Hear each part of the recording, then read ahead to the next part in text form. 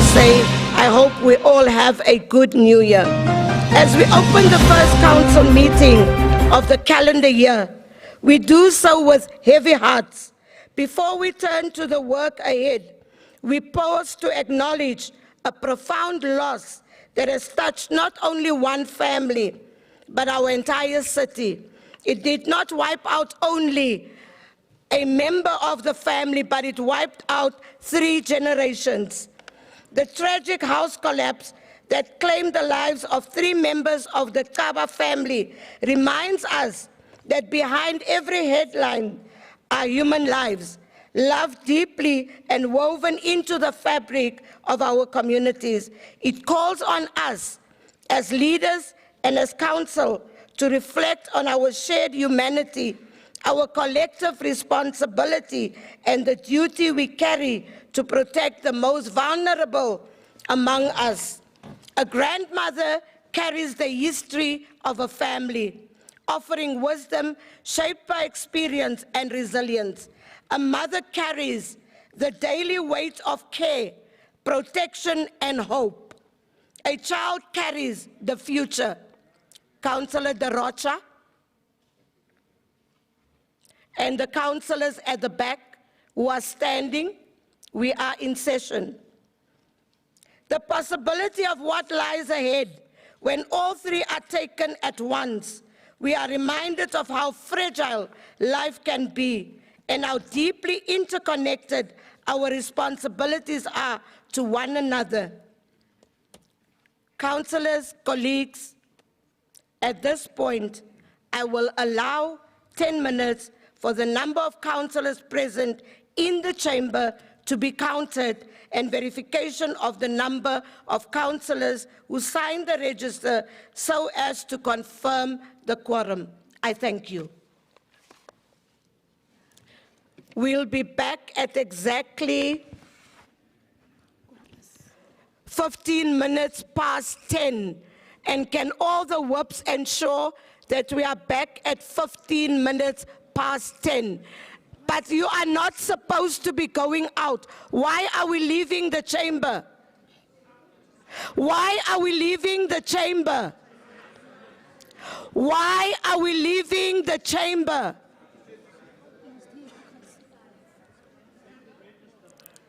But we sign the register when we walk in.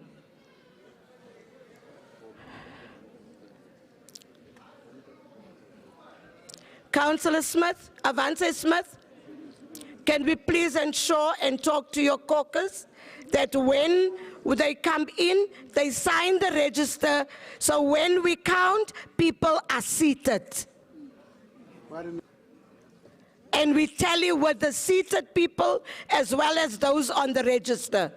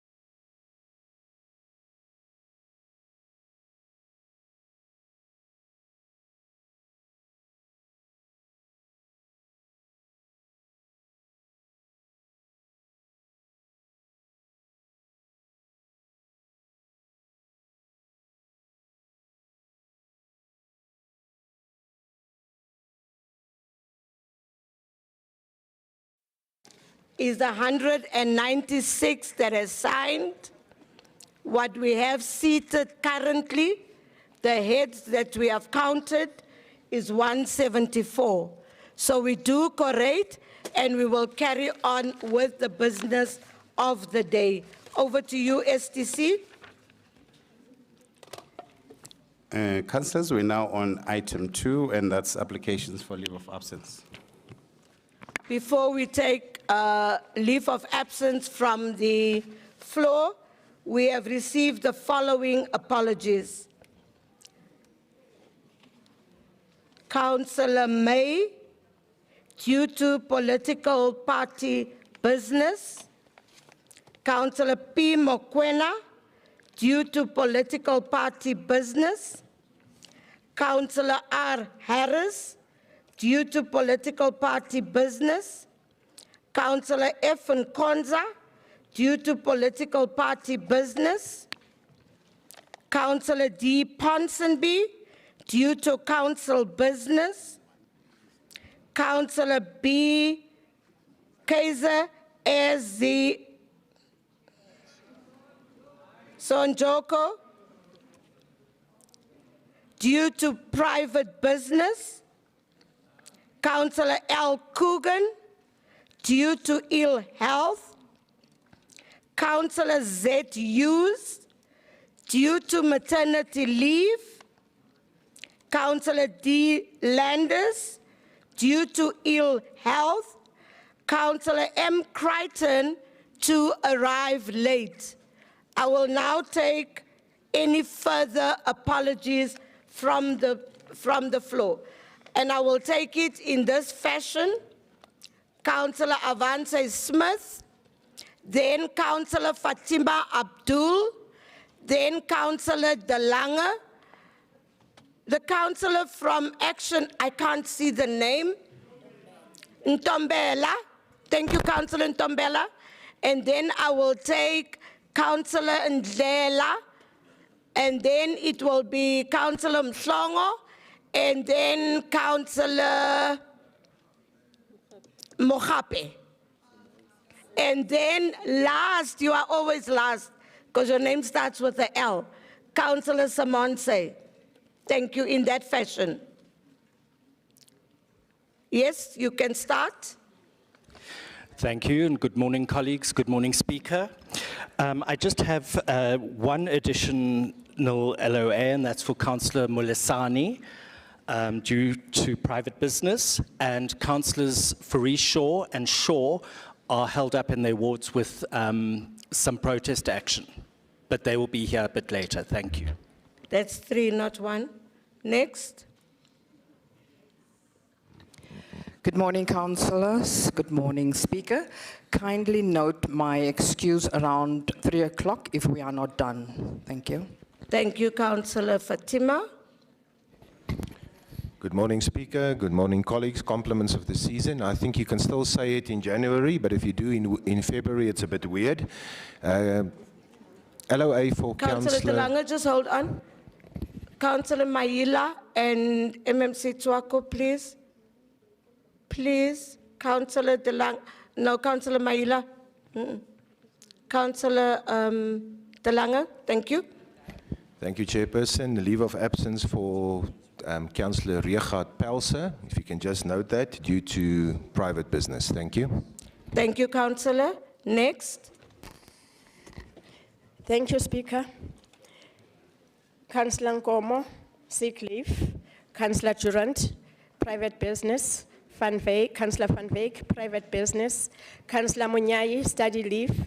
Councillor Mkonto, party business.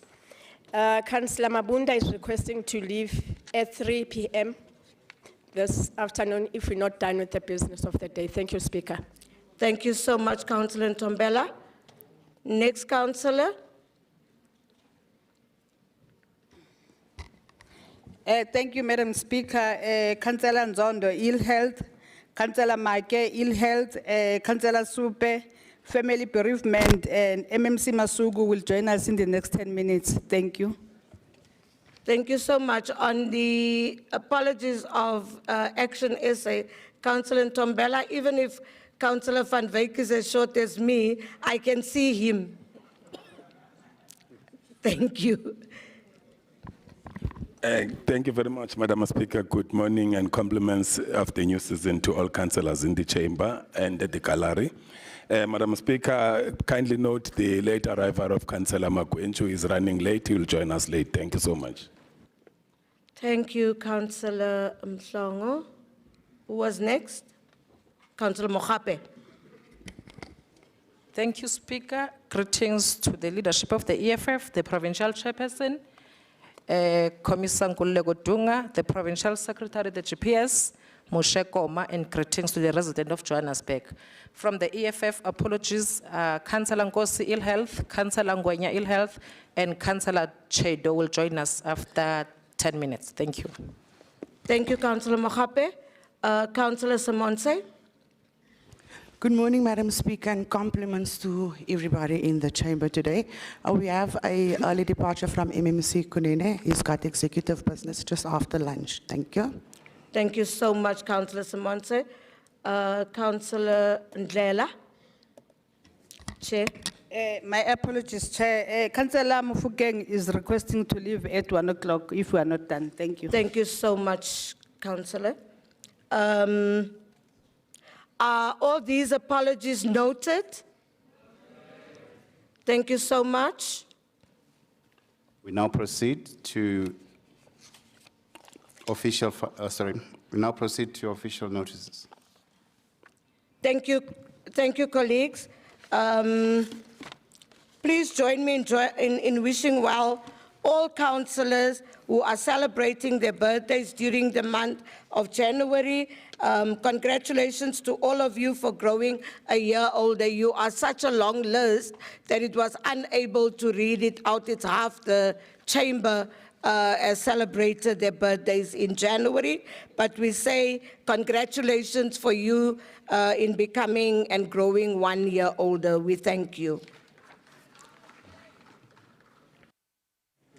We will now have a statement by the Executive Mayor.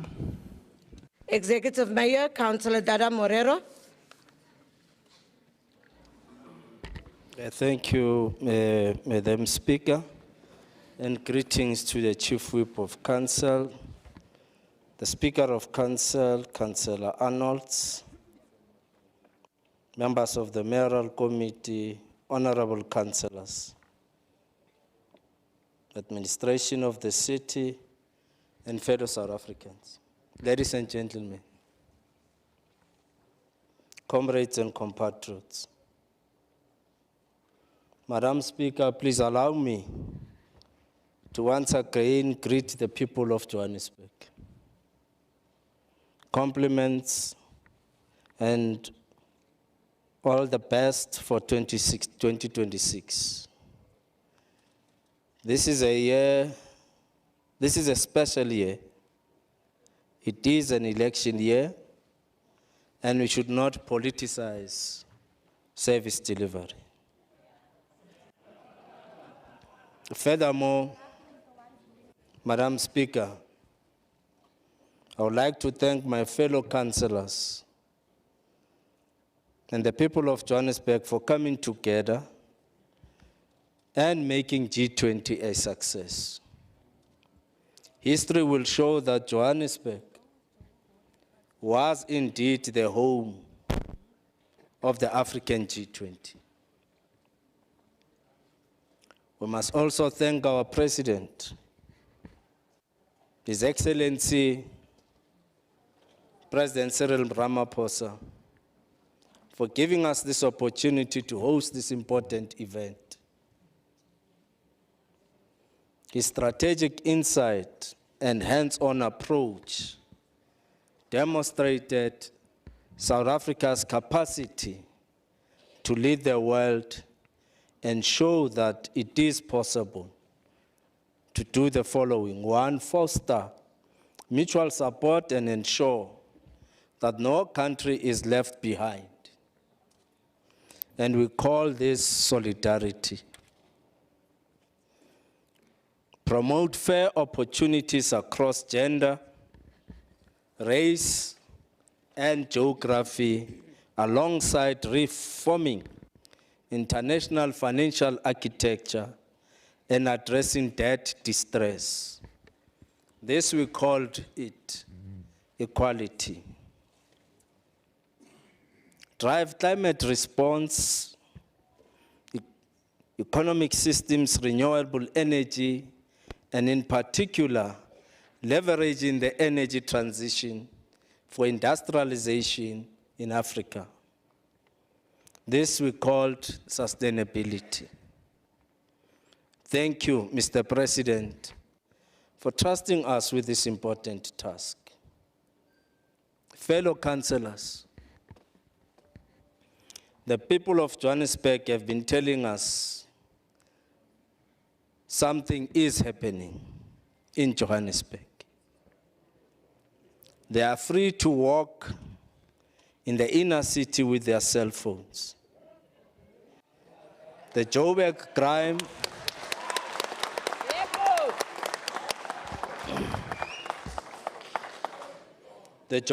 crime is slowly disappearing, and there is law and order in the city. Through the mayoral high-impact service delivery program, we are seeing change.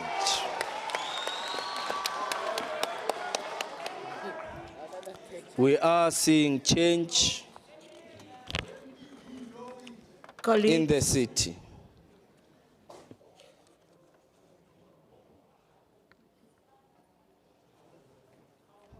We are proud to say the work of our bomb squad is being appreciated by society. The CEO City Cleanup Partnership attracted a lot of positive response. We even saw the district development model in action. National led by the president, provincial business community and media all came together to clean Johannesburg. This was first of its kind in Johannesburg. Councillor Marais, your complaint about halls that are rented out, that alcohol is being used excessively on the premises during weeknights when children are utilizing the halls. We responded, and we are currently ensuring the enforcement of Chapter 3 of the Recreation and Sport bylaws to ensure safe environment, particularly when children are present. Councillor Mazibuko from the Democratic Alliance. As you are aware, that we have resolved the list of all verified works in Johannesburg's art gallery and ensured their safe relocation. Furthermore, the city entered into a collaboration agreement with Standard Bank South Africa, which enabled collaborations on exhibitions. Progress to date, there are 9 artworks that were exhibited at the Standard Bank Art Laboratory. Opened on the 14th October 2025. The MMC of Economic Development, Councillor Nomoya Mnisi. The MMC for Development Planning, Councillor Eunice Mqina. You both worked as a team to ensure the protection of critical planning documents. Thank you for dictating of the Department of Development Planning and ensuring its relocation to the new town building.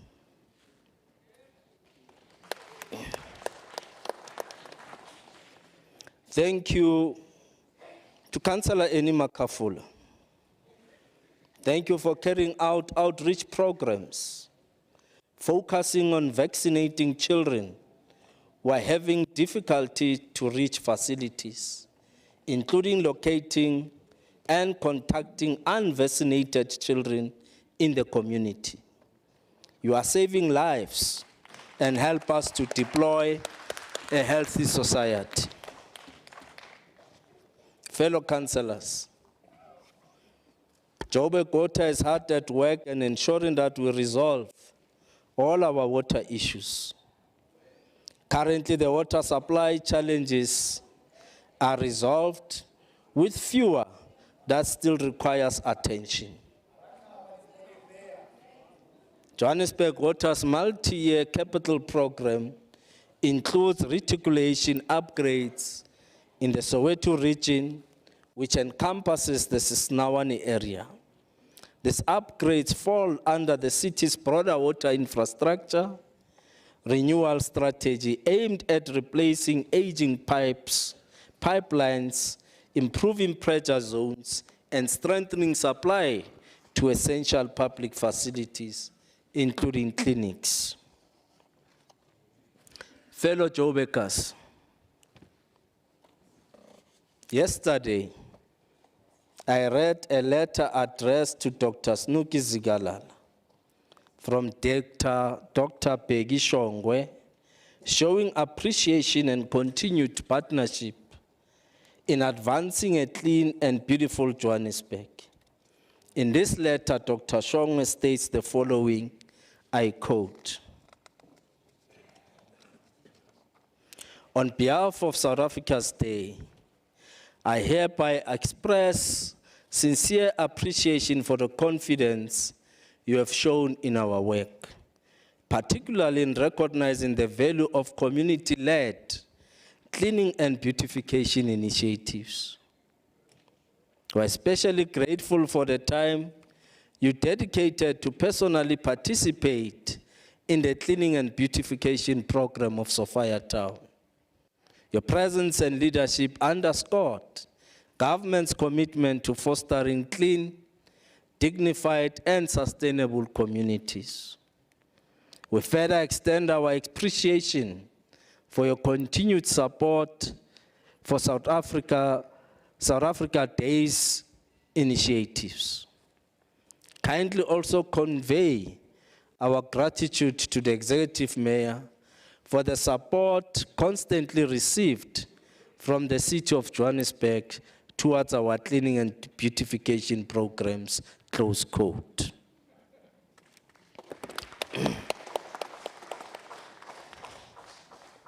Recently, I also read an article where residents of Ward 120 in Lenasia South expressed their views by stating the following, I quote, "We are now breathing a sigh of relief after a high-impact service delivery program was held in our area. The program, under the leadership of the Executive Mayor of the City of Johannesburg, aimed to address pressing infrastructure and maintenance challenges in the region," close quote. Councillor Zungu Namagaishi,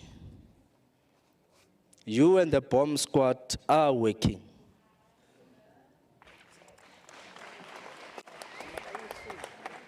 MMC of Public Safety,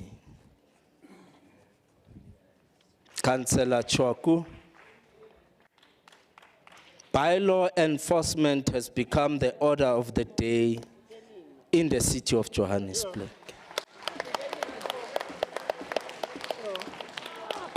Please keep up the good work. Your efforts are yielding results, and for this we thank you. We also like to remind Councillor Zungu that your speaker and your mic will forever be acknowledged by the people of Johannesburg. Do not fold arms, continue to implement.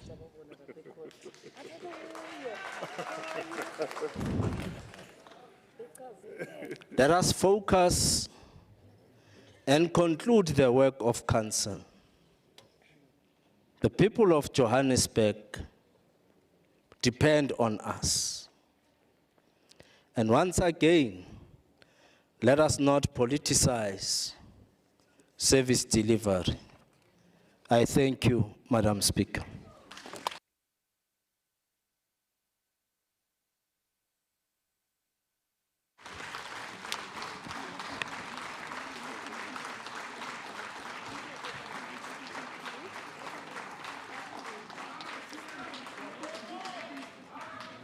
Thank you, Executive Mayor.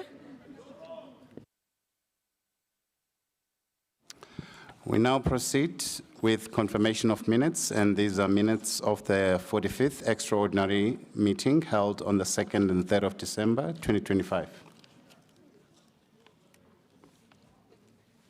Thank you, colleagues. We believe that we've all had the minutes and that we've gone through the minutes.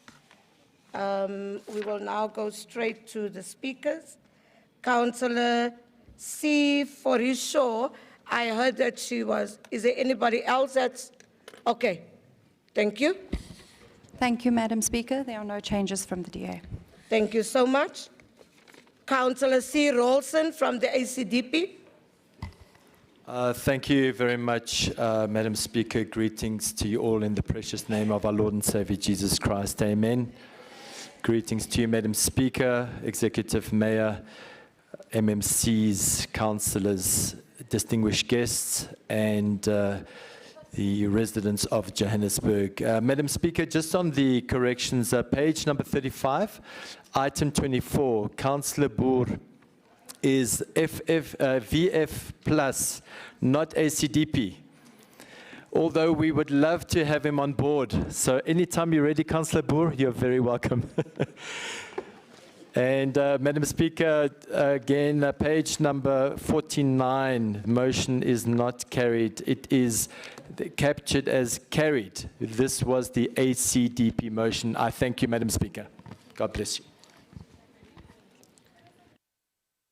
Thank you, colleagues.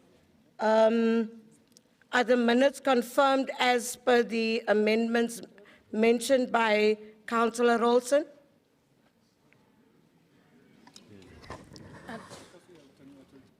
There's someone on my left-hand side saying, Speaker, do you want to add or subtract? Okay, the minutes are agreed to. Thank you.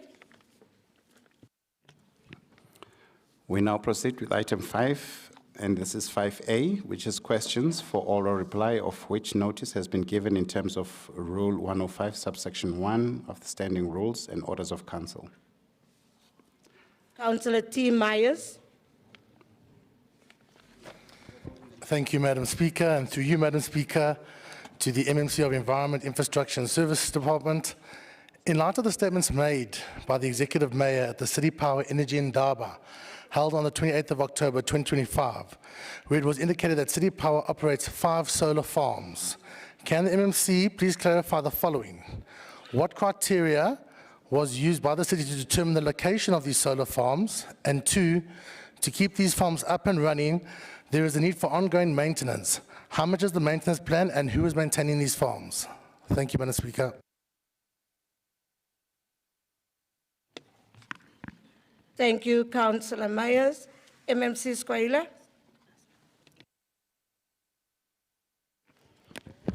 Morning, Madam Speaker. The Executive Mayor of City of Johannesburg, colleagues and councillors. Let me extend my greetings to residents of Johannesburg. Let me appreciate and thank Councillor Myers for the question raised. And I think if we speak of such solar farms that we're operating, you speak of Emarastain in Alex and Shalazile. You also speak of Vlakfontein and the View and Vogane. So I think in order to come specific to your question, the microgrid that we have installed to provide services actually to informal settlement, I think that's a basic mechanism that we are using within City Power. And as a result, we are doing this particular exercise in consultation with the Department of Human Settlement so that then City Power becomes actually the implementer. And I must emphasize, Councillor Mayors, that it is important that, in fact, in our view where we are, if we are to secure business and residents that actually are, in fact, a resource to the City of Johannesburg, informal settlement, we need to provide an alternative, whether in water and electricity, so that there's no interruption into those particular business areas and informal areas. So in our view, this intervention will assist the city going forward.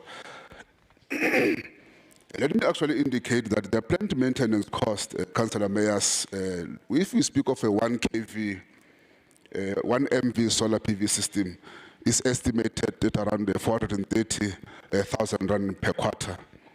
Now, this is considered best practice to ensure the efficiency, reliability, and the long-term performance of the plant itself, while minimizing the unplanned outages and equipment degradation and life cycle of the very same plant itself. So maintenance is very much key in order for us to actually keep them running for a very, very long time, and reliability and the security of energy is provided. Thanks a lot, Councillor Mayors, for that. Thanks. Thanks, Speaker. Thank you, MMC. Councillor Myers, we're fine? Thank you. Thank you so much. We're going to the next person, Councillor M. Ngube from the DA.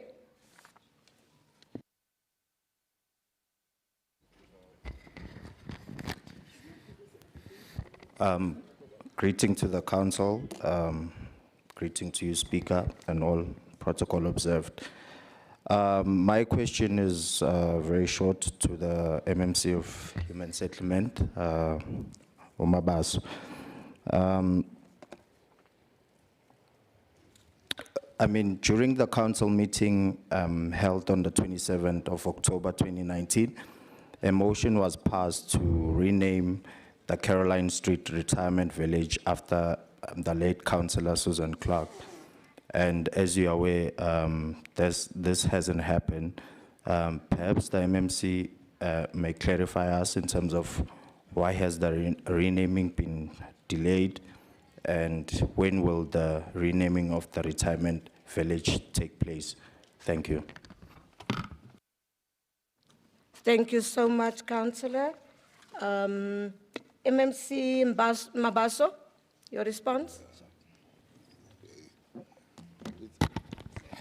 Thank you very much, Speaker. Greetings to yourself, the Executive Mayor, members of the Mayoral Committee, honorable councillors, the City Manager, and all the executives, our guest at the gallery.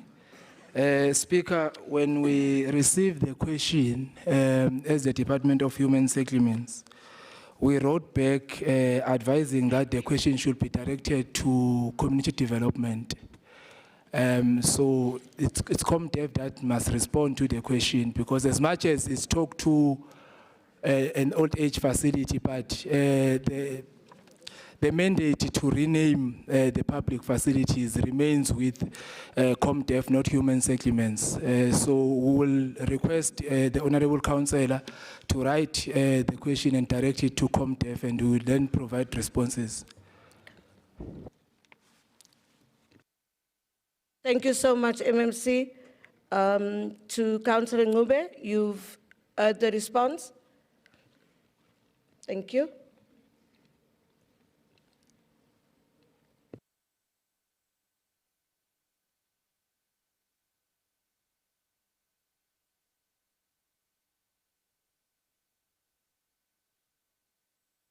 Colleagues, we also received an urgent question for oral reply from Councillor Horwitz. Councillor Horwitz, the question does not comply, so we are not going to table it. We will write to you as well that it does not comply. Thank you so much. Thank you, Speaker. The same applies to the debate. Councillor Kutris, the same applies to the debate. It does not comply. Thank you so much.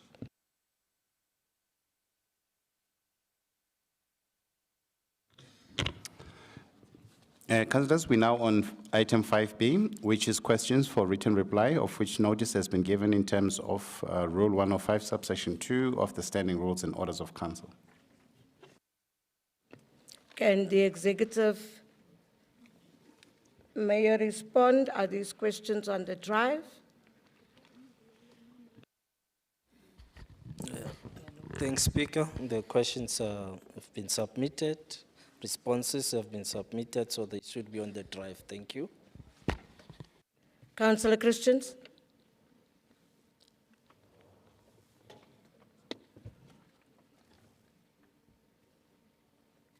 Thank you, Madam Speaker. Madam Speaker, I'd like to note that the responses are there. However, if IT could check why we can't go beyond page 1. It's showing an error that could not preview file. There are problems loading more pages. Thank you. Okay, we note that, and we would ask IT to deal with the issue for us. Thank you. That they cannot go beyond page 1. They do see that it's loaded, but they are unable to go to other pages. And sometimes it's also the network that does that. So let's then just check all the time. Thank you so much, councillors. We now proceed with recommendations to Council. Executive Mayor, can we get the recommendations? Thank you, Speaker. I would like to therefore table the recommendation to Council for Council consideration. Thank you. Thank you, Executive Mayor. Can the Chair of Chairs please give us recommendations for legislature? Thank you very much, Honorable Madam Speaker. I rise to table legislature reports for consideration. Thank you. Thank you so much, Chair of Chairs. STC. Starting off on recommendations to Council with item 1, which is the partial tabling of the City of Johannesburg draft integrated annual report for the 2024-25 financial year to Council. Also read with item 2, which is the Group Governance Assessment Report of the integrated reports for MEs for the 2024-25 financial year. Thank you, colleagues. The items are for noting and to allow the oversight process to happen, and the debate on these reports together with the MPAC oversight report in this regard will happen at the March 2026 Council sitting.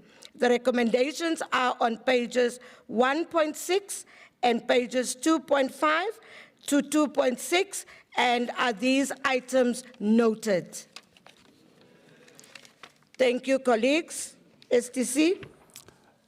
Moving to item 3, which is the Group Strategic Supply Chain Management Acquisition Status Report, reflecting bids considered and approved by the Accounting Officer for the period of 1st July 2025 to the 30th of September 2025.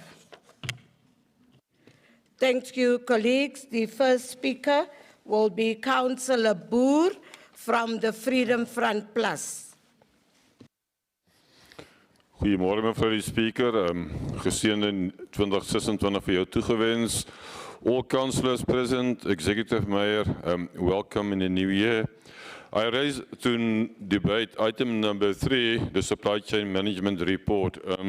Madam Speaker, what is strange on this report, and it seems to me we are getting fed with information that is not what we're supposed to get. Item 3 handles about contracts awarded in the first quarter of the 25-2026 financial year. The first contract awarded was for maintenance services to appoint a panel of service providers to provide general maintenance. It is a contract of 93 million rand over 3 years. And the reason for the award, it says, the BEC took a decision to recommend the highest bidder based on points.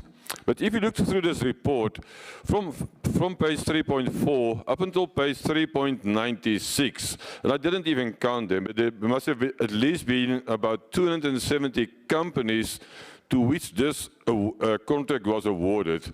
It's only a 93 million rand contract, so if we divide it by 270 companies, the average value per company is 345,000 over 3 years. Just does not seem right. And the contract says it was awarded to the bidder, the highest bidder based on points. So this information, to me, it looks really, really vague and probably even misleading. I don't know. How can 270 companies be awarded one contract for 93 million rand? Madam Speaker, there's also concerns about contracts expiring. We heard through the media that the contract for our cameras has expired again on the 23rd of December last year. And seemingly there's no new contract in place. And it seems to me it's a tendency in council that contracts are allowed to expire, and then they're either going to be extended or they just fall away, and it takes a year for a new contract to be fallen in place. Madam Speaker, 30 secondes oor.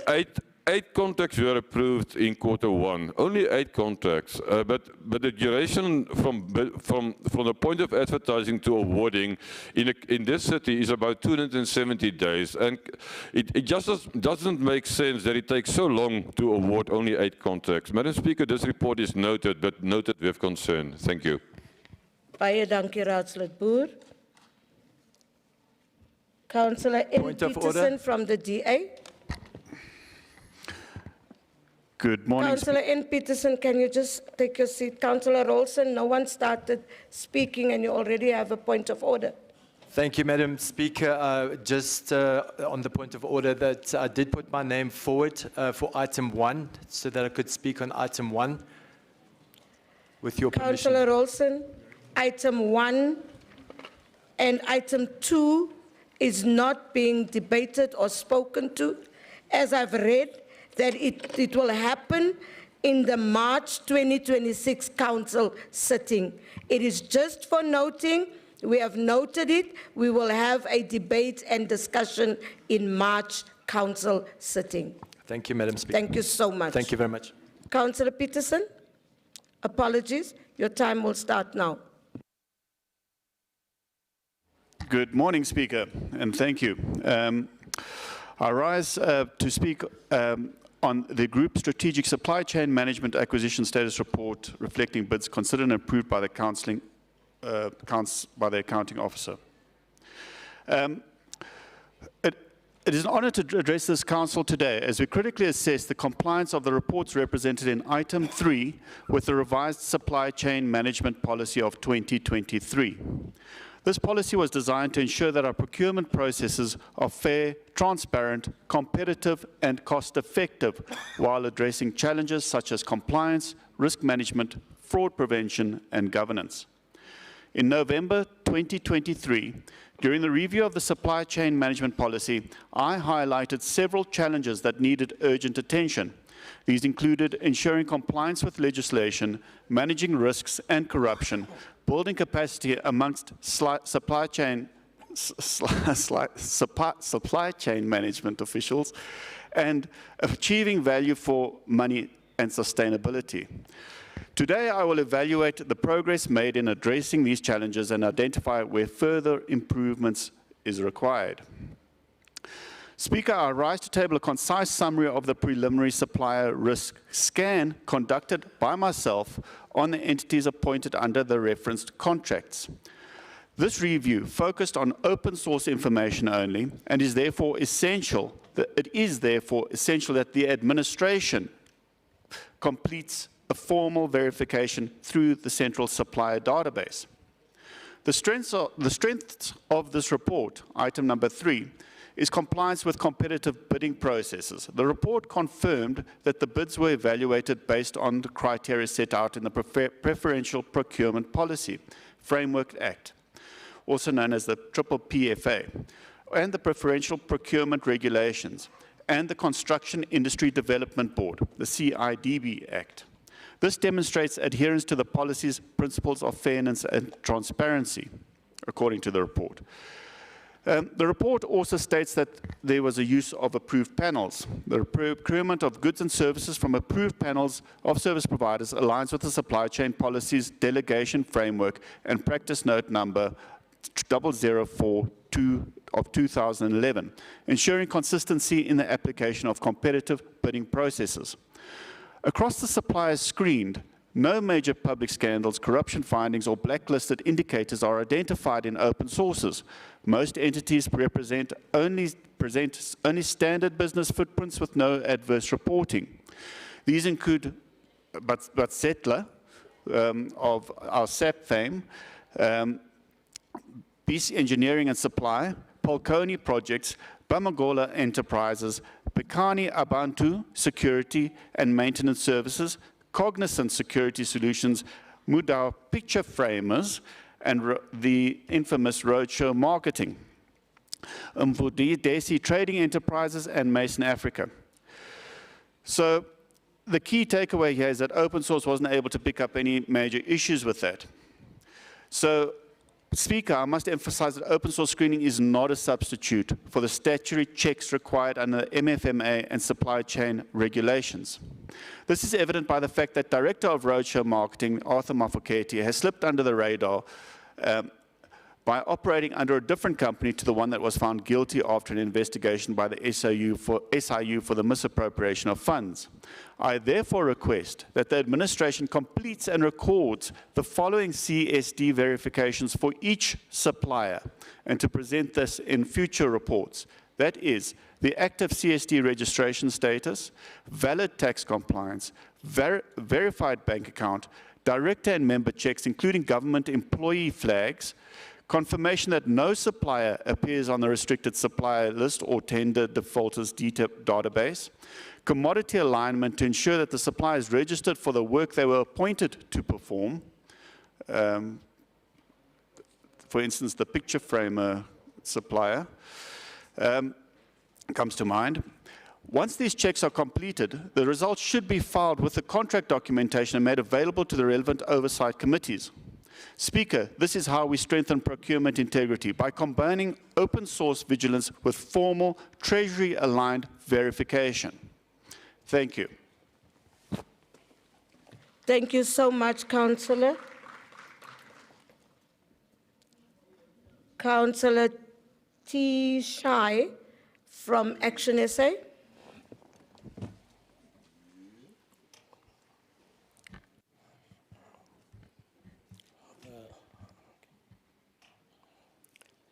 Firstly, I greet you all in the name of our Lord Jesus Christ.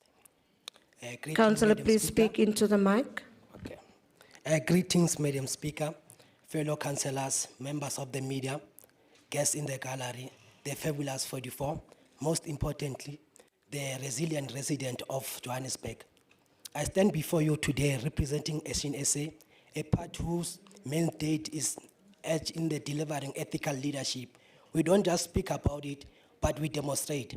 Our mission is clear, it's simple. We fix and we restore. Turning to item 3 under public safety, we see a staggering investment of over 400 million into private security services. This expenditure is the clear admission of lack of political will. It shows a government that refused to insource. As Action SA, we believe in insourcing is the only way forward. By bringing the service into the city direct employment, we cut unnecessary middlemen cost, and more importantly, provide a dignity and better living condition for those who protect our residents. While we enrich the private firms, while our city-owned capacity remain hollowed out. Under Department of Group Finance, we have noted a recurring trend that demand immediate transparency. The Roadshow Marketing Company, a company that associates with Arthur Mafoketi, continue to secure a short-term tenders. Specifically, we see more than 1 million allocated for a mere 2 months period. We ask this House, what unique business offering does this company possess that justifies such a high-value tender for a short time frame? As Action SA, we demand transparency and accountability. The public purse is not a private ATM for the well-connected. Under community development, Over 93 million has been allocated on the service providers for general maintenance, repairs and minor upgrade. On paper, this looks progressive. However, on the street, the reality differ. We see city infrastructures being vandalized, scrambling facilities. If millions are being allocated to private companies for maintenance, why is the decay so visible? We will do more oversight. We cannot allow millions to disappear in the pocket of the private contractors while our parks, halls and centers remain disrespected. Johannesburg deserves better. Johannesburg deserves action. Look at the leadership of Nasifi Moyo, her commitment to clean government in Tshwane, and the work of Kolani Kumale and Ekuruleni, getting rid of the drugs and dealers. We really need the leaders of that caliber who are dedicated and resilient and committed to the work. I note the report. Thank you, Action SA.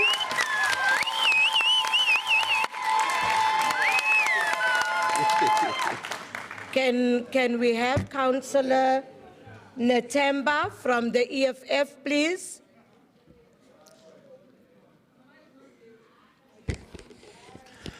Thank you, Speaker. Greetings to the caucus leader of the EFF, Dr. Mgini Twaku, Chief Whip of the EFF, Tabisa Mhapi, 29 Battalion of the EFF, and all councillors. And greetings also to the city manager and all guests in the gallery, not forgetting our chairperson of the province, Cllr Dunga, and also the secretary of the province, Moshe.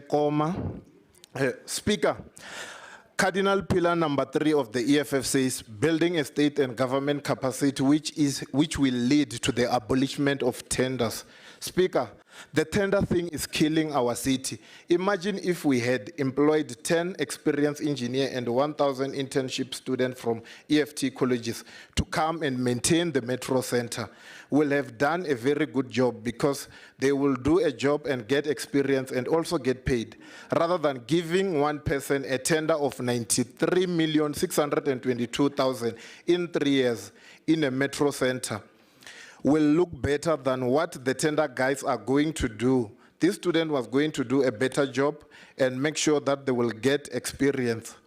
Because the tender guys, they're just a scam which is waiting to loot money from the city of Johannesburg. Speaker, as the EFF, we note this report with concern. And Speaker, I would like to take this time to thank the EFF National for the victory against data expiring. The 9% is working for all South Africans. I thank you. Thank you, Councillor Natemba.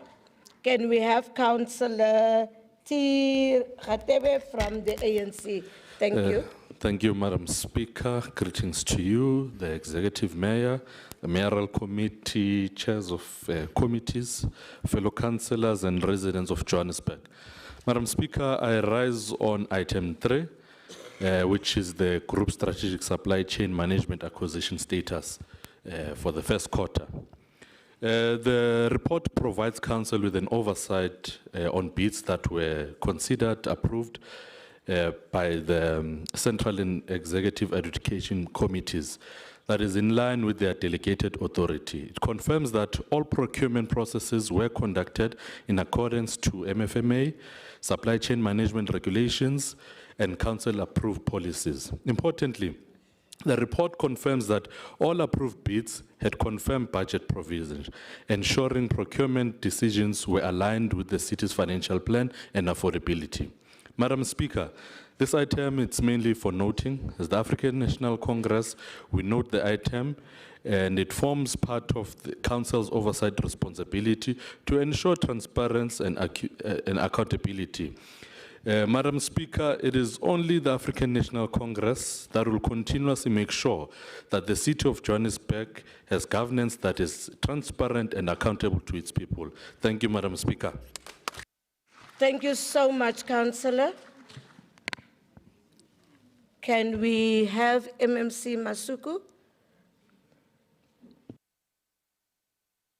Thank you very much, Madam Speaker, and a good morning to you. Good morning to fellow councillors, MMCs and Executive Mayor. Speaker, this is a standard report submitted as per Councillor Khadebe's input as well. And I think we do this because we're a transparent government. I do take note of the inputs from Councillor Peterson on ensuring that we verify that there's strict alignment in the verification process.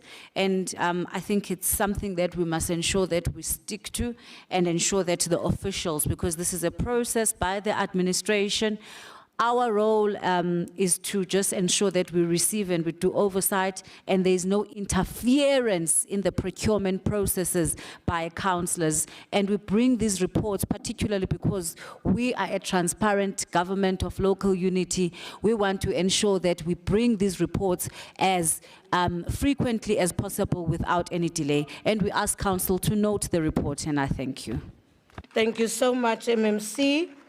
Councillors, the recommendations are on pages 3.3. Is the item agreed to?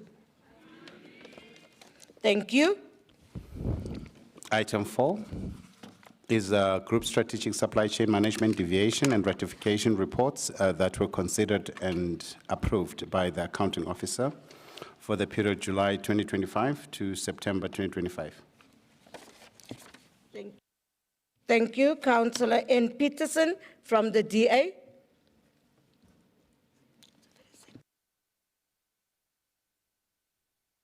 Thank you, Speaker. I rise, this is going to be a short one,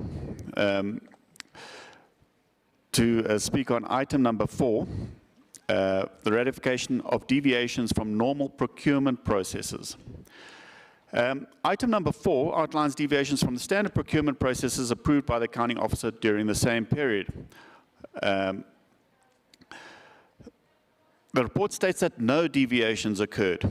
The strengths of this is when you have 0 deviations, the absence of deviations indicates a strong adherence to the policy's requirement to minimize deviations and ensure compliance with standard procurement processes. May this continue. The other strength is compliance with reporting requirements. The report was prepared. Councillor Peterson, can you just hold on? Councillor Christians, I know why you're standing, but I would then rather ask that you be seated right at the back so that it doesn't give any disruption. If you can, then you can stand up against the wall over there. Okay, colleagues, Councillor Christians is not well, and I'm asking him to do that. And the same would apply for Councillor Nkonko. If there's anything that distresses you, can you please then also sit in a position where you are able to leave the chamber when any of the pains or spasms come? I thank you. Councillor Peterson, you can carry on. The other strength of the report is compliance with reporting requirements. It was prepared in compliance with Regulation 36.2 of the Municipal Supply Chain Management Regulations, ensuring that deviations and ratifications are reported to this council and included in the annual financial statements. However, there are shortcomings, and this is preventative measures. While there is an absence of deviations, while the absence of deviations is commendable, the report does not provide information on the measures implemented to prevent future deviations or breaches of procurement processes. The transparency in contract amendments. The report mentions one contract amendment under Section 116 of the MFMA, but does not provide detailed information on the reasons for the amendment or the corrective measures taken, which could be seen as a lack of transparency. I also find it very confusing to see all these companies listed and 0 value attached to it. So hopefully our MMC of Finance can just fill up. Councillor Shai, Action SA.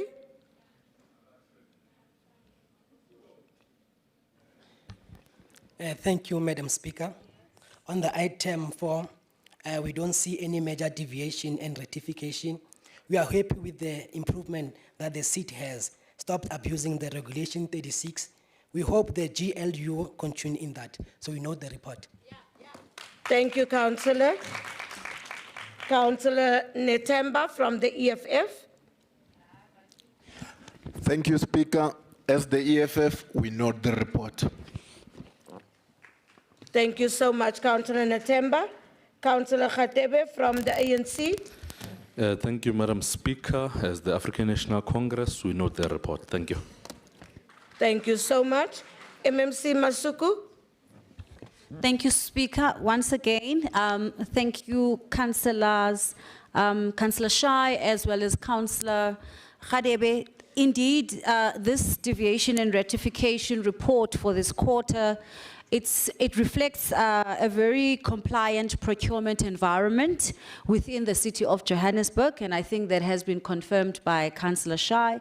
And I think the absence of a high number of deviations and ratification demonstrates an improved planning and governance processes, while the approved contracts and amendments actually complied fully with the legislative requirements, and there were no adverse issues that were dealt with. It shows that the process that the city manager as well as the group CFO have been working on in terms of stabilizing the supply chain processes is yielding results, and we must commend them for that good work. And I ask Council to note this report. Thank you, Speaker. Thank you so much, MMC. The recommendations are on page 4.3 is the item agreed to. Thank you so much, councillors. Item 5 is a group Can you just hold on, STC? Okay. Councillor Nkonyeni. No, thank you, Speaker. Speaker, I just have a request, please. Can we turn down or turn off this aircon, Speaker? Because we are not in apartheid. Thank you. I'm not sure whether you want hot or cold.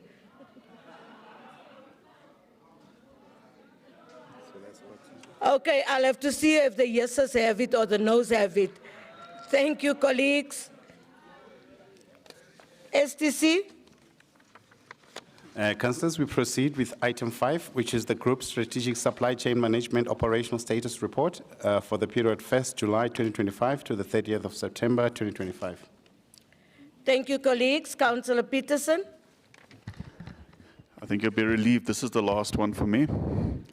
Thank you, Honourable Speaker, members of the Council and esteemed guests. It is an honour to address this Council today as we critically assess the compliance of the reports presented in item 5 with the revised supply chain management policy of 2023. This policy was designed to ensure our procurement processes are fair, transparent, competitive, and cost-effective, while addressing challenges such as compliance, risk management, fraud prevention, and governance. Item number 5 provides a detailed account of procurement activities and statistics for the period under review. It highlights the number of bids issued, closed, and cancelled, as well as the contracts due to expire within 12 months. The strengths of the report is 1. Detailed reporting. The report provides comprehensive statistical data on procurement activities, including direct purchases, stock purchases, inventory management, and contract renewals. This aligns with SCM policy's requirements for detailed reporting and transparency. Number 2, it says proactive contract renewal. The emphasis on timely renewal processes to avoid deviations, as proven in the previous item, demonstrates adherence to the policy's focus on demand management and planning. However, there are shortcomings, and that is non-compliance with CIDB requirements. The report notes that no construction bids, and this is a repetitive issue, were advertised on the CIDB website during the review period, which is unusual given that the City of Johannesburg is probably one of the largest construction sites on the continent, which is a mandatory requirement under the SCM policy. This represents a significant gap in compliance. Obsolete stock management. While the report mentions the provisional write-off of stock items marked for deletion, it does not provide detailed information on the measures taken to address the issue of obsolete stock or prevent its recurrence. Item 5, which covers the operational status of the group's strategic supply chain management for the City of Johannesburg for the first quarter of 2025-26, does not appear to adequately address the concerns raised in speeches delivered in this chamber. The speeches highlighted issues such as transparency, accountability, excessive spending, and questionable procurement practices, particularly at the Smith Street stores. However, the report in item 5 largely provides statistical data without addressing these concerns in detail. The key concerns I have raised in previous speeches were transparency and accountability. The speeches emphasized the lack of detailed explanations for stock adjustments and write-offs, such as the significant adjustment of 7.5 million at the Smith Street store. The speeches also questioned the ongoing procurement activities at the Smith Street store, including the procurement of first aid kits and ink cartridges, which were flagged as potentially excessive and unjustified. The speech also highlighted excessive spending.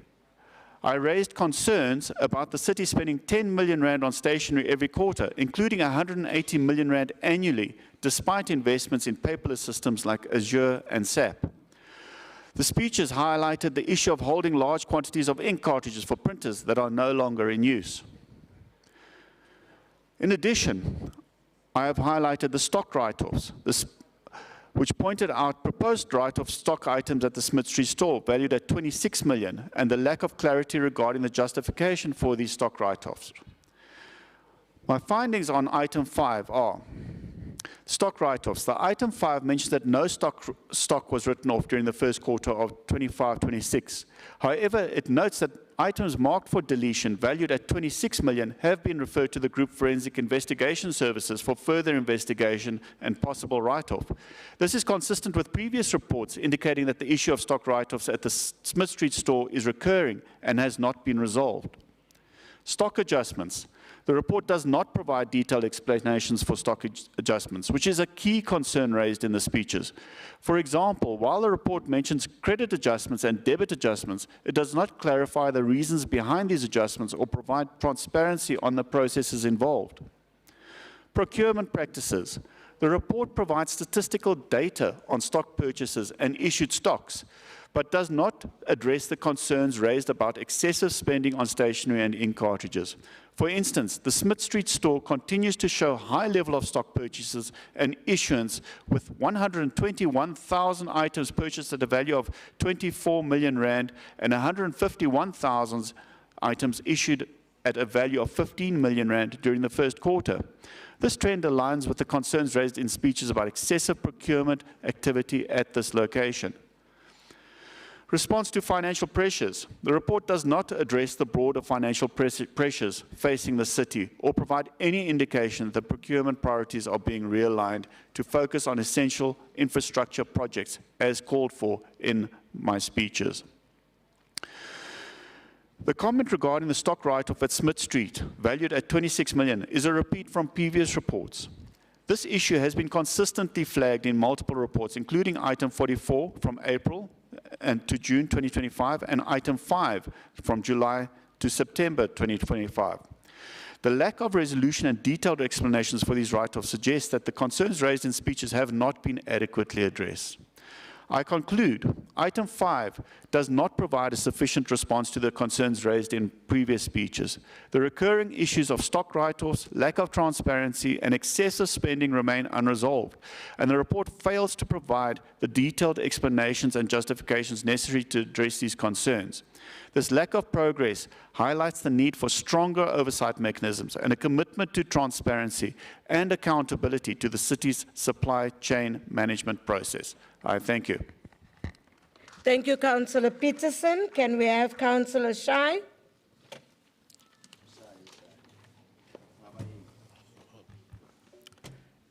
Greetings, Madam Speaker, once again.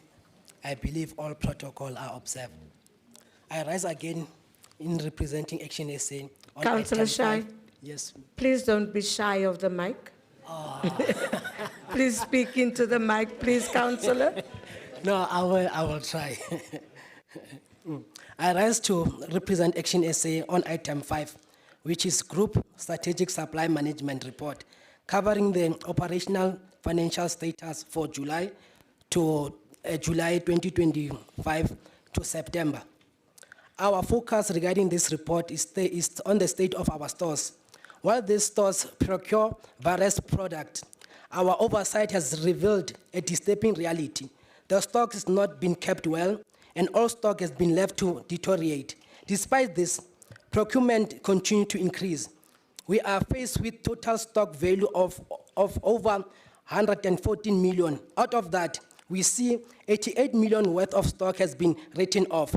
Within that 88 million, there are 26 million in deletion currently await for a group of forensic investigation service report for a possible write-off. This is a clear indication of a corruption, fraud, and gross mismanagement of funds. We must urgently request a review of our disposal policy and procedures. As Action SA, we demand this report to be shared with the public. We believe corruption is our #1 enemy. Our identity is rooted in transparency and accountability. Under the leadership of Herman Masaba in 2016 to 2019, billions of rands were recovered through corruption investigation. We know it can be done because we have done it before. Turning to a bid status report, we demand answers. Why were the procured bids cancelled? Furthermore, looking at the bid proposal status report, we see a list of contracts set to expire within the next 12 months, from October 2025 to September 2026. This brings us to a life or death issue. There is a company that supplies medical oxygen and medication set to expire in April. Is there any provision for health department services providers regarding the supply and delivery of medical oxygen and medication? We are all aware that the bid process can take up to 6 months. We cannot allow situations where the life of our people are compromised due to administrative delay. In conclusion, as Action SA, we remain committed to protect the residents of Johannesburg and to ensure every cent of the public is spent on service delivery, not on lost mismanagement. I note the report. Thank you, Councillor Shai. Councillor Natemba from the EFF. So much. Thank you, Speaker. I raise on item 5. As the EFF, we note this report with concern. Total stock of 114,343,488.36 have expired in shelf. Provisional write-off to 88,127,377.0 cent. No one will want to make a loss if at home you have 6 milk and they are going to expire. You will tell the whole family to use that milk before it expires. But people with the city's money don't make a plan because they don't care. But if it was their money, the stock was going to be sold with a markdown of 50% so that they get some money out of that stock. But the problem is that we don't have consequence management in the city. Imagine how many clinics we could have built with this money. Imagine how many tar road we could have built in Brandfisher, Tepisong, and Orange Farm. Imagine how many RDP houses we could have built with this money. Imagine how many internships and jobs we could have created for the people of Johannesburg. Imagine how many swimming pools we could have built in Brandfisher where we don't have a swimming pool. Imagine how many Wi-Fi rollout we could have rolled out in Diepsloot, Brandfisher, Ivory Park, and Orange Farm. It can't be business as usual to write off 88,127,377.3 cents. The heads must roll. It can't be business as usual. As the EFF, we note this report with concern. I thank you. Thank you, Councillor Natemba. Councillor Khatebe from the ANC. Thank you, Madam Speaker. Rise on item 5, which is the operational status report. Madam Speaker, this report is during the first quarter. It gives us a clear indication. Just one moment. It's on the first quarter. Give us a clear indication of detailed overview on procurement activity and inventory management, the bidding process and contract status across the city core departments. It enables us to exercise an oversight role over the implementation of the supply chain management policy. The report confirms that the procurement that has been conducted was within the budget and the inventory was properly managed, and that measures are in place to ensure timeous contract renewals to avoid unnecessary deviations. Madam Speaker, as the African National Congress, we note this report and would like Council to note it as well. Thank you, Madam Speaker. Thank you so much, Councillor Khatebe. MMC Masuku. Thank you once again, Madam Speaker. I think all the councillors have utilized the word transparency and accountability, and that is precisely why we bring these reports. And this particular report does reflect a stable and a compliant procurement environment. We are addressing the risk related to these issues of the absolute stock as raised by both Councillor Shai from Action SA and Councillor Peterson, the bid cancellation and expiring contracts. We note the input that there's a request to ensure that we stipulate the reasons behind the adjustment, and I think I've taken note of that, and I will make sure I relay that, and the city manager is here. He can also hear what the council is saying, because councillors are saying it's important to explain why what is behind the adjustment, and why when the excessive spending happens, what would have been the conditions that led to that particular. And I think for me that is an important consideration, because it's about the transparency that we are talking about, in line with good governance standards and practices. The comment through you, Speaker, about the review of the disposal policy. We do continuously review our policies, and I think it's standard we bring them to council.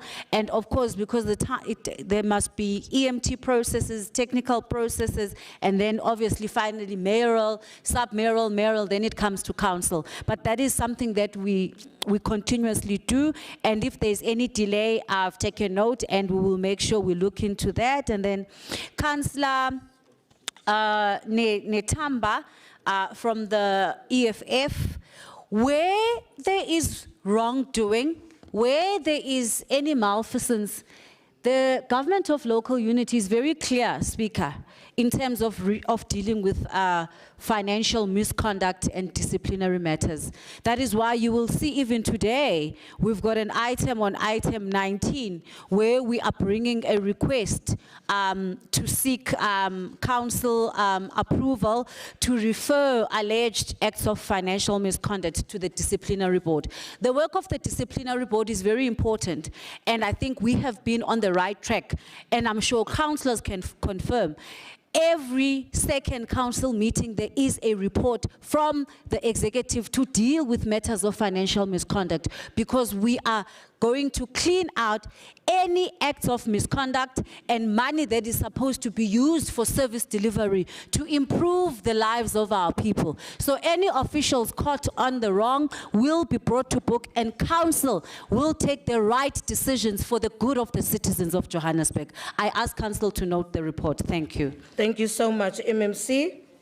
Councillors, the recommendations are on pages 5.4 to 5.5. Is the item agreed to? Councillors, is the item agreed to? Thank you so much. We move to item 6, which is the City of Johannesburg Infrastructure Plan. Just hold on, STC. Councillor Nkanyane. Thank you, Speaker.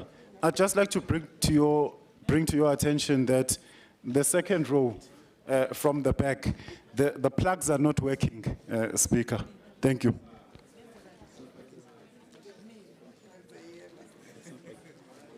What plugs are not working?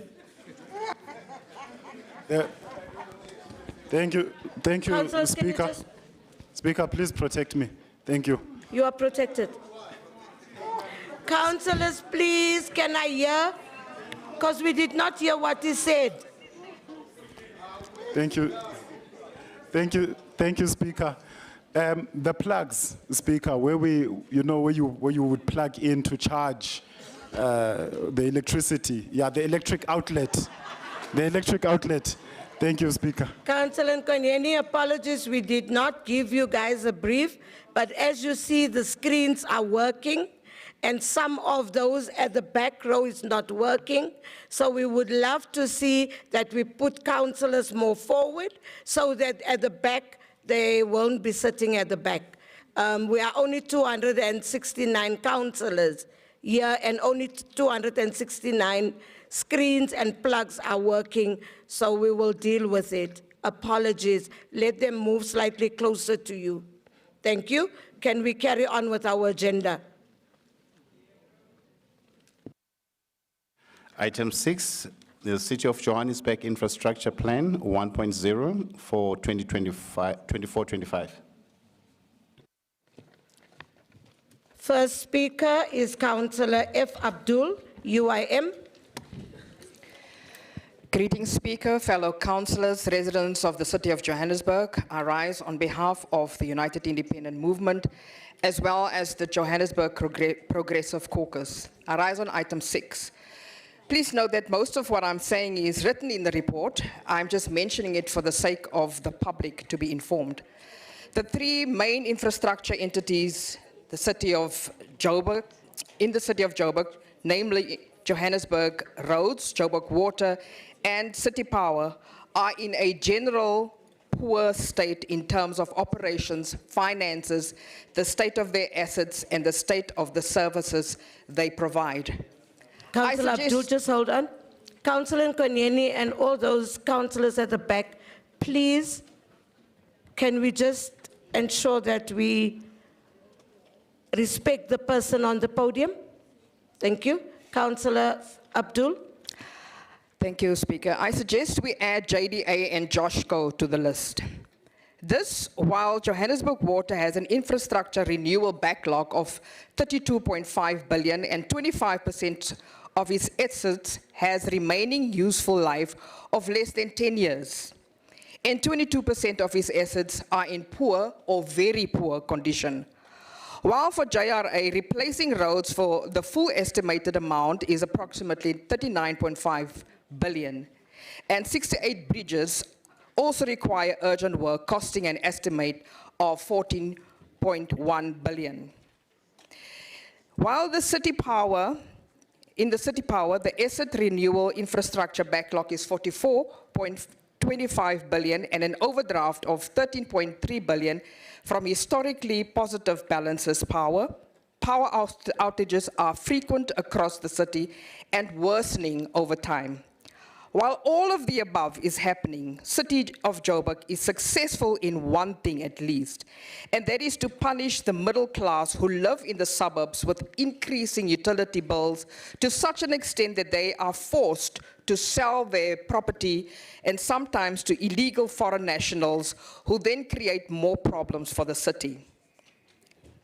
While there are some working class people living in informal settlements who pay absolutely nothing for services, no wonder the general satisfaction for service delivery across the city is in decline.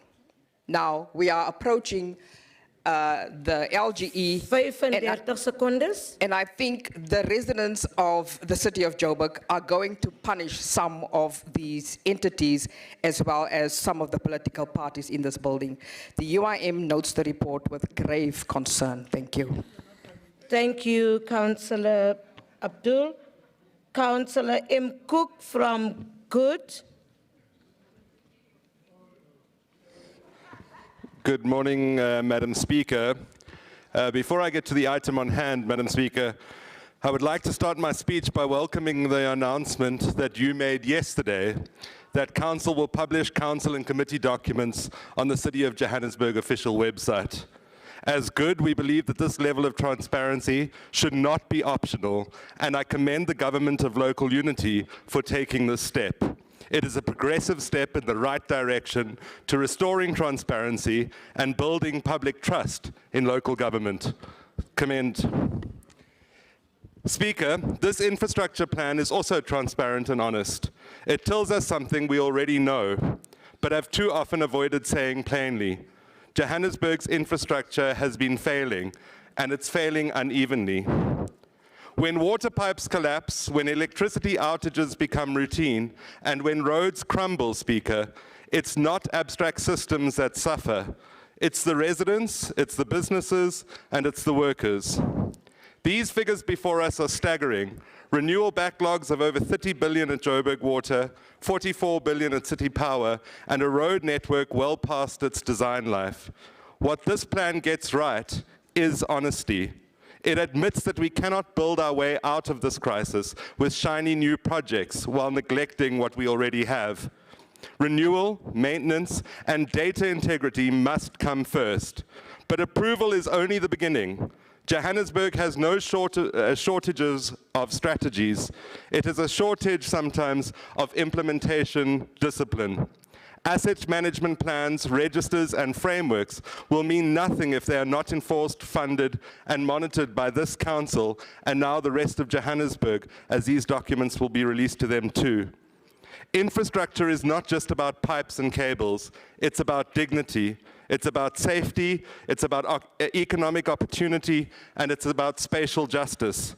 If we get this right, we will stabilize the city. If we fail, inequality deepens and confidence will collapse further.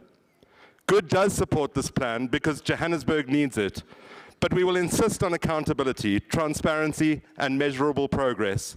Our residents cannot wait another decade for infrastructure that works. I thank you. Thank you, Councillor Cook. Councillor Kay Wex from the DA.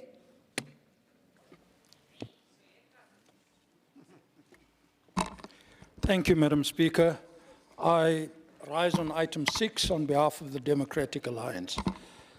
Madam Speaker, fellow councillors, guests, officials, and residents, this city is experiencing an infrastructure crisis. Pipes are bursting faster than we can repair them. Electricity outages are no longer exceptional, they are now routine. Roads are collapsing, bridges are failing, and stormwater systems buckle under the slightest pressure. Residents have lost confidence, not because they are impatient, but because the system is failing them in real time. The broken nature of our infrastructure is so perilous that we must be brutally honest today. This report does not meet the moment. I stand here, Madam Speaker, to advance the following reasons for its outright rejection. Firstly, while the report acknowledges the crisis, it refuses to act on it. The report is commendably frank about the scale of collapse. Joburg Water's renewal backlog is billions, running into the billions. City Power is financially distressed and technically fragile. JRA's roads and bridges are beyond their design life, as we heard. We have a crisis while the executive mayor and his MMC for roads and transport are having a public spat. Public satisfaction is falling sharply. The diagnosis is accurate, but a diagnosis without a treatment plan is not a solution. It is an obituary. This report offers no emergency interventions, no immediate turnaround strategy, no measurable commitments for the next 12 to 24 months, and no service delivery targets that residents can hold us to. Let us stay clear of any illusions. A city in crisis cannot be rescued by a document that promises improvement a few years down the line while people are suffering right now.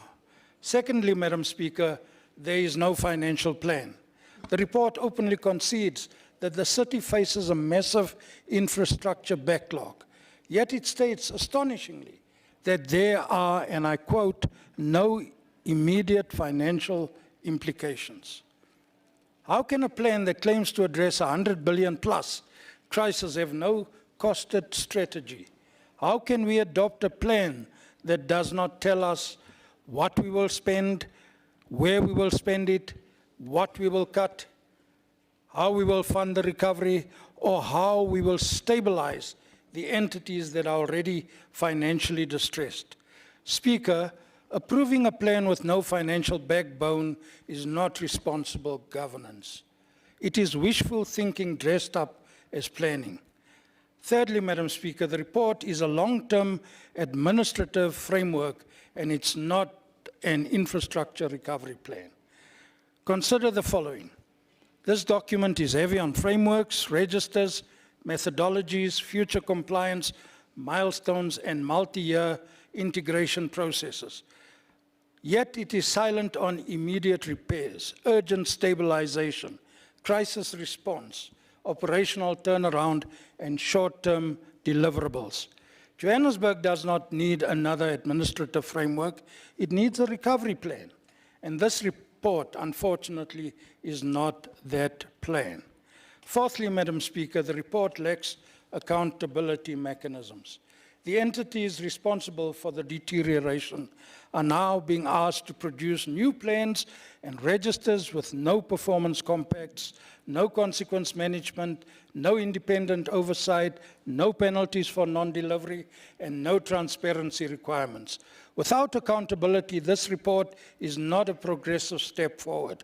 It is a recycling of the same system that brought us to this collapse. We cannot endorse a plan that asks residents to trust the very institutions that have repeatedly failed them without any new safeguards. Number 5, Madam Speaker, critical issues relating to spatial justice and climate resilience are acknowledged, but treated in a scant fashion. Speaker, acknowledging inequality without committing to redress is not justice, and any plan that treats climate resilience is an afterthought. And the report states it's to be strengthened over time. This cannot be endorsed. In conclusion, Madam Speaker, why we must reject this report. Let me be clear. We are not rejecting the crisis. We are all living through it. We are not rejecting a response that would solve the problem, but we are rejecting a response that is wholly inadequate to the crisis. We are rejecting a plan that diagnoses collapse but offers no rescue. A plan that acknowledges billions in backlogs but provides no funding strategy. A plan that promises long-term integration while ignoring short-term suffering. And a plan that demands trust without providing accountability. Johannesburg, Madam Speaker, deserves better than this document that describes the iceberg but offers no plan to turn the ship. We cannot in good conscience endorse a plan that delays action, defers responsibility, and distracts from the urgency of the moment. This is tantamount to rearranging the deck chairs on the Titanic. For these reasons, and grounded in good governance, accountability, financial prudence, and the lived reality of our residents, we reject this report outright and urge this council to do the same. Johannesburg, Madam Speaker, deserves a plan that brings real relief, real accountability, and real action. The DA will continue to fight for a credible, costed, and urgent infrastructure stabilization plan that prioritizes basic services, protects residents, and restores dignity to every community. I thank you. Thank you, Councillor Wax. We now have Councillor.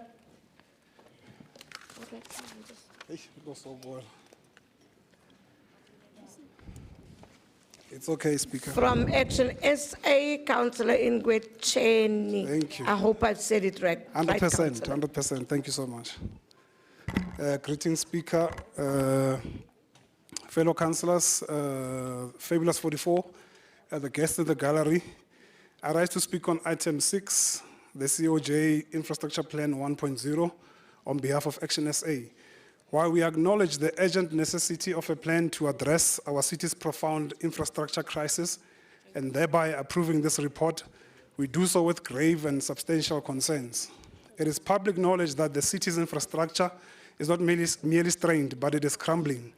This decay is a direct result of years of poor maintenance, a chronic failure to enforce our own bylaws, and severe unchecked overcrowding, particularly in the inner city. The lawlessness in hijacked buildings has led to a situation where systems designed for instance, for 200 people, are now catastrophically overloaded, servicing well over 300% of their intended capacity. This brings me to the core concern with this plan. The document before us meticulously outlines the financial and operational devastation across our three key entities. Johannesburg Water carries a 32.54 billion renewal backlog, with 47% of its assets either near the end of their lifespan or in poor condition, leading to worsening citywide water outages. The JRA requires an estimated 39.5 billion to replace expired roads and a further 14.15 billion for 68 critically compromised bridges, while our residents navigate a daily obstacle course of potholes. Lastly, City Power is saddled with 44.25 billion asset backlog and a 13.3 billion overdraft, a financial hole mirrored in the dark, frequent and lengthening power outages our communities endure. These figures are a damning indictment of the past neglect. However, while this plan looks competent on paper in identifying these backlogs, it possesses a critical, potentially fatal flaw. It lacks a substantive strategy to address the unsustainable pressure placed on this renewal effort by rampant, unmanaged population growth driven significantly by illegal immigration. The plan's own population forecasts acknowledge this growth, yet the response is absent. We must be unequivocal. This infrastructure plan will be funded by the hard-earned money of South African taxpayers and ratepayers. It is an intolerable injustice to ask them to carry the immense burden of this 100 billion plus recovery, only to see its capacity immediately overwhelmed because the root cause of the strain is ignored. Therefore, our approval is conditional on this council recognizing that an infrastructure plan without a parallel, decisive plan to restore lawful order, enforce bylaws, and hold the national government to account for the burdens of illegal immigration. It is a plan built on sand.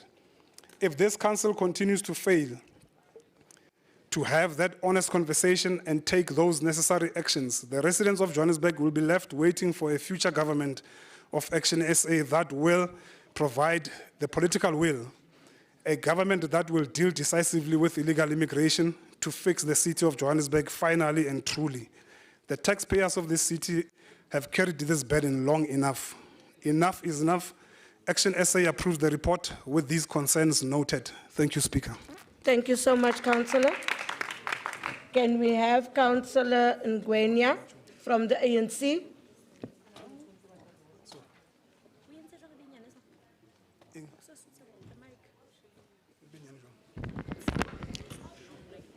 Honorable Speaker, Executive Mayor, Councillor Dada Morero, Chief Whip, Councillor Chauke, members of the Mayoral Committee, Chair of Chairs, Councillor Marema, fellow councillors, senior officials present, and distinguished guests.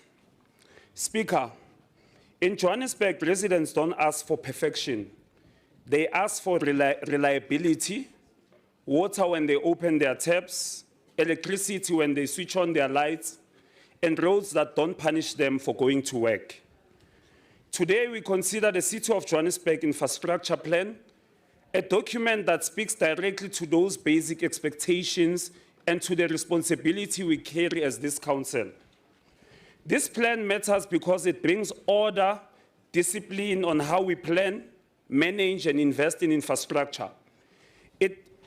It aligns planning with budgeting and implementation, ensuring that departments and municipal entities are no longer working in silos, but are working towards shared citywide priorities.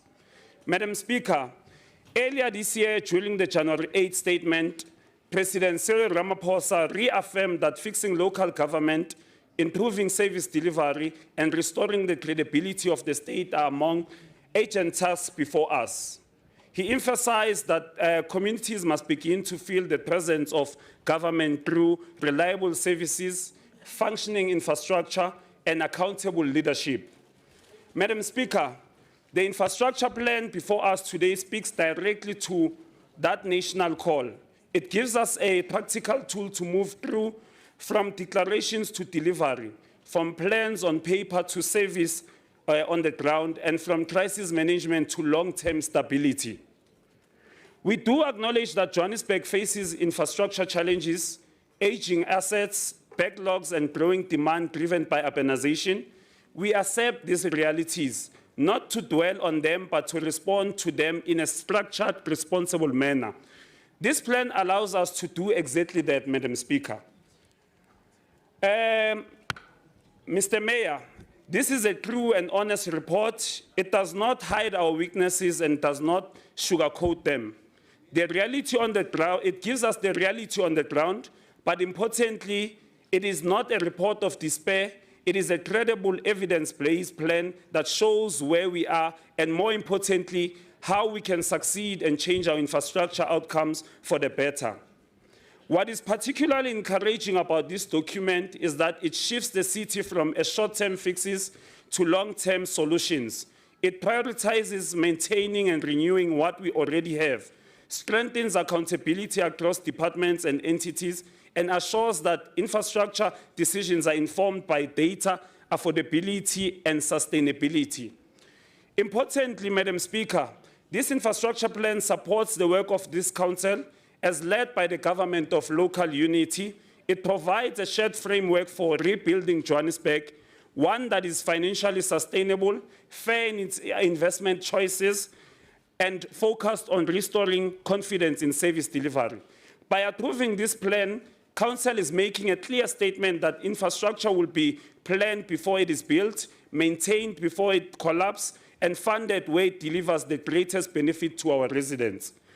I therefore urge this council to support and approve the City of Johannesburg infrastructure plan so that together we move Johannesburg from frustration function and to promise to deliver services to our people. I thank you, Madam Speaker.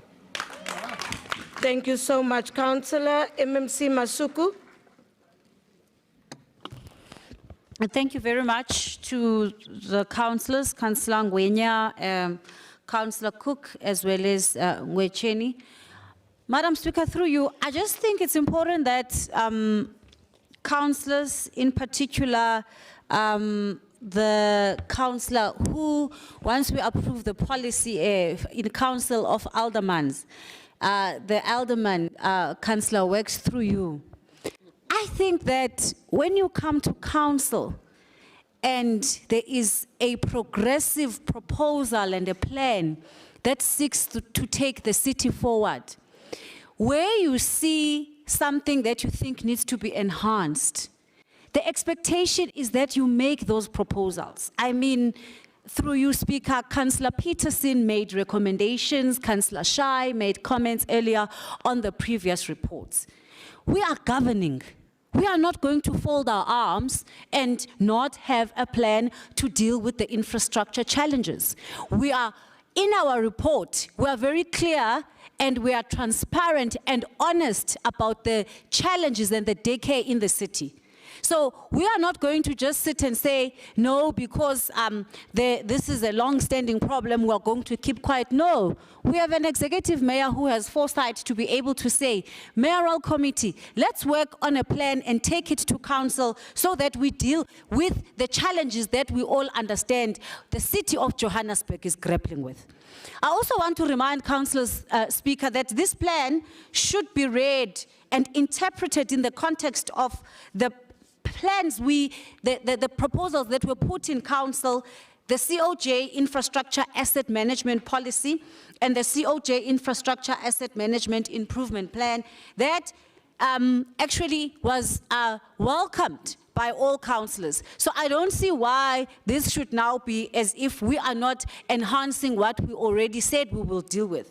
And this infrastructure plan acknowledges that there is a systematic decline due to decades of underinvestment, fragmented planning, and weak asset management plans. That's why we would have done that particular plan and approved it last year in August. And What council is approving now is a compliant framework that integrates the strategic infrastructure asset management plan and the capital expenditure framework. And it applies to all departments and entities. And of course, it will be updated as and when there is a need. And we expect all caucuses and councillors to contribute in that. And we are trying to shift the city from a reactive spending to a risk-based, evidence-led investment. And the priority is to renew and rehabilitate existing networks before expanding to the new ones. And we are focusing on spending where services and economic risk is the highest. Lastly, Speaker, financial sustainability of the city is dependent on effective, efficient, and resilient infrastructure. Therefore, this plan is an intention for us to make sure that when we stabilize infrastructure, we are able to also deal and invest and stabilize the city's finances.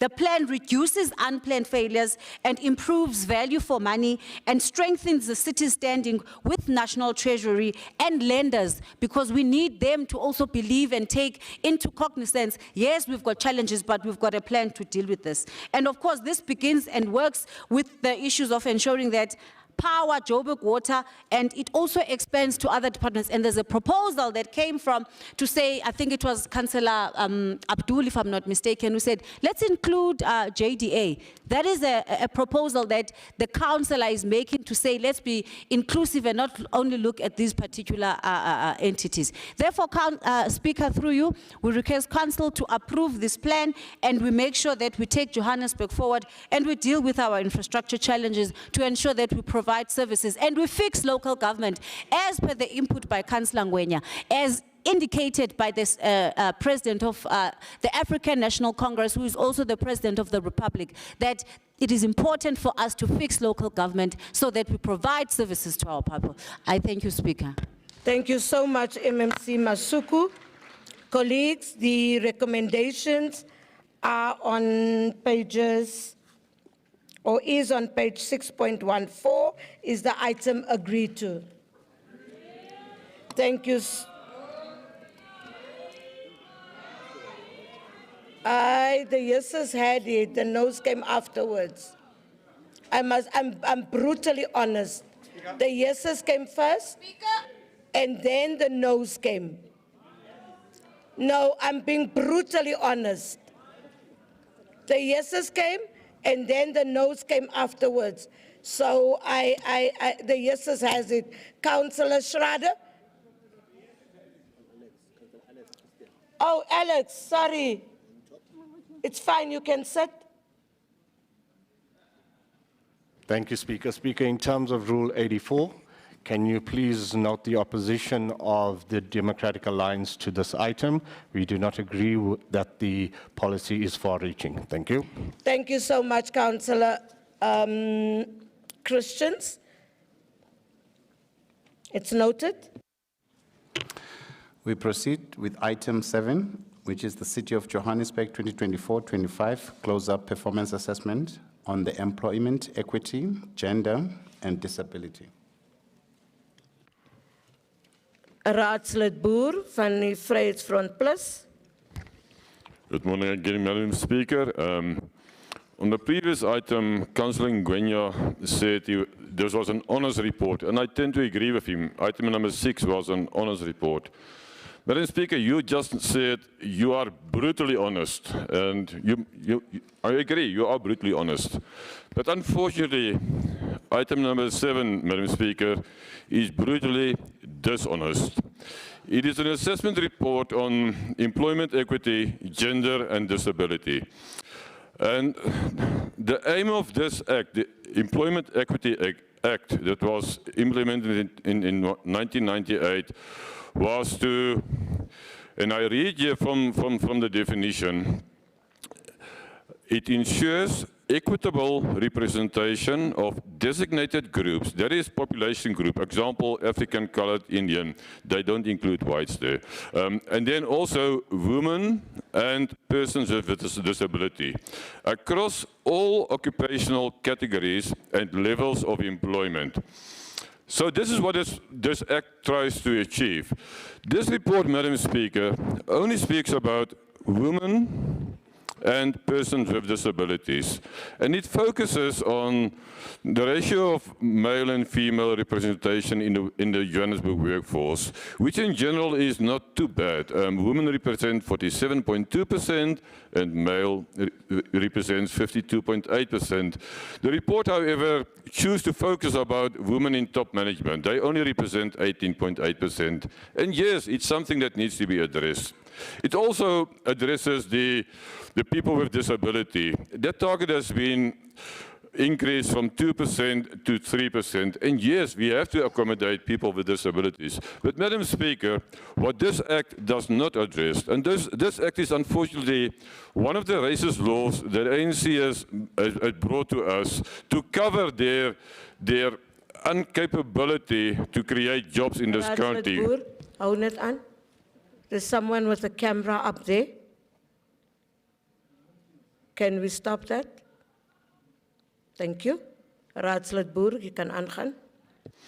Madam Speaker, if the ANC government's policies were stimulating job creation, there would not even be a need for this Employment Equity Act because everybody would have had a work.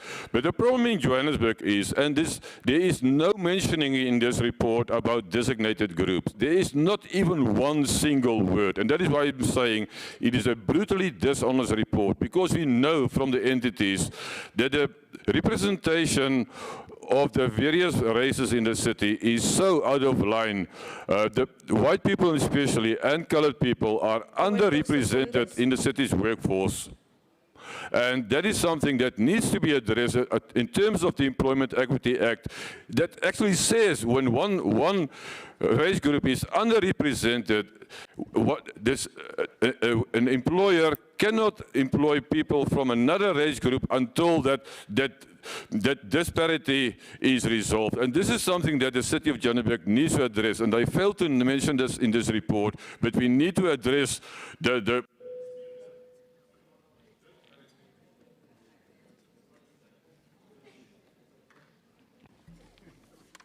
Councillor Rapado. Madam Speaker, thank you very much for affording me this opportunity. I thought I'd let this go, but my stomach is turning. I'm sure I heard Councillor Boer says the ANC is racist. And it can't be when we're trying to transform this country into an equal society because it does not afford him the opportunity to be part of the people that we're trying to change or the situation that we're trying to change. And then he labels the ANC racist. I think that is out of order, and he should, sorry for that, withdraw that statement. I was going to let that go. But now my stomach is turning. That can't be. Thank you, it's going to record. I've got your It's going to record. Please, can we withdraw that? Please, thank you. I've got your point.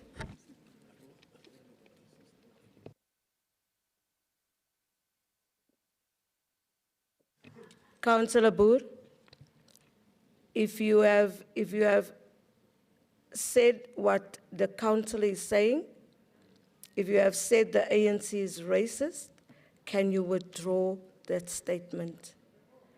En laat ons nie dit langdradig maak nie, trek dit net terug asseblief. Madam Speaker, for the records, and you can listen back on my speech, I've never said that the ANC is racist. I said this is one of the ANC's racist laws. And any law that... Okay.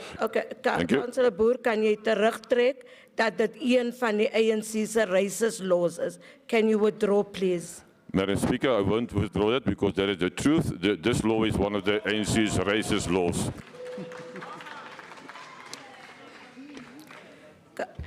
Councillor Boer, ons sal luister na die recordings and we will deal with it accordingly.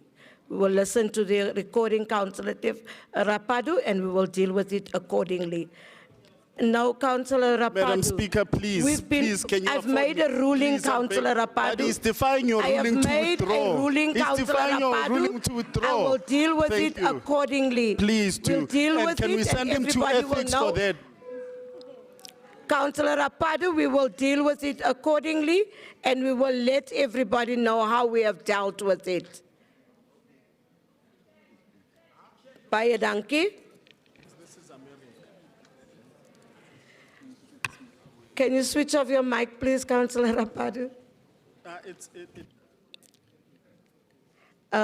Can we have Councillor J. Peterson from the DA? Greetings, Speaker, fellow councillors, all protocol observed.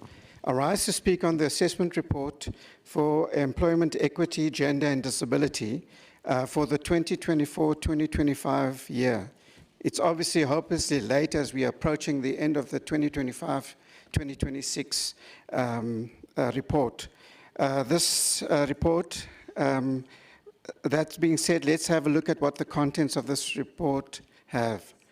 Firstly, the target of employment of people with disabilities has been raised from 2% to 3%.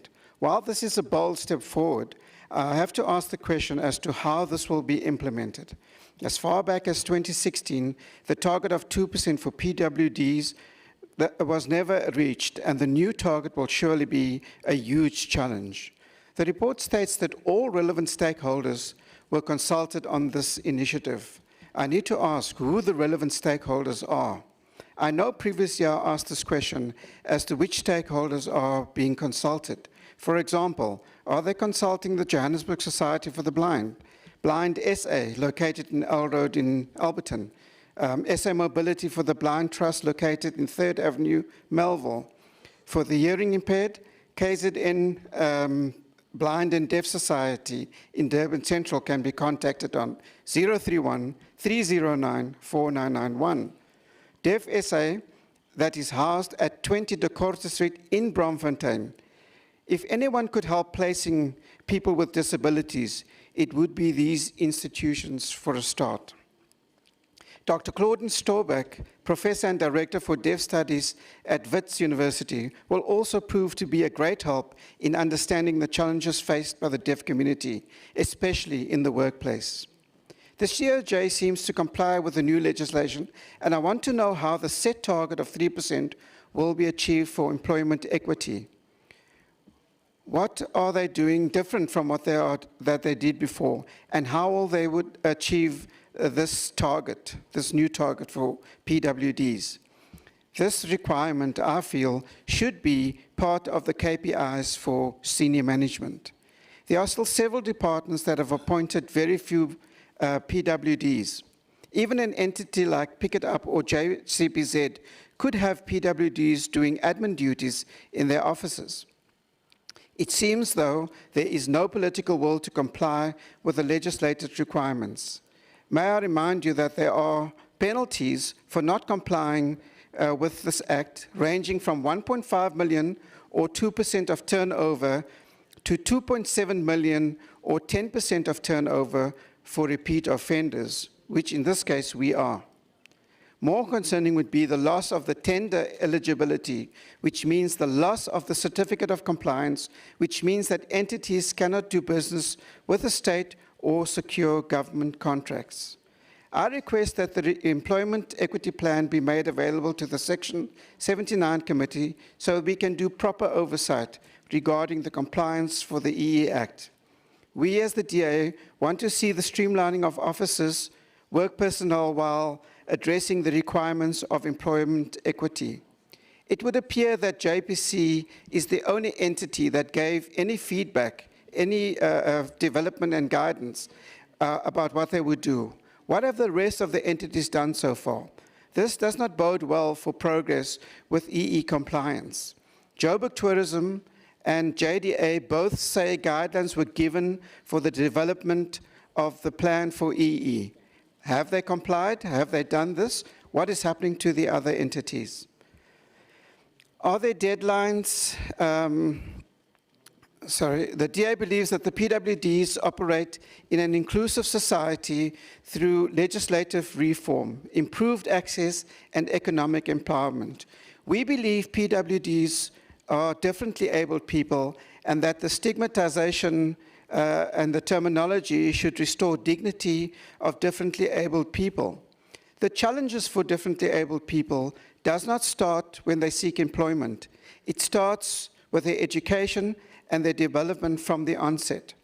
Our approach is designed to shift from a system that often marginalizes individuals to one that provides enabling and proactive support, aiming for full integration of differently abled people into society. The report refers briefly to the growing disparity between male and female appointees, especially at the top senior management level. This is a concerning trend moving in the wrong direction. This is something all entities have direct control over. Once more, there is a lack of political will to comply with this aspect of EE. What is more noticeable is the omission of race requirements from this report. Why was this left out? It's a question we need to ask. We hope that the business plans for the different entities will address our non-compliance with the EE Act and put in place credible, practical ways to address our lack of progress in this requirement. Ultimately, we should observe the values of the DA that speaks to fairness in the workplace and opportunity to engage in the workspace for differently abled people in our beautiful city. Love Joburg. Take action that leads to a better city for all who live in it. Just a reminder, Helen Zille will be the mayor of Joburg after the elections in November 2026. With her experience as the mayor of Cape Town, the premier of Western Cape, and the World Mayor Award winner, she is the person capable of doing the job that is required in Joburg. I thank you. Thank you, Councillor. Helen Zille is Peterson. expired. Councillors, there's a Nissan X-Tray. I'm not sure if it is X-Tray, X3, X what. It's X-Tray that is blocking other people from coming out at Troduna House. And JMPD has sent the following message. They are going to tow your car. It is JP57WVGP. Can this owner of this car please go? Because they are going to tow your car. Thank you so much. Let's go to the next speaker. Speaker from Action SA, Councillor J. Apane.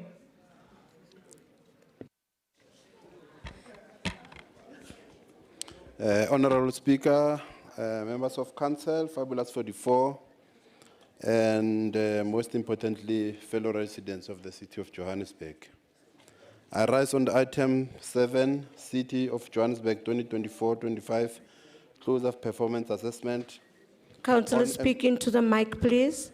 On employment equity, gender, and disability. The purpose of this report is to provide an assessment of the city group performance on the implementation of employment equity, gender, and disability for the period 01 July 2024 to 30 June 2025. While the report encourages to improve the employment of people with disabilities as per the new 3% disability quota set by the Department of Employment and Labor, which is now calculated per occupational level, the big question is, are our places of work ready to accommodate people with disabilities? Madam Speaker, I used to sit next to my colleague who was on the wheelchair, pushing him to lunch, smoke break, to his car, and even to the bathroom. He used to complain about the bathroom upstairs meant for the disabled that is not user-friendly. He told me that he wrote so many emails complaining about the state of the bathroom, but he got no response, and the bathroom was never attended to. Now imagine if you are the one approving these laws, and in future, they don't work for you.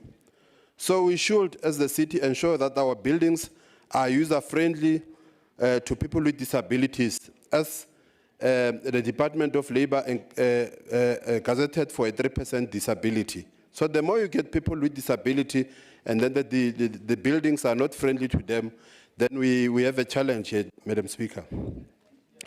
Madam Speaker, while we welcome the appointments of young people in the senior management level and executive positions to those who are competent and deserving, they should be properly inducted. That corruption is not the way to go.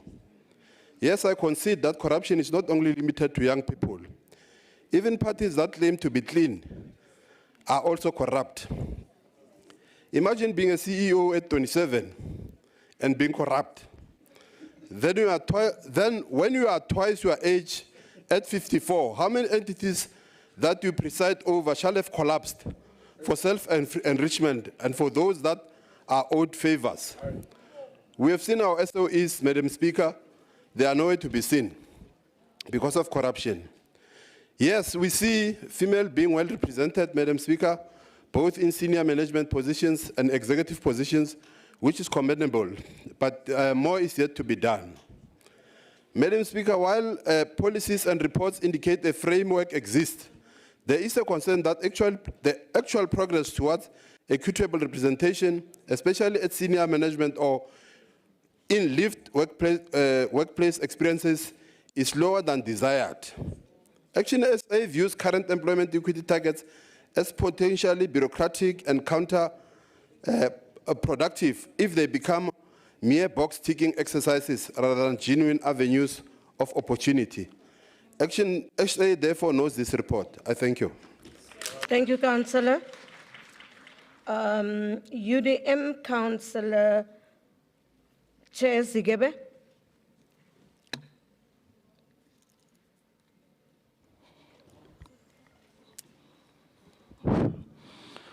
Thank you, Speaker. I have a donation of 6 minutes from ATM and Al Jamaa. They can confirm. Just hold on, Councillor. You are hardly on your feet, and there's a point of order right at the back. Councillor Kwamanda, the floor is yours.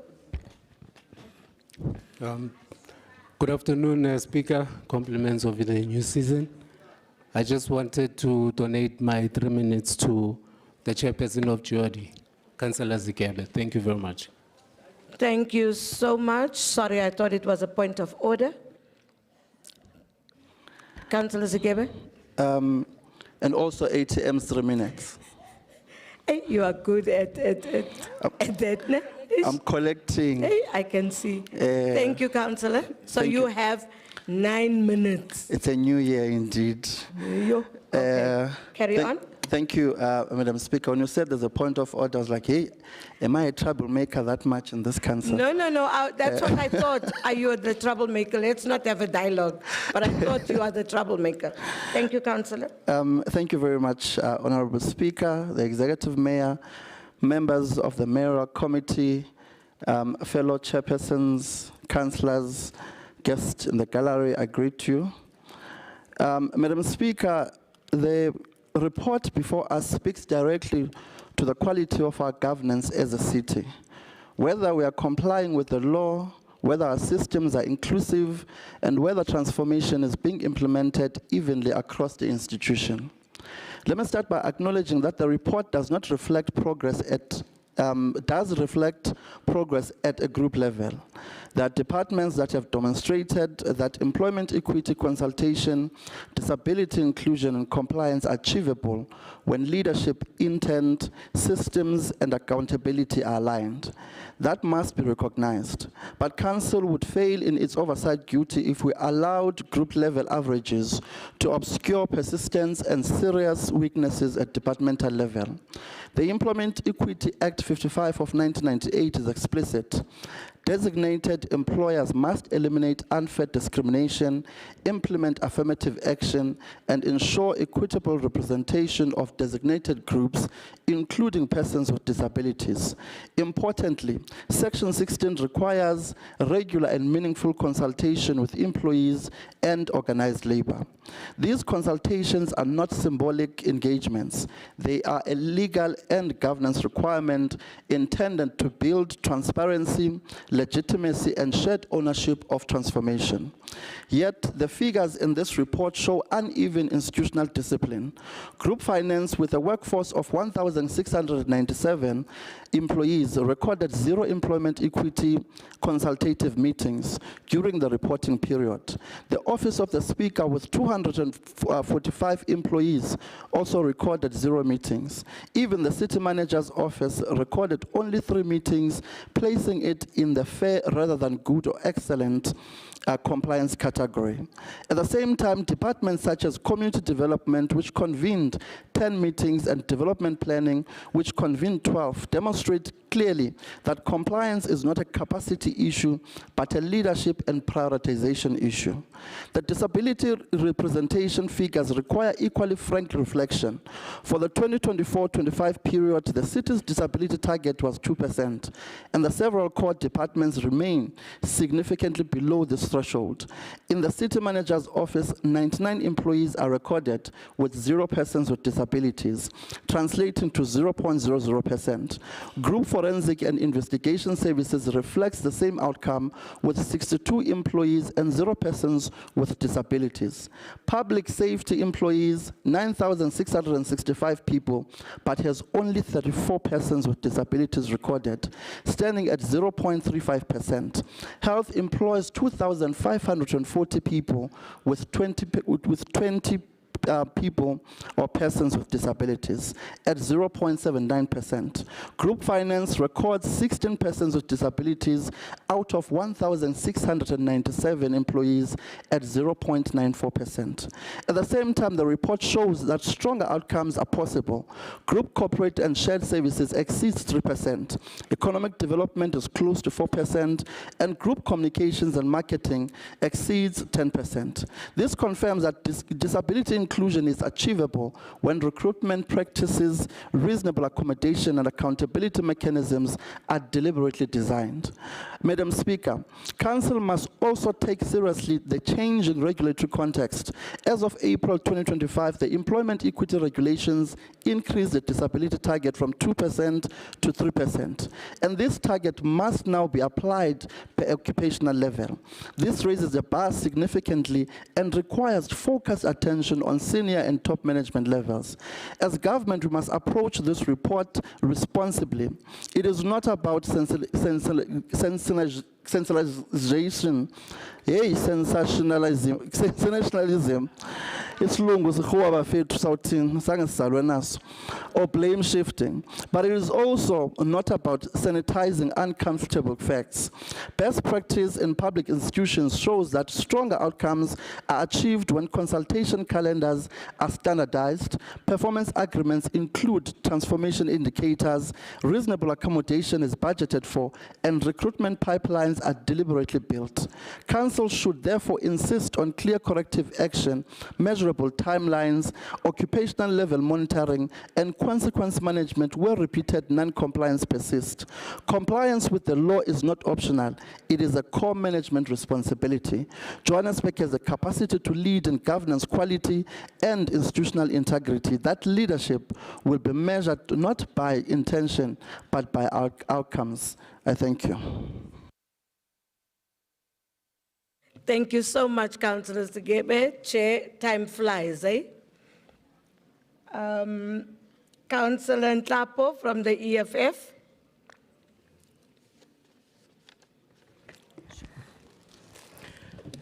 Greetings to the Speaker, the EFF caucus leader, the EFF Chief Whip, the EFF Provincial Chair and EFF Provincial Secretary, and all councillors in the chamber.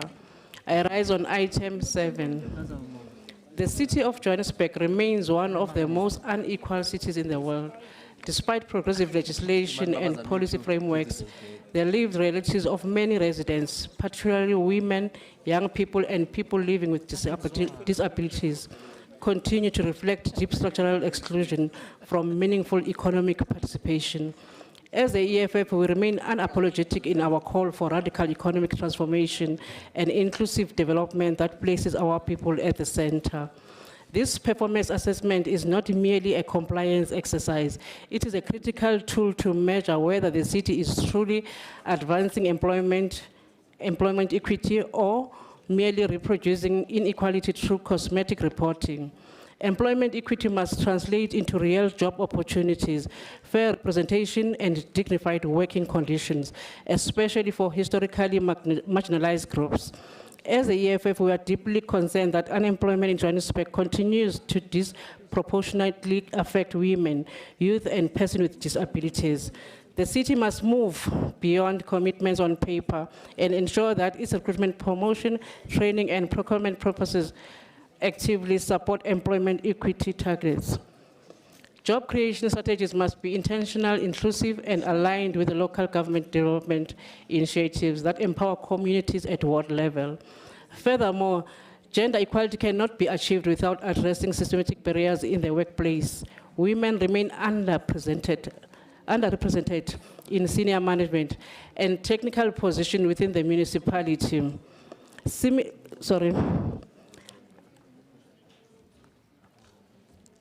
Similarly, persons living with disabilities continue to face physical, institutional, and attitudinal barriers that limit their full participation in the workplace. This assessment must be honestly interrogated. These failures are proposed corrective action. Importantly, Honorable Speaker, employment equity cannot be achieved by merely reshuffling or rotating the same group of already employed individuals, particularly women from one position to another. While internal progression is important, it must not replace the urgent need to recruit externally from designated groups who remain excluded from the labor market. The city must deliberately open its doors to unemployment women, youth, and persons living with disabilities through targeted recruitment drives, inclusive hiring practices, and accessible application process. In conclusion, the EFF reaffirms its commitment to the City of Johannesburg that works for all its people. Employment equity must be implemented with agency, integrity, and political will. Our people demand jobs, dignity, justice, and this council has responsibility to deliver. As the EFF, we approve and we note, the report. Thank you so much, Councillor Ntrapo. The ANC, Councillor A. Shange.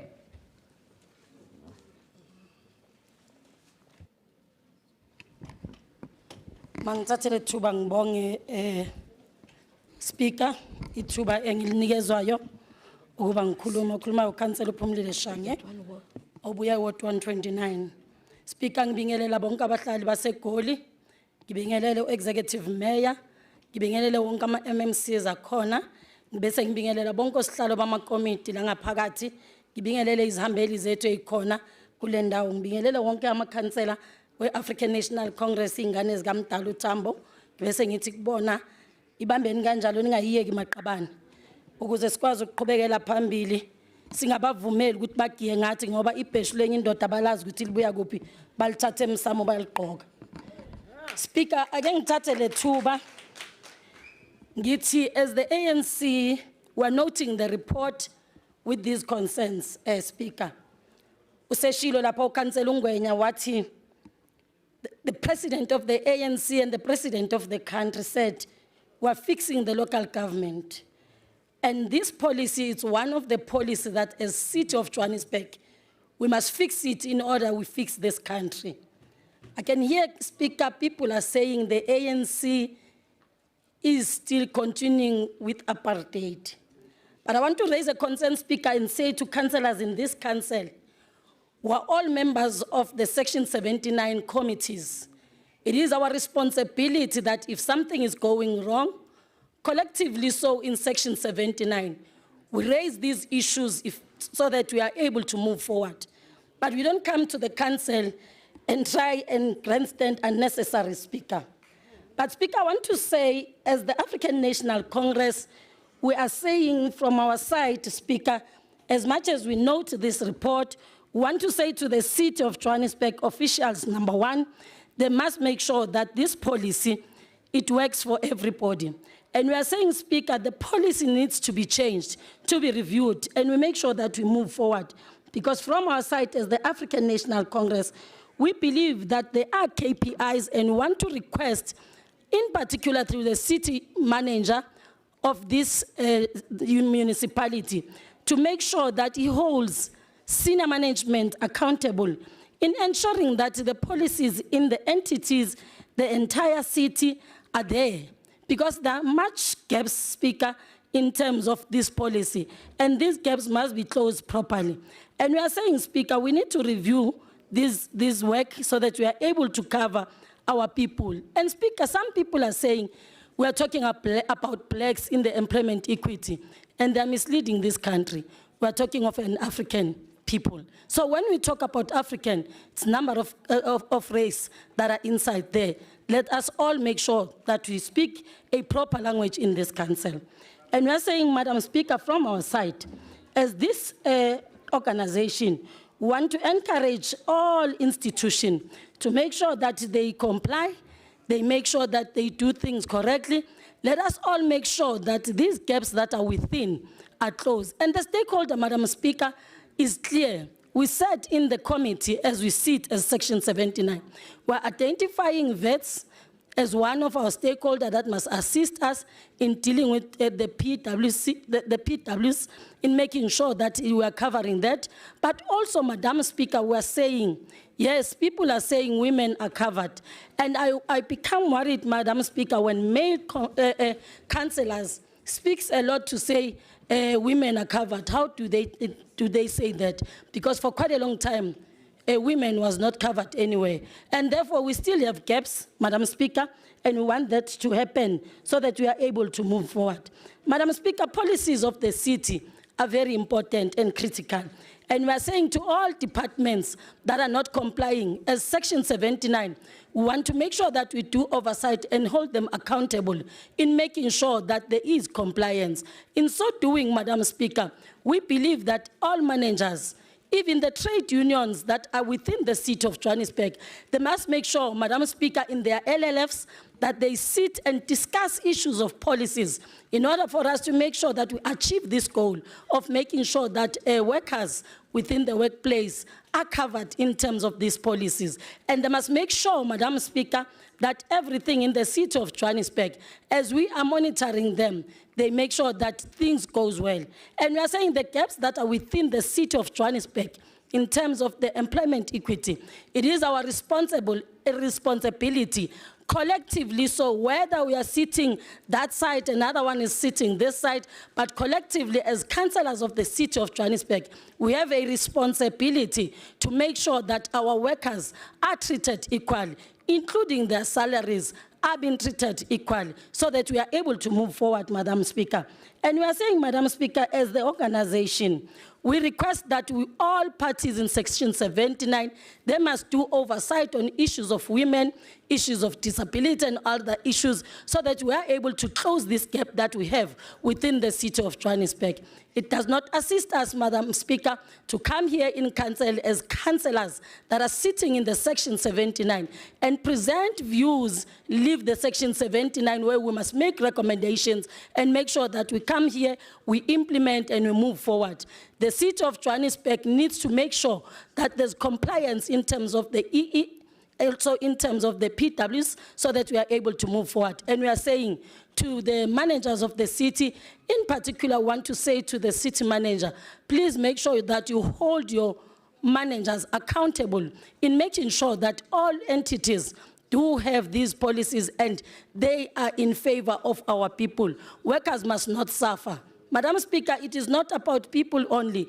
Even salaries are not equitable within the City of Johannesburg, and that needs to be looked at, and that needs to be fixed. And we are saying collectively, Madam Speaker, as the African National Congress, we note the report and we hope that there will be an improvement. And the Section 79 councillors that are sitting to this committee, they're going to assist the MMC and make sure that the City of Johannesburg does achieve what is expected to be achieved without blaming anyone.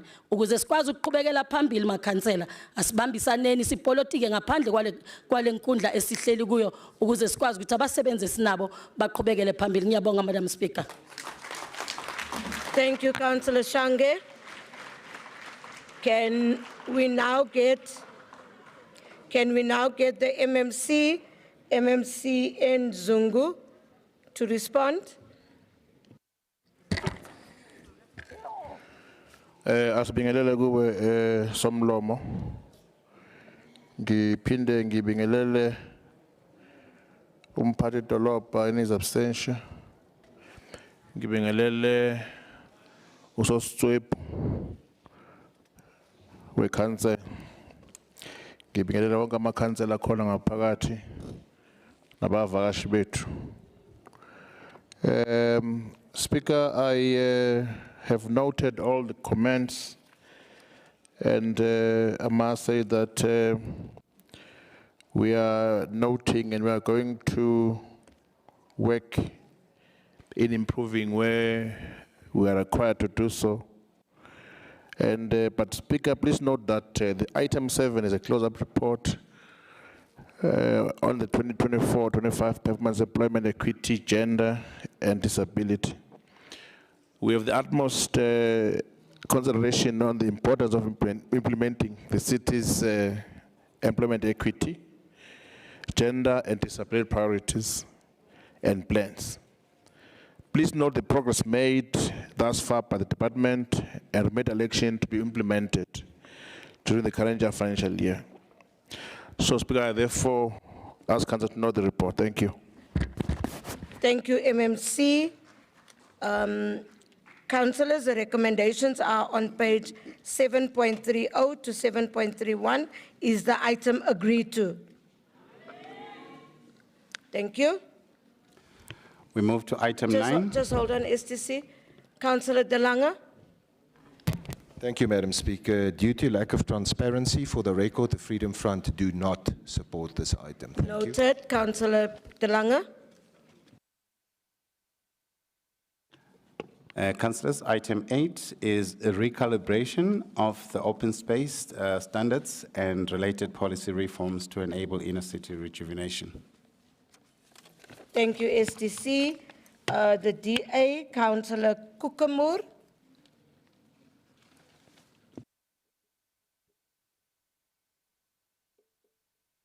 Thank you, Madam Speaker. Greetings to you. It's nice to see you again and all of our colleagues in the House and the guests in the gallery. I rise to speak on item 8, which is the recalibration of open space standards and related policy reforms to enable inner city rejuvenation.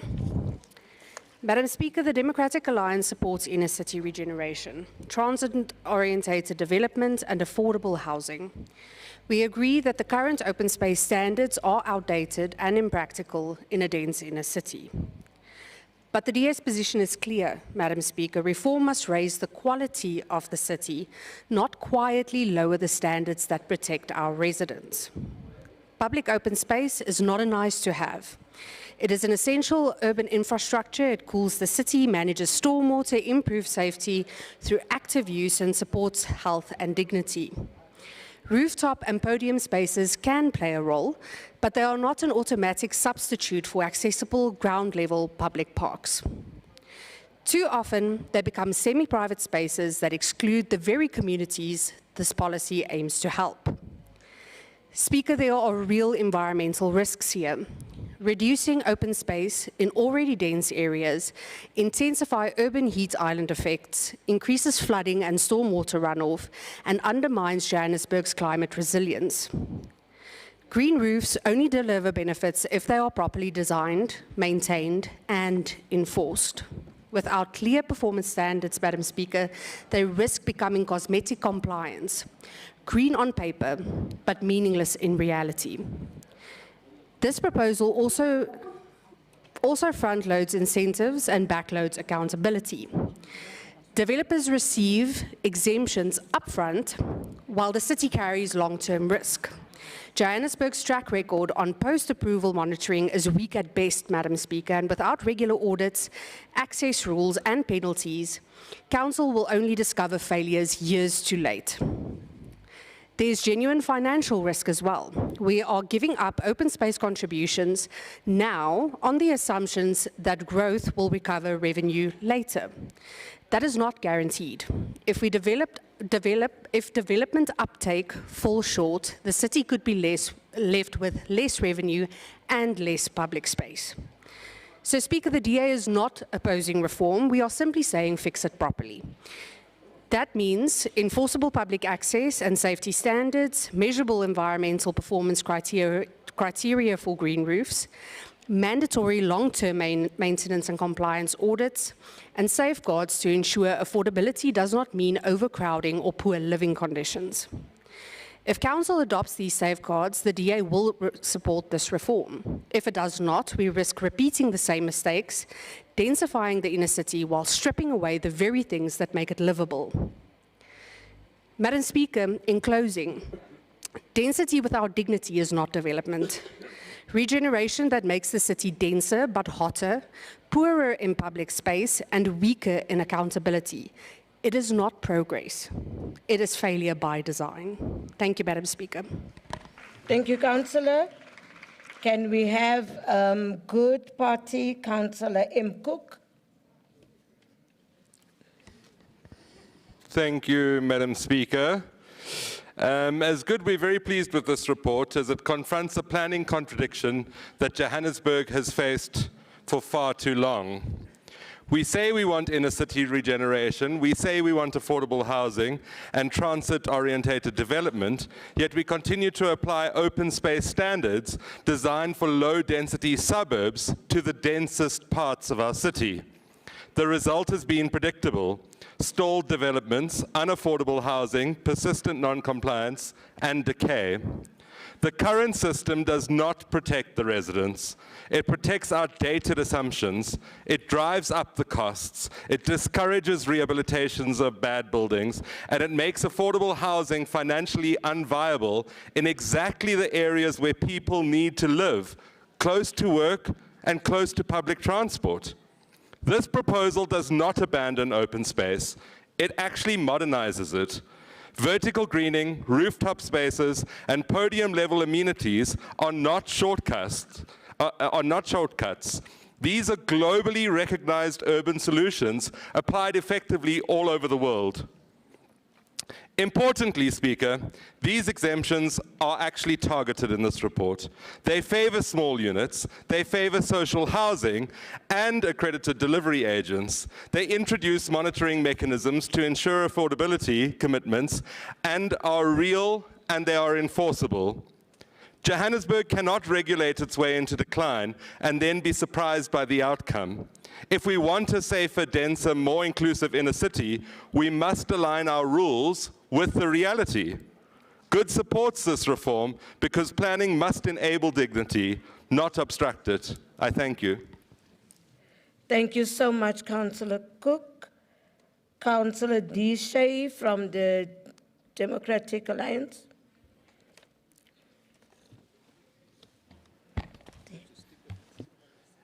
Good morning, Speaker, fellow councillors and the residents of Johannesburg. Welcome to another lecture in the Johannesburg School of Governance, proudly presented by the Democratic Alliance and approved by the President of South Africa. Today's lesson is a simple one.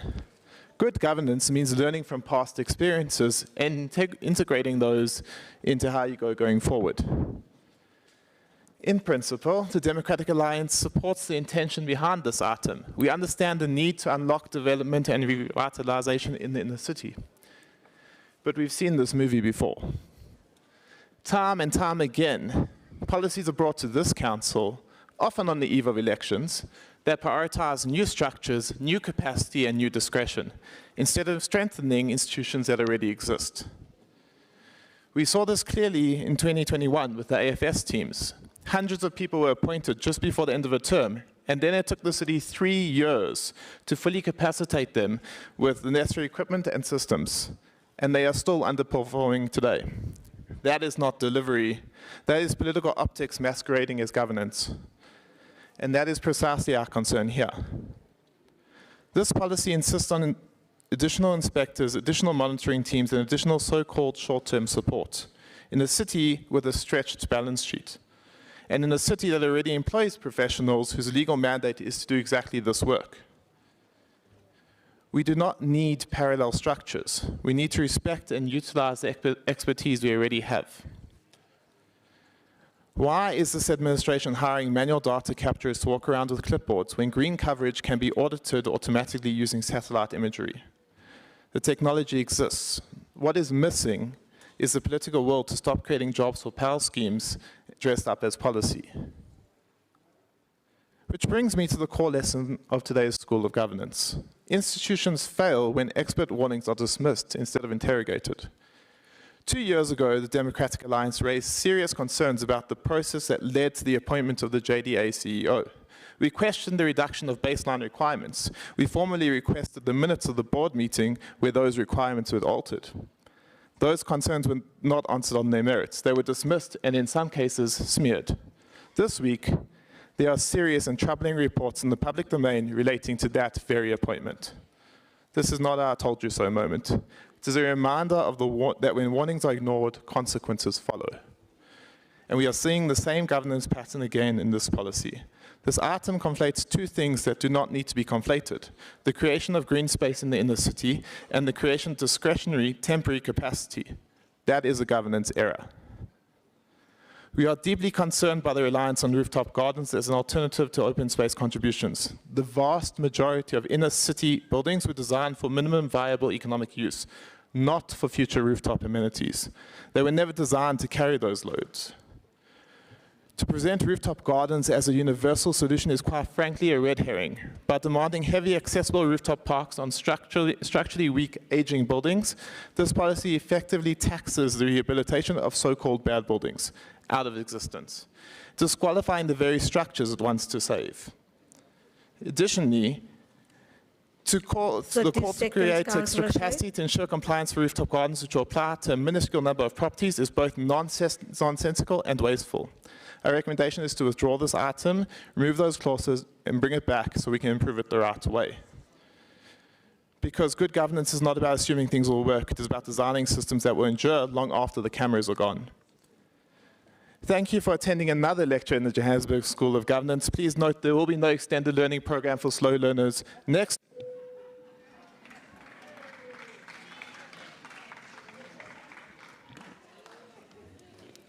Councillor Sekhwai from the Action SA.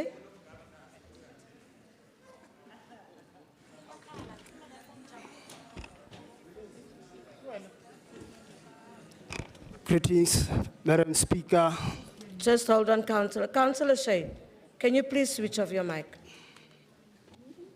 Thank you, Councillor. Greetings, Madam Speaker, fellow councillors, and most importantly, our fabulous 44. How can I forget our guests in the gallery and our residents watching from various platforms?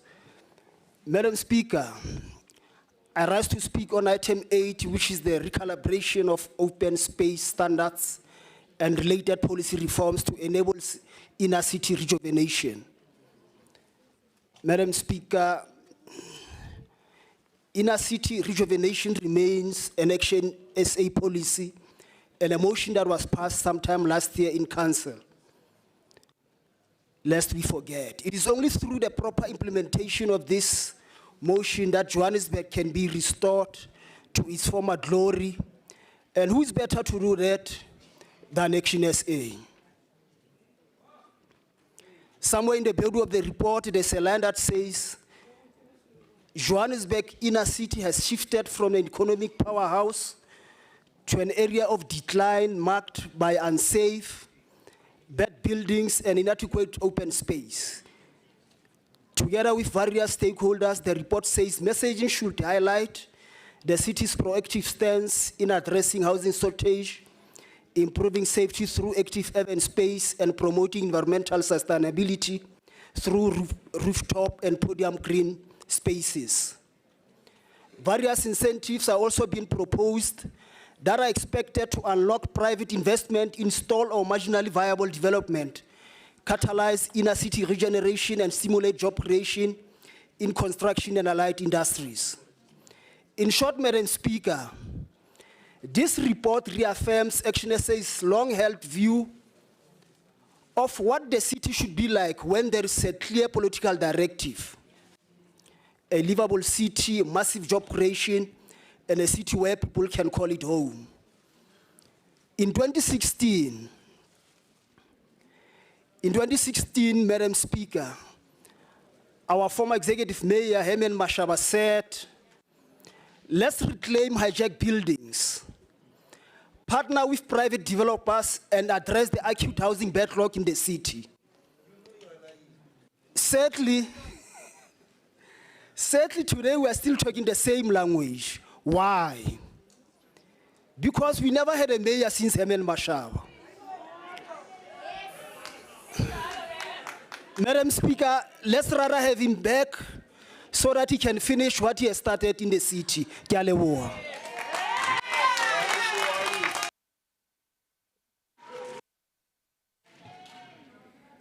Thank you, Councillor. Councillor Mosetla from the EFF.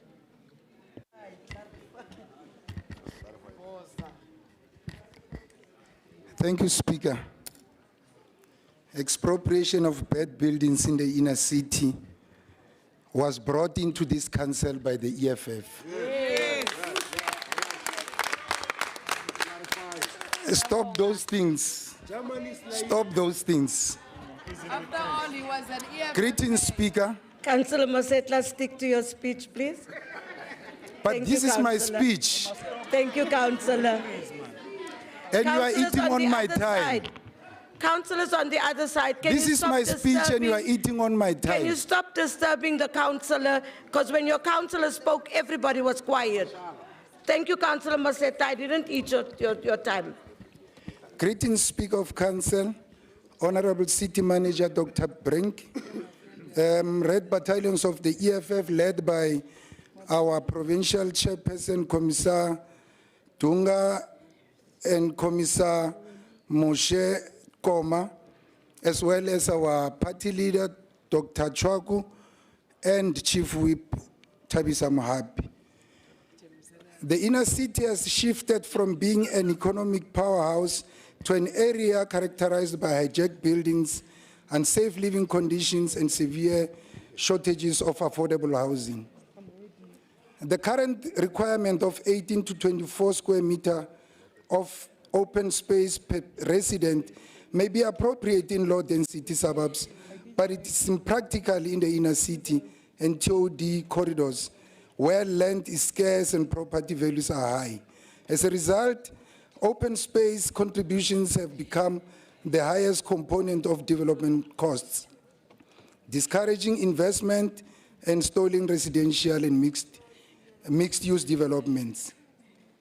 Honorable Speaker, this policy environment makes no distinction between a small affordable unit and a luxury penthouse. It offers no incentive for inclusionary housing and no recognition of innovative forms of open space provision. Madam Speaker, the proposal before Council here today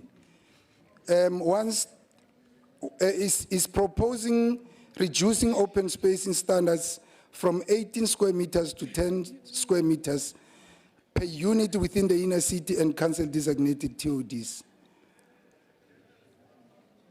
This approach embraces vertical open spaces provision, including rooftop gardens and podium spaces, while ensuring safety, environmental performance, and compliance with relevant standards.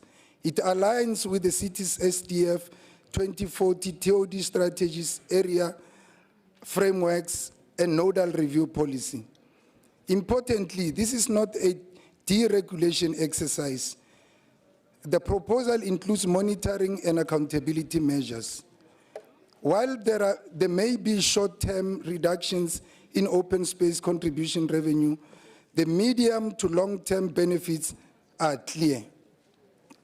Honorable Speaker, the economic freedom fighters support this report because it confronts exclusionary planning practices, supports inner city regeneration, and prioritizes people over rigid compliance. It recognizes that dense cities require innovative solutions and that affordable housing must be enabled and not obstructed. We therefore support the recommendation thereof. Thank you. Thank you, Councillor Mosetla. ANC, Councillor Mbengwa.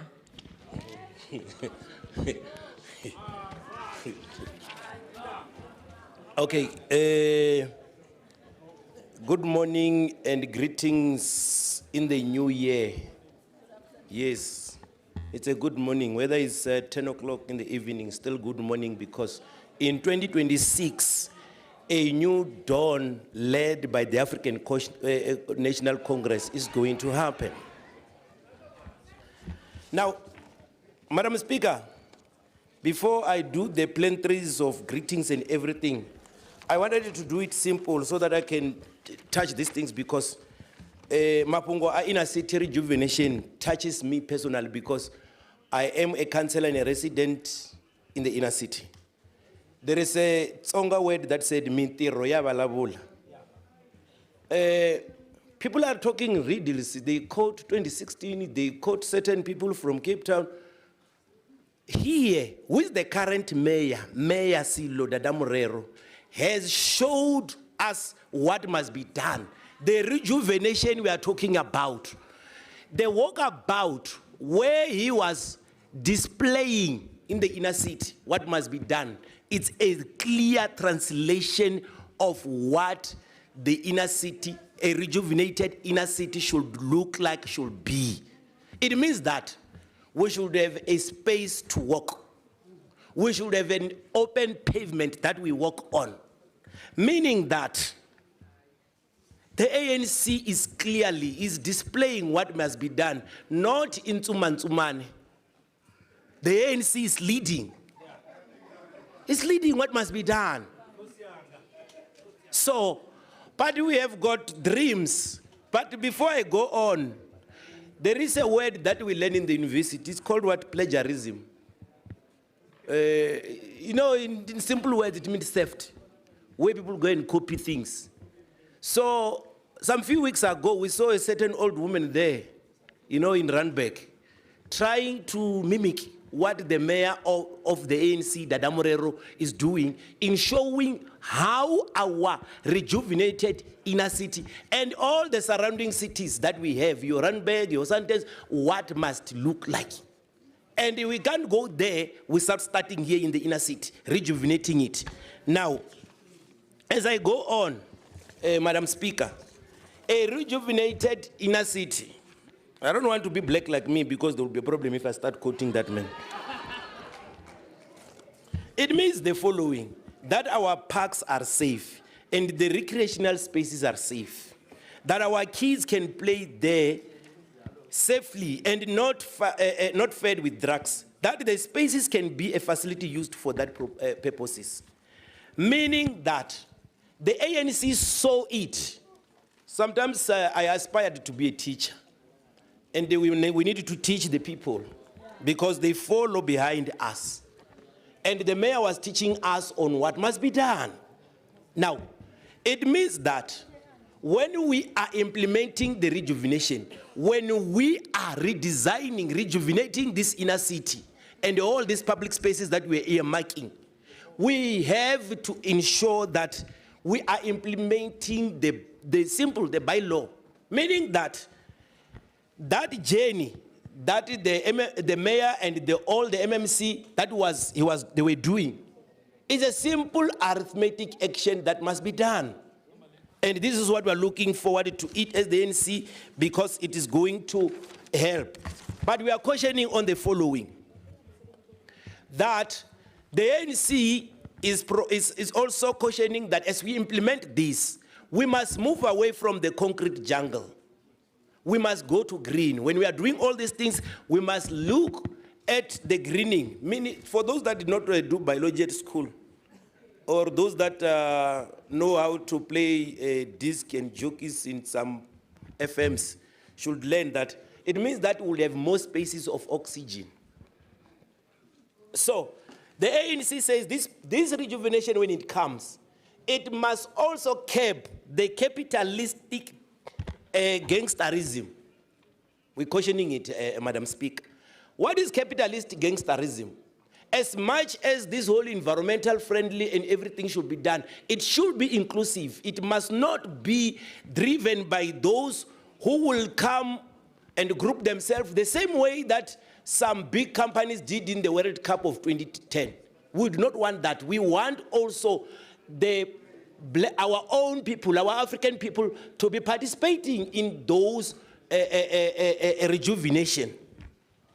In essence, we are saying as we are going to have this rejuvenation, it must be inclusive. We can't have J. Palmer running amok as if they master the inner city. Inner city, there is us who are Africans, and we want to be part and parcel of that development.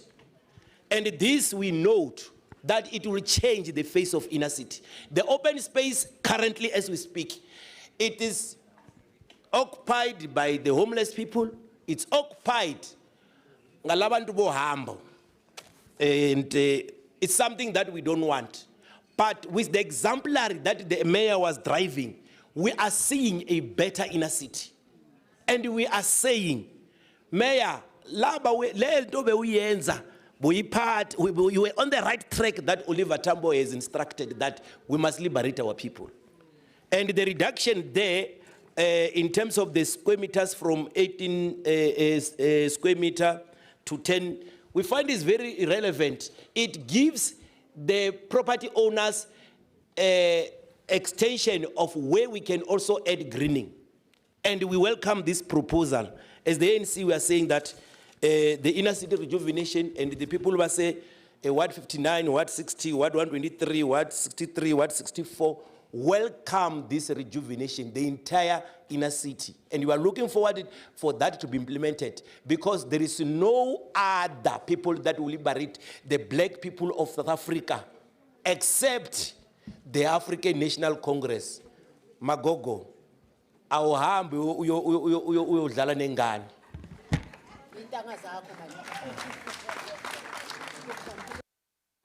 Thank you, Councillor Mbengwa. Can we have MMC Mgcina?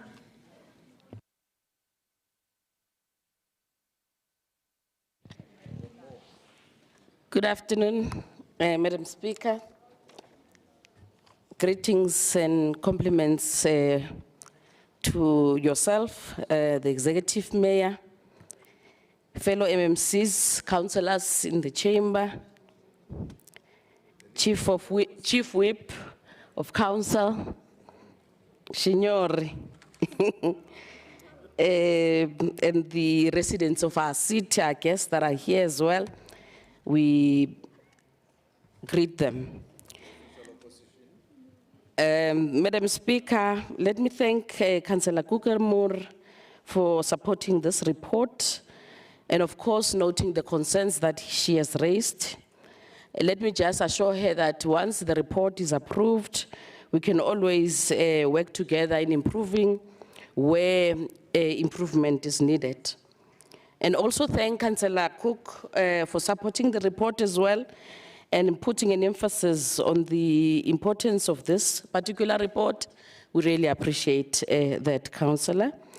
Councillor Shay, thanks as well, because you did support the report, even though in your lecture later on, you confused your students by suggesting that the report must be withdrawn. So, but the most important part of your lecture, it's actually on the supporting of this report. So we appreciate that. The other part, I don't think it's part of the report. I don't think it's necessary for me to respond to. Councillor Sewai, the report seeks, of course, to address your concerns exactly. So I take it that you're also supporting the report in your input. And also, I think you have just confirmed to us the candidacy of Mr. Mashap, even though he said he will tell us around February as to who will become the candidate. But now we confirm it. So it means he's coming, and we are ready for him. Look, Councillor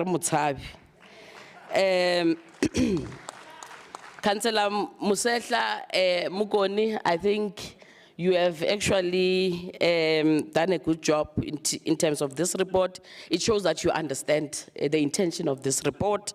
I think Asipedi sa leboa Mugoni we tsupulutse ka theresho report e. So thank you very much for supporting this report. And again, Councillor Mbengwa, I think your passion towards the rejuvenation of our inner city. It is acknowledged, my brother, and we really appreciate, and when we appreciate as well that you're also supporting the work that our executive mayor is doing in the inner city. Councillors, Madam Speaker, this report, it's a proposal that also supports the city's adopted policies and programs, which includes the IDP, the SDF 2040, the Inner City Rejuvenation Program, as alluded by Councillor Mbengwa, the TOD Strategic Area Framework, the nodal policy, and the inclusionary housing policy as well. I must also indicate, Madam Speaker, that it advances the impact of urban forms, spatial justice, economic growth, and safer, more active urban environments as well, as alluded by, I think, fellow Councillor Mosehla earlier on. Madam Speaker, we are requesting Council to approve this report of recalibration of open space standards and contribution exemption as set out in the report, and to mandate the necessary bylaw and policy adjustments to give effect to this incentives. So we request that Council approves this report, Madam Speaker, as it is looking forward to unlocking the development in the inner city of our city in Joburg. Thank you very much, Madam Speaker. Thank you, MMC Mgcina. The recommendations on page 8.9, is the item agreed to?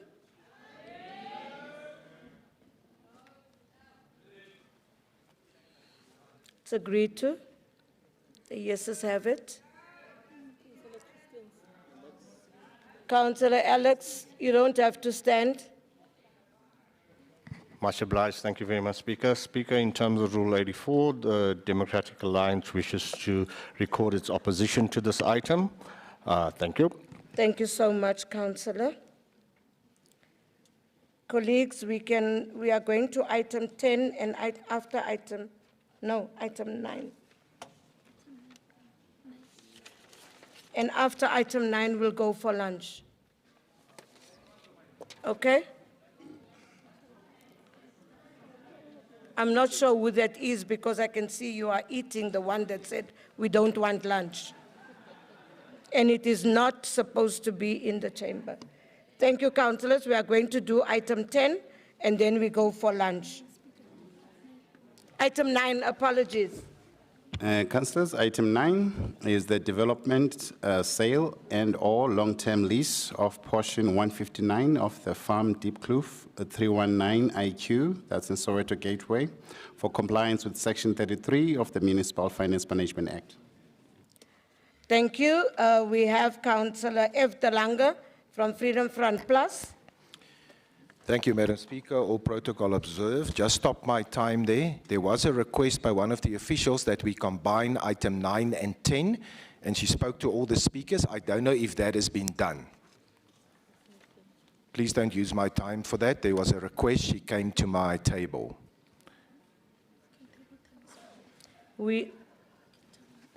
Was there a request like that? Just hold on. We're stopping your Just time. stop my time. Thank you. Every second counts.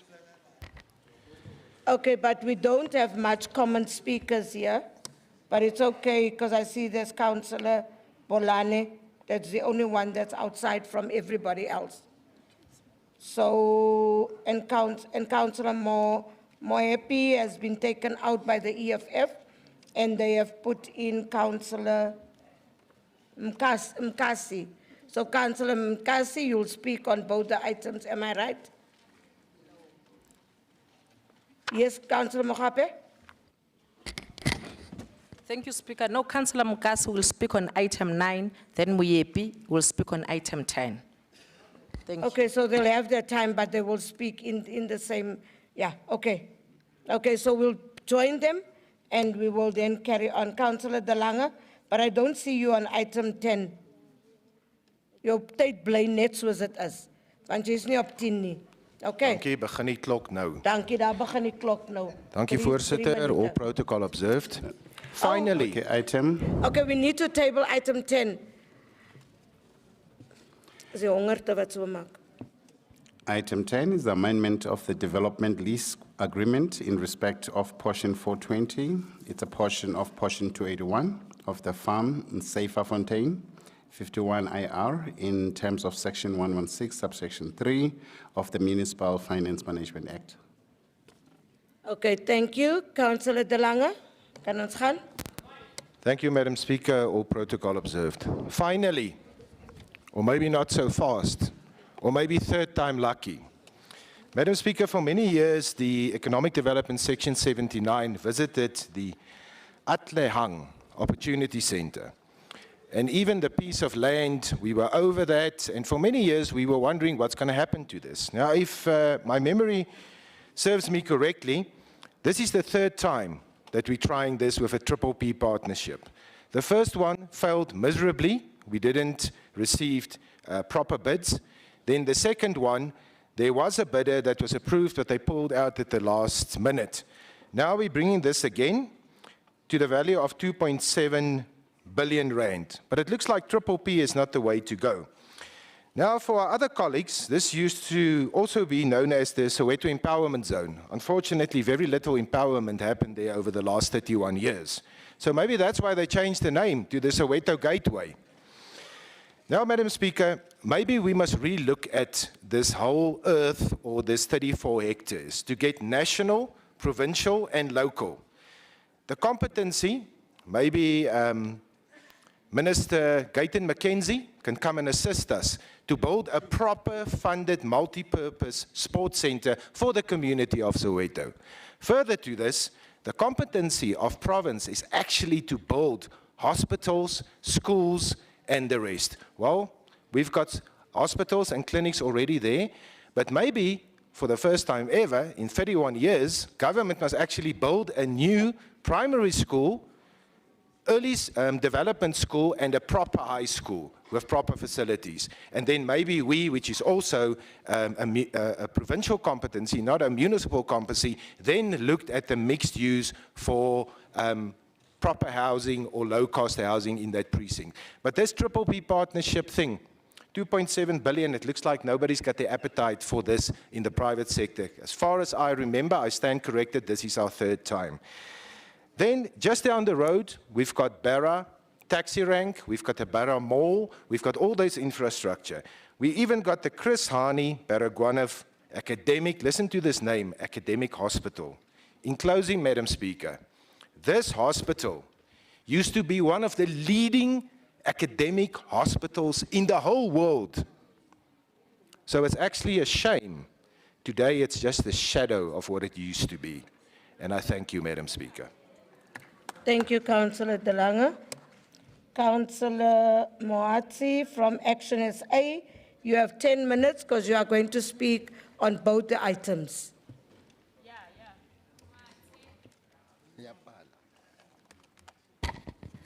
Thank you, Speaker.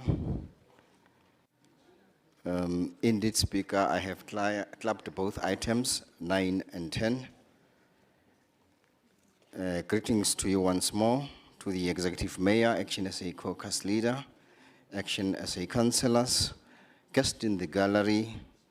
Special greetings goes to the residents of the City of Johannesburg. Speaker, as already outlined, I rise to speak on item 9, the development side along a term lease of portion 159 of the Farm Deep Kloof 319 IQ Soweto Gateway, in compliance with section 33 of the Municipal Finance Management Act, read together with item 10. Speaker, today this council is asked to deliberate while a scandal hides in plain sight the systematic, unreasonable and reckless disposal of municipal assets, land included. I refer specifically to the growing practice of leasing or disposing of strategic municipal assets for periods of up to 50 years at values that do not reflect the true market worth of that land. Let us be clear, a 50-year lease is not a rental agreement, it is a de facto alienation of a public property. These decisions bind not only this council, but the next 3 generations of leadership. They strip future residents of the right to determine how land should be used to meet their needs, whether for schools, clinics, parks, affordable housing, or inclusive economic development.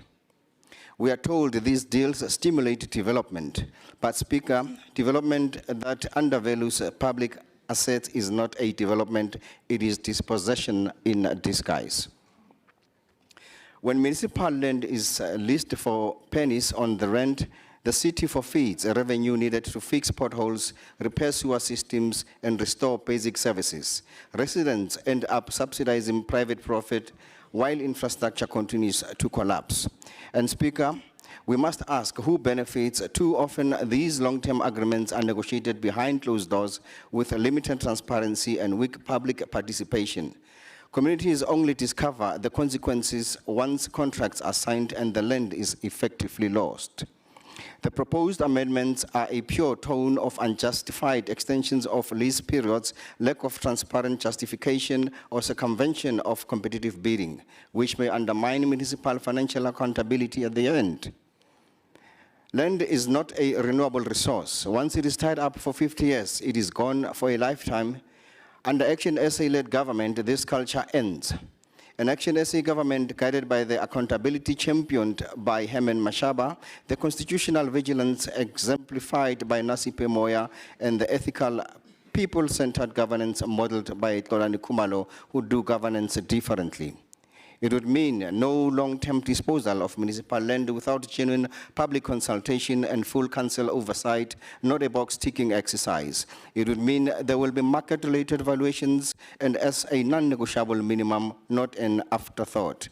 Transparent processes where communities know before decisions are taken, not after, and land use that prioritizes public benefit, economic inclusion, and integrational justice, not elite enrichment. Action SA believes that municipal land must be leveraged strategically, not surrendered recklessly. Speaker, municipal land is not for sale, it is the people's heritage, held in trust by the council, and it must be protected for the benefit of future generations. For these reasons, Speaker, Action SA notes these reports with serious concerns. Thank you.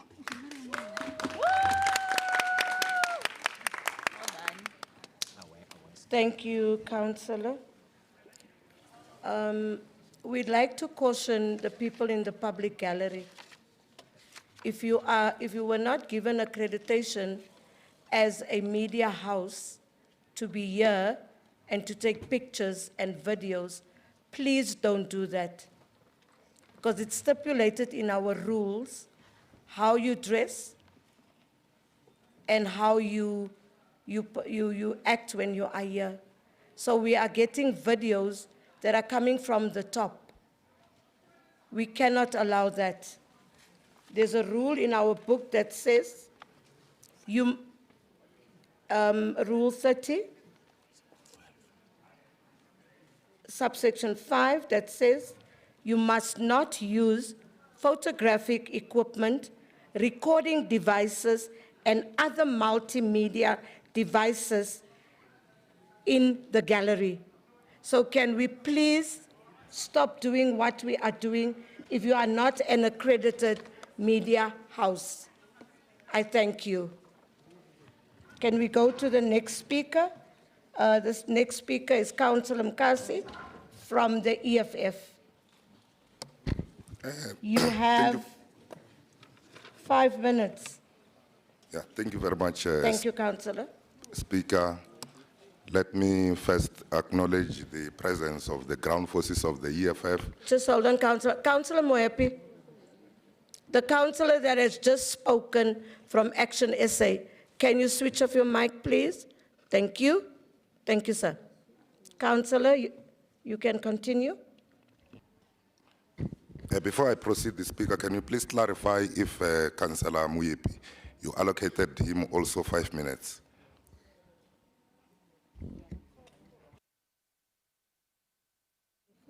I think they printed wrong on the list. You both have 4 minutes, 4 minutes. Thank you, Speaker. Apologies. Thank It's you. those that printed. Thank Thank you you. so much. Let me firstly acknowledge the presence of the EFF Ground Forces here in the gallery, led by our provincial chair, Commissar Nkululeke Dunga, and also the secretary of the province, Commissar Moshe Koma, our caucus leader, Dr. Mgini, our chief whip, Councillor Thabisa Mohapi, residents of City of Johannesburg, fellow councillors, receive the revolutionary greetings from the EFF. Speaker, would like to congratulate the EFF for a disciplined, militant, peaceful demonstration held on the 23rd January 2026 outside the East London court in defense of our president and the commander-in-chief, Julius Malema, who is being deliberately targeted as a victim of political persecution. The mobilization exposes how racist organizations like AfroForum seek to make example of the president in an attempt to intimidate black leadership and suppress radical resistance to white privilege. The EFF has once again demonstrated that intimidation will not succeed.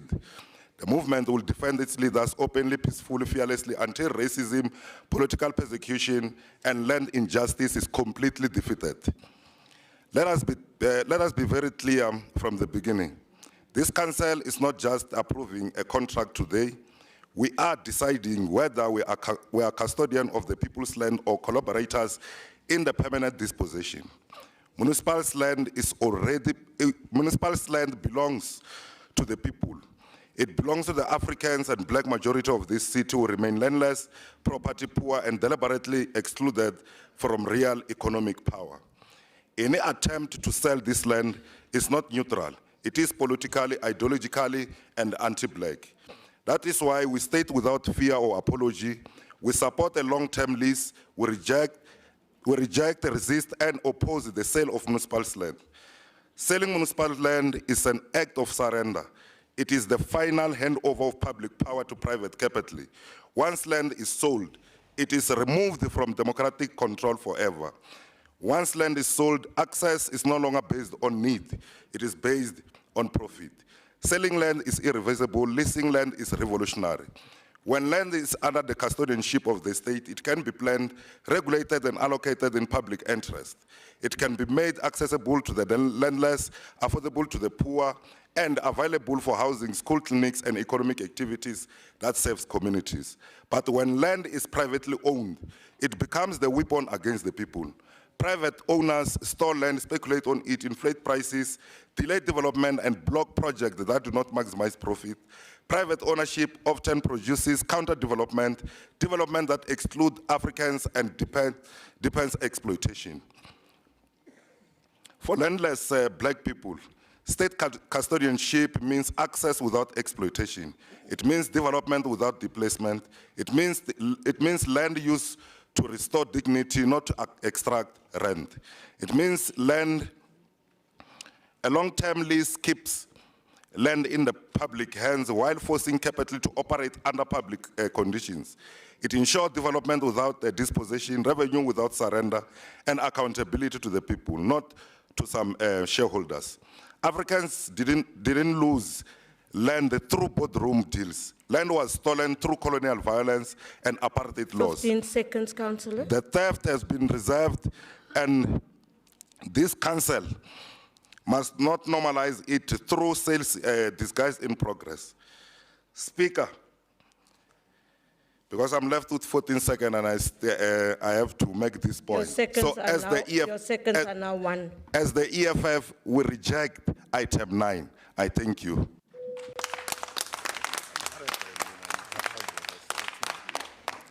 Councillor Zigebe, you have 3 minutes.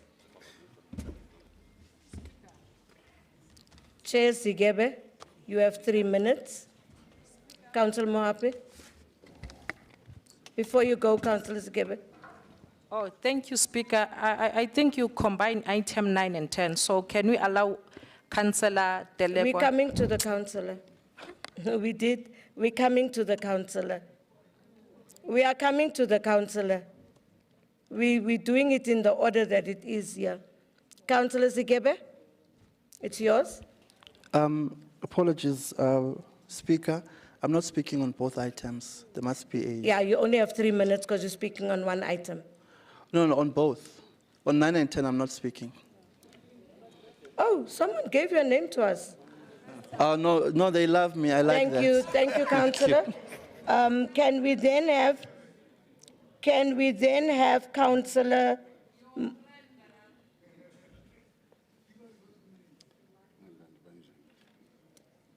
Are we done? Can we then have Councillor Moepi?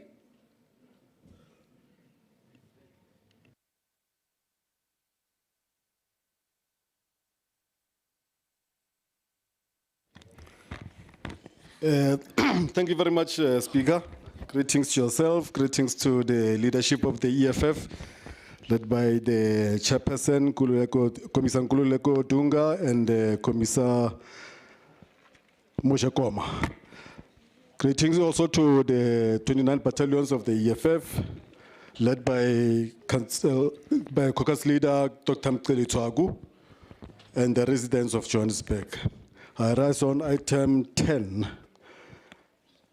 Speaker, the EFF approaches the item with serious concern because it speaks directly to how the city managed long-term public assets in some of the most economically valuable space in Johannesburg. When council is asked to amend a lease that already stretches across generations, we must pause and ask whether we are protecting the interest of the people or entrenching historic privileges through administrative convenience. This item proposes amending an existing development lease at the Wanderers Cricket Stadium to allow an early exercise of a renewal option, expand permissible land use, and permit subletting to third parties. While this is presented as a necessary step to unlock development and investment, the EFF is concerned that council is being asked to make far-reaching decisions without first resolving the deep structural imbalances embedded in the original lease agreement. For decades, this prime land has effectively been leased at a nominal rate in one of the most affluent and strategically located parts of the city. The proposal now suggests that this arrangement should not only be extended far in advance or its expiry, but also broadened to allow commercial hotels, luxury apartments, and business facilities. This raises a fundamental question: why is the city willing to accelerate and expand private control over public land without first asserting the terms to reflect present-day economic realities and public needs? While the report speaks of job creation, investment attraction, and SMME participation, these projections remain aspirational unless anchored in enforceable obligation. The EFF has repeatedly warned against development narratives that promise transformation while locking the city into agreements that limits future policy flexibility. Long-term leases, once renewed, are extremely difficult to reverse, especially when third-party subletting rights are introduced. The proposal to renegotiate rental terms is welcome in principle, but it is concerning that council is being asked to approve the amendment before the final rental framework is clearly defined and tested against a fair market value. Public land, Madam Speaker, public land is in the economic core of Johannesburg, cannot continue to be treated as a historical favor to elite institutions. It must generate real measurable benefit for the broader public, including increased revenue, access, and social return. The issue of governance is equally important. Allowing subletting and expanded land use insignificantly alter the nature of the original agreement. These are not minor administrative. Councillor. In conclusion, Speaker, the EFF agrees that the existing lease agreement is outdated and that the city must correct the historical undervaluation of this property. We also agree that the city should not continue to receive negligible.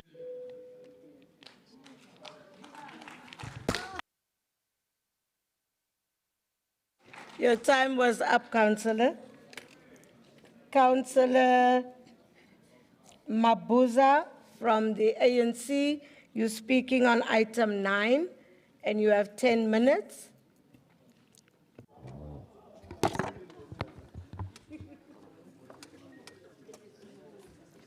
Greetings, Madam Speaker, the Mayor of the City of Johannesburg, Councillor Cllr Margaret, our Chief Whip, Chair of Chairs, Son of the Hunter, members of the Mayoral Committee, all councillors present here today, residents of the City of Johannesburg, members of the media, ladies and gentlemen.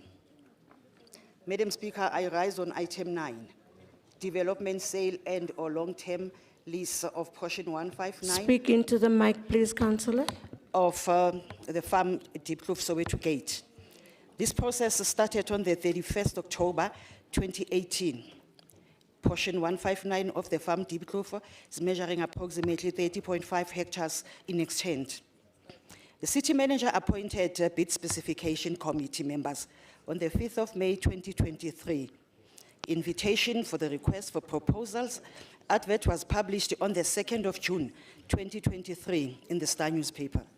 JPC website, notice boards, and the e-tenders website. The bid closed on the 7th of July 2023 at 10:30. And as part of promoting transparency, the bids were opened in the presence of the relevant officials from the JPC, GFIS, GRAS, and members of the public on the 3rd floor in Bram Park Office Park.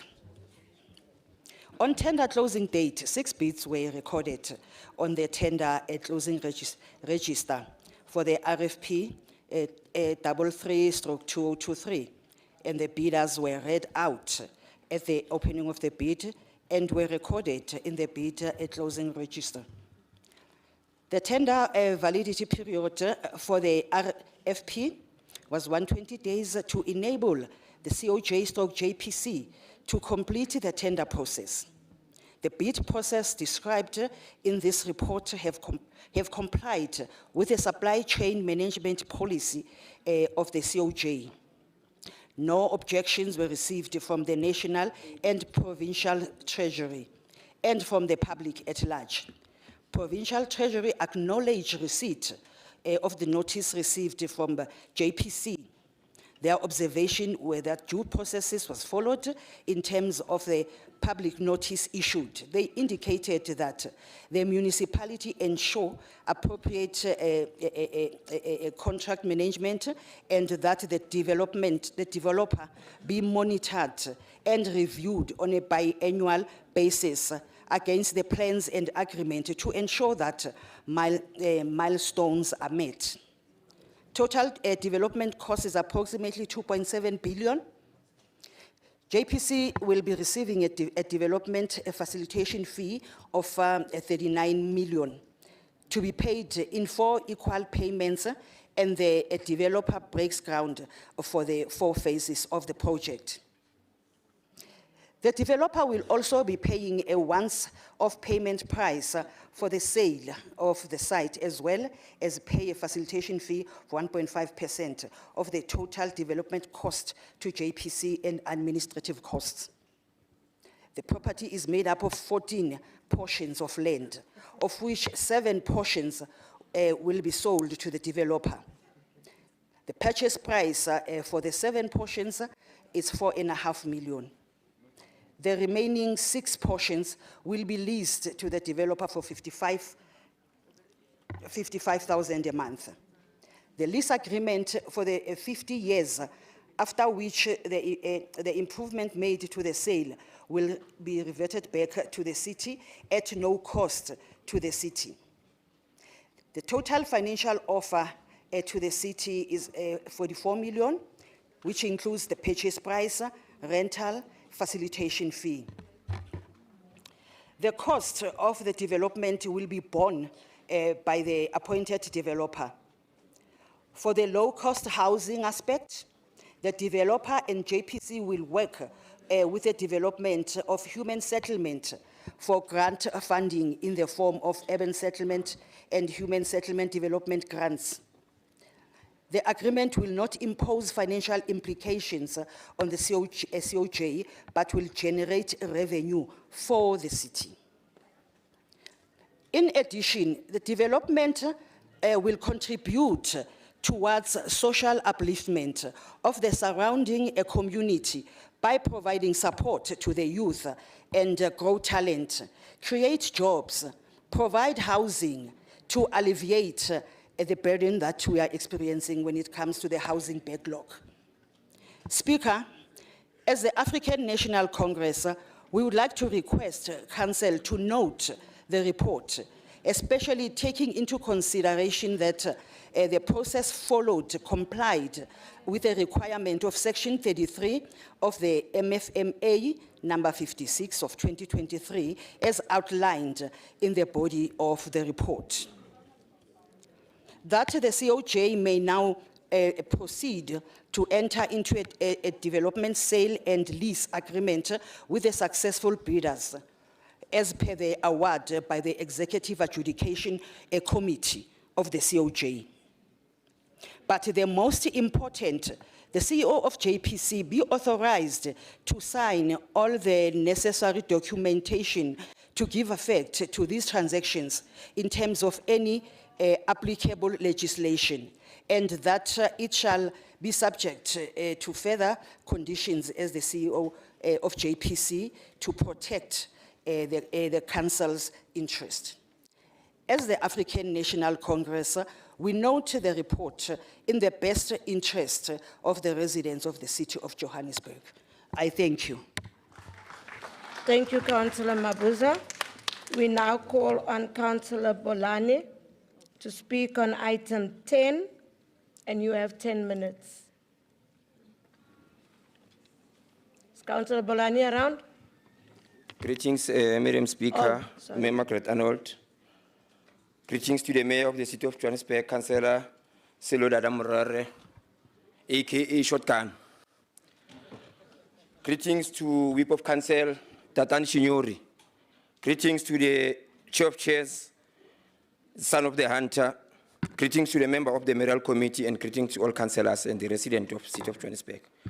Madam Speaker, I rise on item 10, amendment of the development lease agreement in respect of portion 420A, portion of portion 281 of the farm Sirfenfontein 51 IR in terms of section 1163 of the MFMA Act of 2003. The purpose of this report is to obtain council approval for the proposed amendment of the development lease agreement on portion 420 Sirfenfontein 51 IR known as Wanderers Cricket Stadium in terms of section 1163 of the Municipal Finance Management Act number 56 of 2003. This property is between Sandton, Melrose Arc, and Rosebank. It sits firmly in the center of South Africa's golden triangle of retail. On the 4th July 1991, the Eswal City Council of Johannesburg and the Transvaal Cricket Board, the LSC, concluded a lease agreement over the property for a period of 50 years with an option to renew for a further 49 years. The first term of the lease would continue until 31 March 2040. The second part of the lease, the extension, will result in the lease terminating on 31 March 2089. The rental payable was 49 Rand per annum for both terms, this from 1991 to 2089.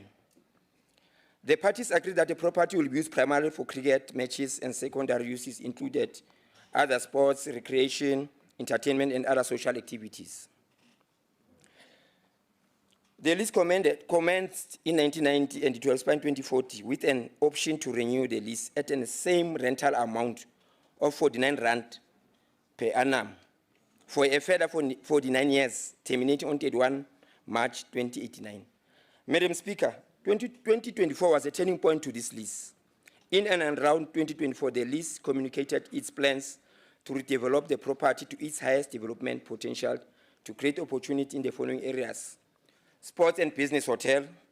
The center package will consist of 850, 1,400 parking bays valued at between 125 million and 210 million within the space running along Cllr Drive and incorporated into the current office, conferencing, sports medicine facilities of the unity stands, which will be called the Johannesburg Sports Institute, facing into Cllr Drive. Short and long stay luxury apartment. 40 to 60 furnished and service long stay executive suite apartments valued at 90 million and measuring approximately 1,060 square meter will be constructed with safe and secure access to the apartment through the hotel and a number of possible shared facilities between apartments and hotel tenants. The development once completed will provide the following transformation benefits: an estimated 1,464 jobs to be created during construction. An estimated value of work to SMM is 846,400 million. An estimated number of SMEs to be supported is 73. 92 new permanent jobs. The proposed development of property will bring an injection of 500 million, create 1,500 jobs, empower plus minus 70 SMMEs, and increase the city rates and taxes base. The city will also share in profit that the lessee will release from the additional developments on the property instead of the 49 rand per annum that is currently payable to the city. The lessee has on its own cost already submitted township establishment application to the city to solicit development rights.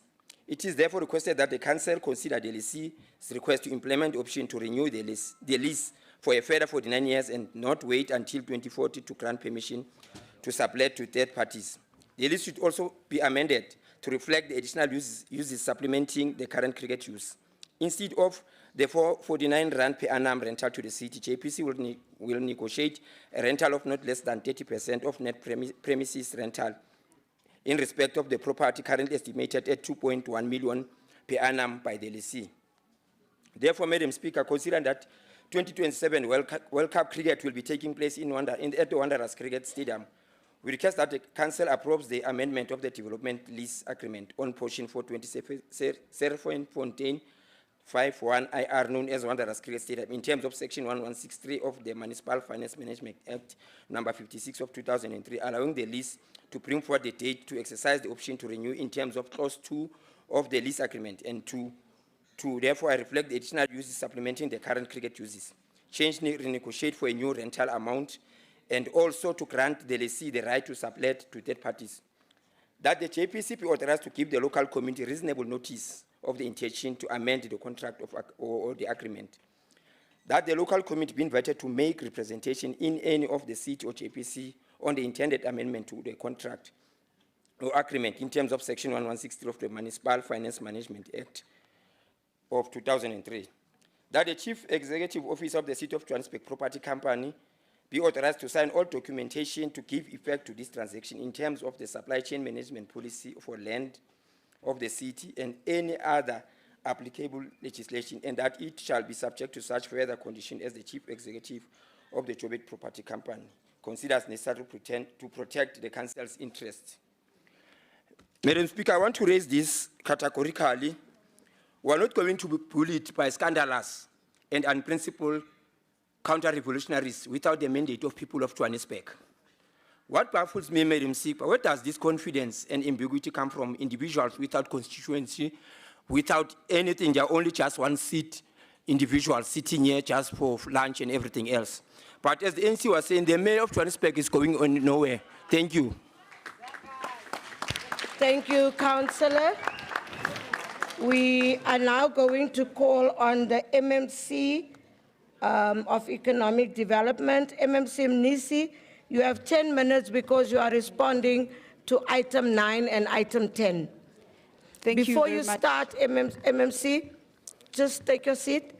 Colleagues, one of the councillors has lost his iPhone. It's an iPhone 13. If you picked up the phone, can you please bring it to the desk in the front here? Councillor Rolson, no one has spoken. What point of order? Thank you, Madam Speaker. Just regarding the cooling unit, if you can please take the temperature down, we'd appreciate it. It's boiling in here. Thank you. Thank you, Councillor. MMC Mnisi, you have 10 minutes. Thank you very much, Madam Speaker. Good afternoon to the Executive Mayor of the City of Johannesburg, Councillor Dada Morero. Good afternoon to the Chief Whip of Council, Mani, the councillors in the chamber, our guests in the gallery. You are all acknowledged. Madam Speaker, I want to put it categorically to Councillor Dilang. Unfortunately, he stepped out, and it's not for the first time that he raised issues and he leaves the chamber. Madam Speaker, it is for the first time that this item finds its way here, item 9. This item seeks council approval purely in terms of section 33 of the MFMA. It does not introduce a new land disposal decision, but ensures that the long-term agreement flowing from a process which was approved by this council in 2018 is fully compliant with the law and transparent. This report, Madam Speaker, is about legal compliance and nothing else. The city, through JPC, is complying with section 33 of MFMA, which is required when the municipality enters into a long-term contract that has financial implications which are beyond 1 year, financial year. Madam Speaker, in short, I just want to put this across the council and the residents of the City of Johannesburg, that the council is confirming that the city followed the law. It has done the consultation process with the public. We have obtained the Treasury and COGTA's inputs and is now regularizing the agreement as required by the MFMA. Now, on the comments of Councillor Muwache, we have done the market evaluation, and that's why we are asking for the amendments on agreements which were signed during the apartheid regime. We want to make sure that the market-related rentals are aligned to the current market rate rentals. Currently, the rental, you would know, Council, as you see it in the section 79, the rental there per annum is 49 rands, which is not market-related.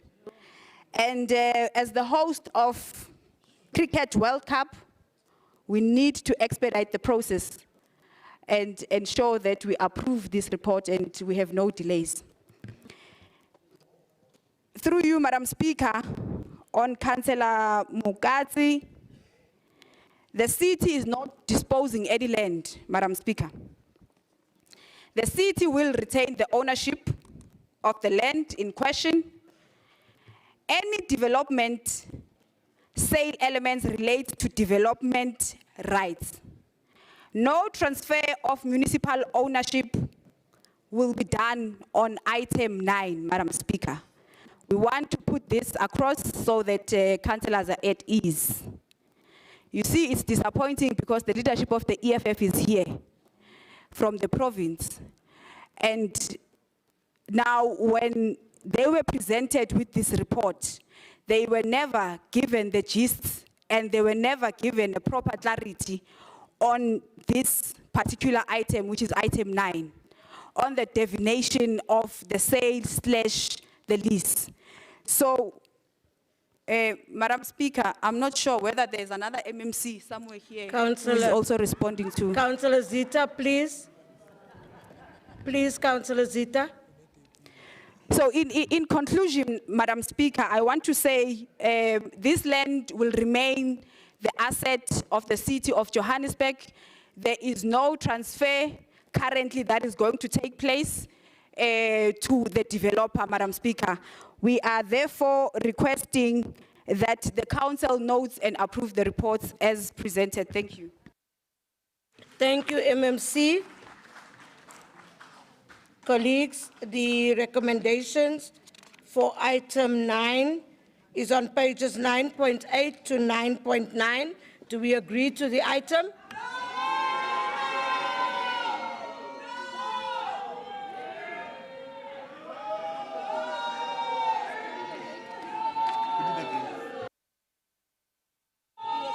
Can I place the question again? Pardon? Colleagues, recommendations for item 9 is on pages 9.8 to 9.9. Is the item agreed to? No, no, big no, big no.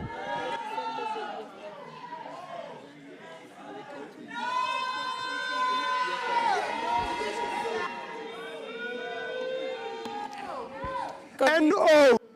Colleagues, unfortunately, I have heard, and I think the table has also heard, so we'll tell you now who has it.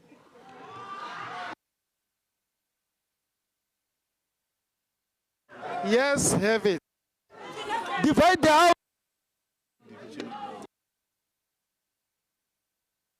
Colleagues, we are going to have the division of the House on this one. Don't clap for a fish to swim. We are going to ring the bell. We are going to ring the bell. We are going to close the doors. And we are then going to count. Can we ring the bell?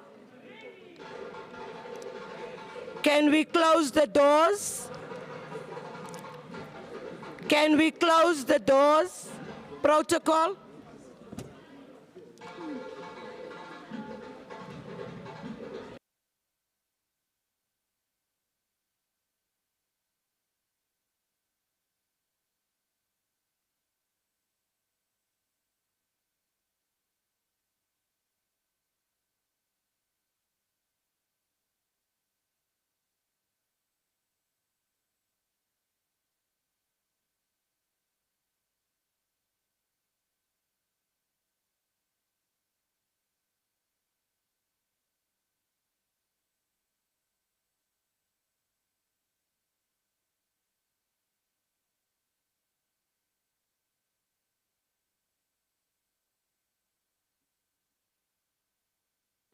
If you are out, you are out. The bell is going to stop. We're closing the doors. We are closing the doors.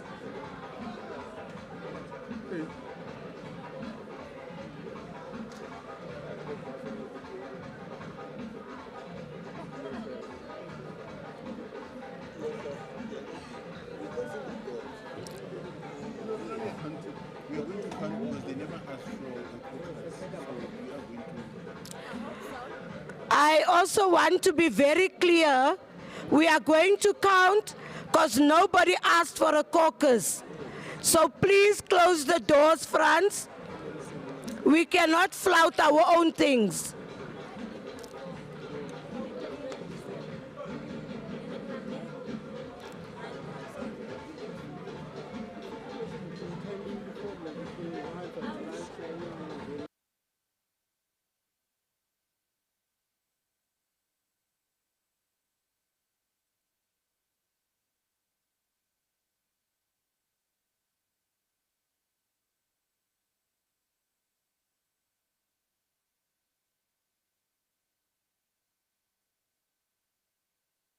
Counting is beginning. We are starting to count. Can you close the doors there, Franz? If they're out, they're out. We are going to be disciplined.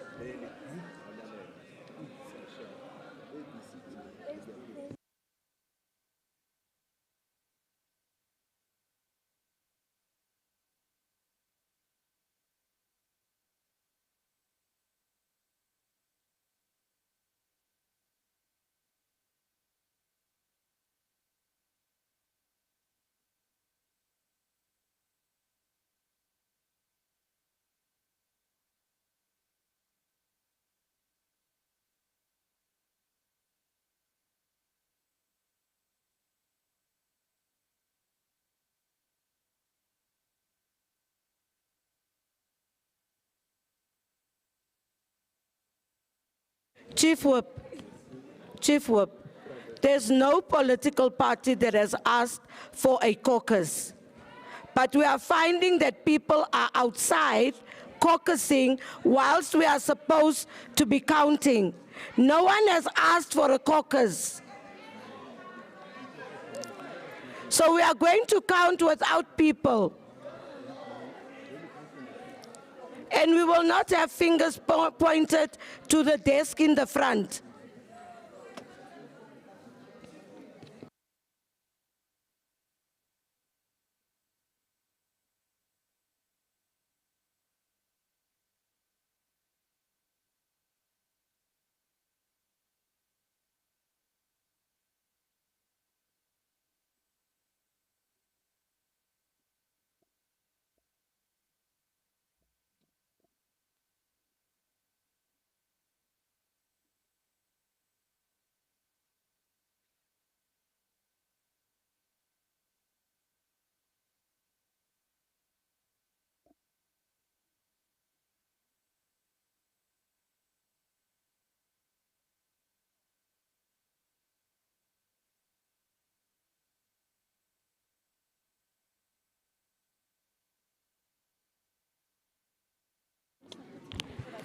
Can we have those that are supporting the item?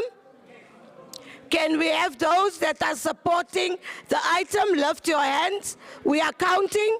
There was...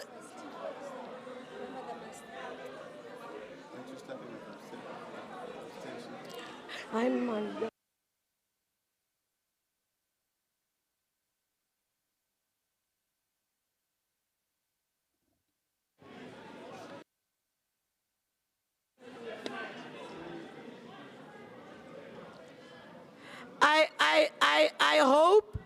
I hope that we are realizing a lot of our national and provincial leadership is in the House. I also hope that we are realizing there's a lot of people from the communities that's up there that's looking at us. I'm just saying it by the way. Our GNU is voting.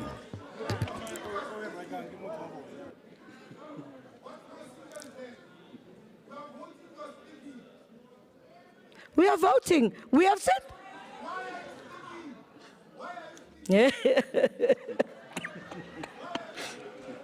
Colleagues, can we carry on? They are counting us, Mosetla.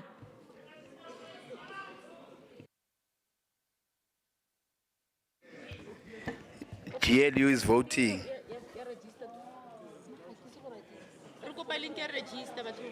Register. Which one? QR code. Stephen, QR code. QR code.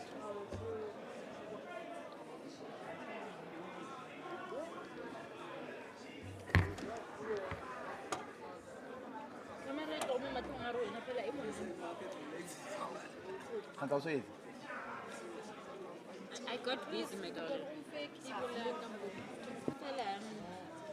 Which one is the cable?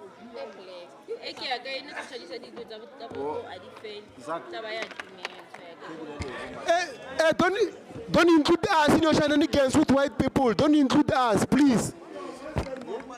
Trula man, trula.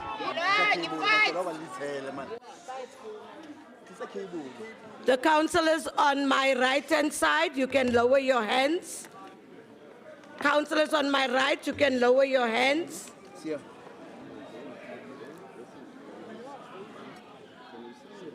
Councillors on my right, lower your hands.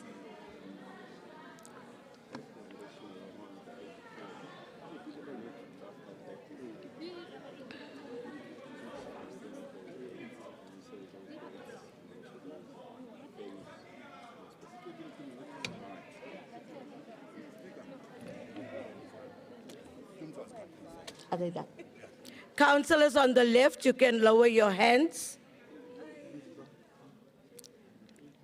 Those that says no.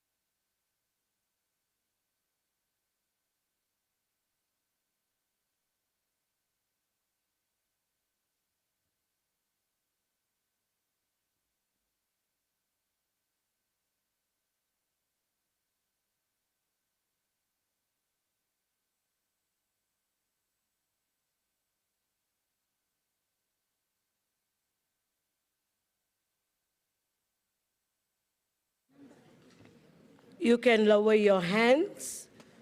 Those that abstain,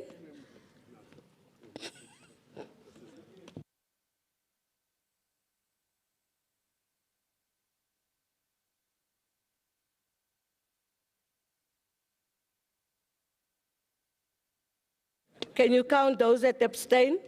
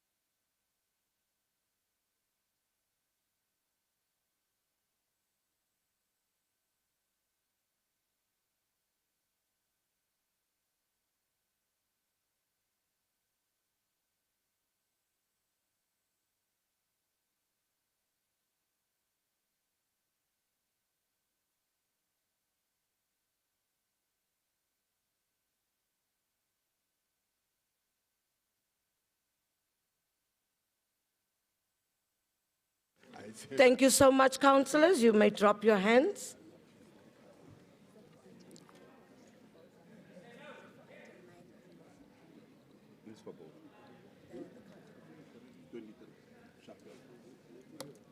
Okay,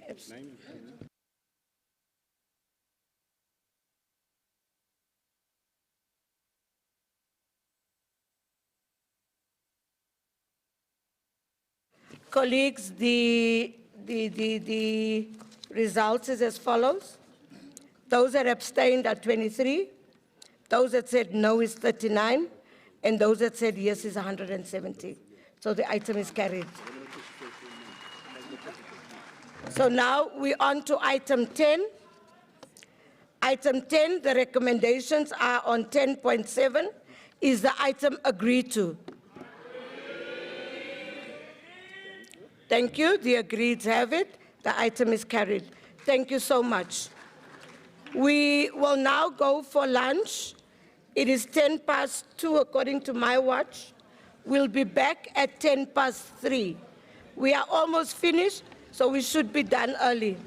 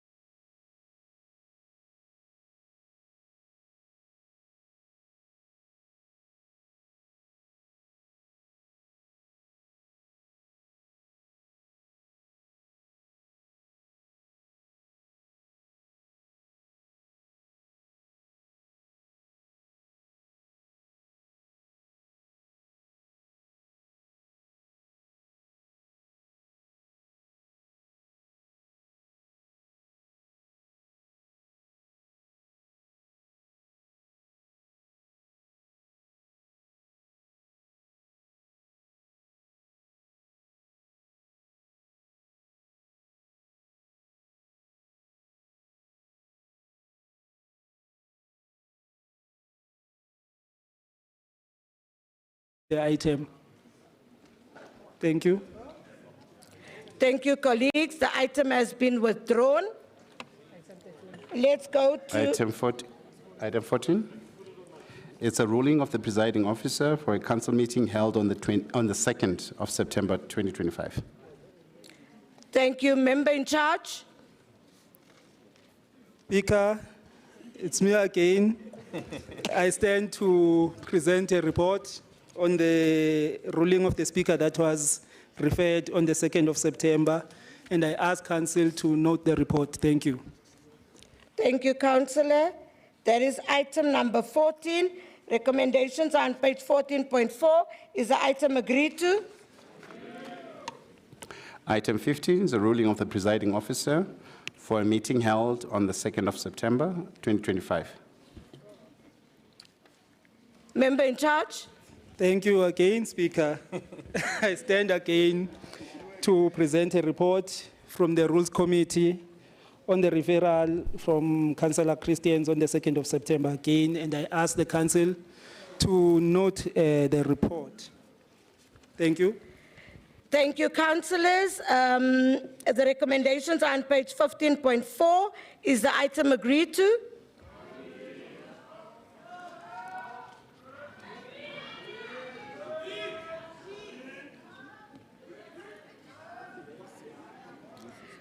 Councillors, the yeses have it. Councillor Christians? Councillors, can I hear this side? Councillor Christians? Thank you, Madam Speaker. You should remain seated. Oh, thank you, Madam Speaker. I'm not going to go to jail if anything happens. You should remain seated. Thank you. Thank you, Madam Speaker. Madam Speaker, we didn't hear anybody say yes, so we thought the noes had it there. But in terms of your ruling, in terms of Rule 84, we'd like the opposition of the DA to this item be recorded. Thank you. Thank you so much, Councillor Christians.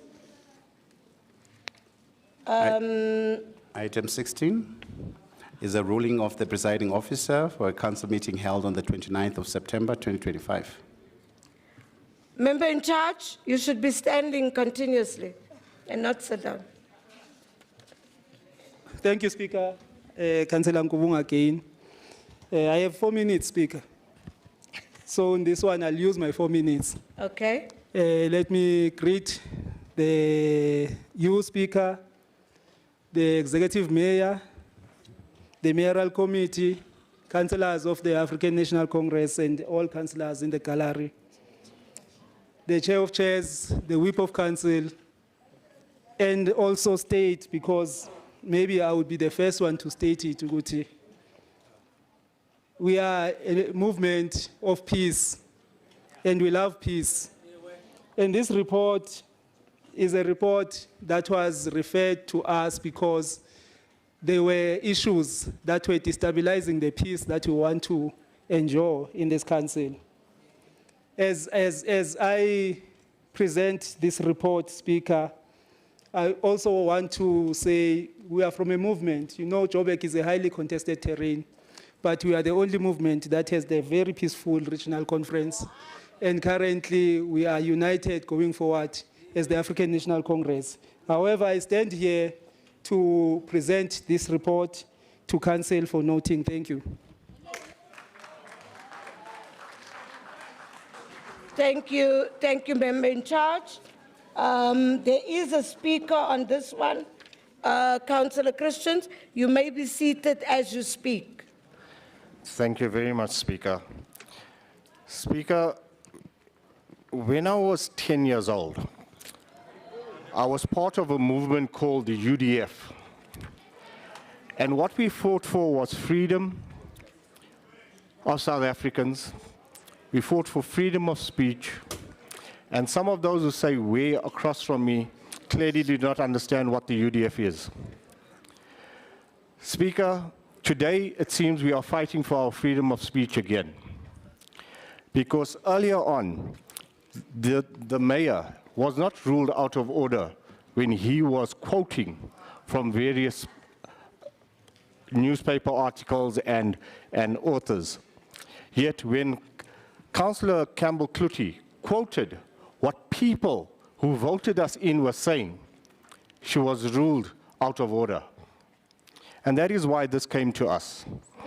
Speaker, if you look at the minority report, it's very clear that the verbatim notes given, where she says the hashtag used by the community were hashtag this and hashtag that.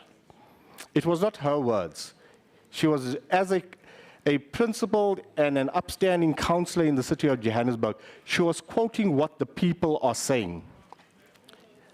Yet she was ruled out of order, Speaker. Speaker, that is why the minority report raised issues where the Speaker failed to protect the councillor's freedom of speech. And if you look at section 18.4 of the Standing Rules of Order of Council, it's very clear there that the Speaker's, yes, Speaker, you can open it up, 18.4, that the Speaker is there to safeguard the freedom of speech of this House. But unfortunately, it was not done. Why? Because councillors on the other side decided that leadership is more important than the voice of the people. If they do not respect the standing rules of order of this council, which we have, then maybe they should respect the constitution that many of us fought hard for, and some even died for, where the freedom of speech is clear there.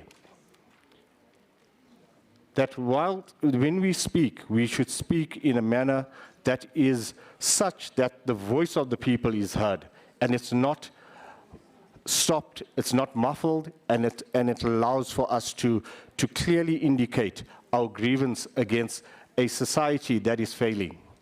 And the society is failing because the leadership of this House is failing them.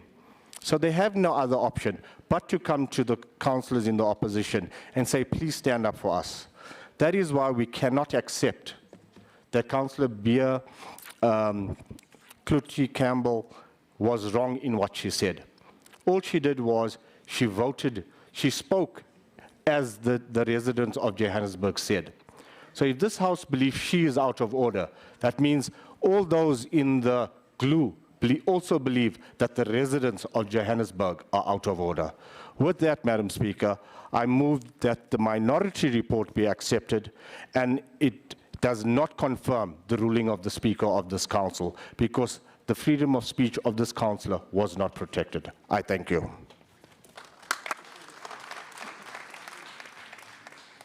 Member in charge. Thank you, Speaker. Speaker,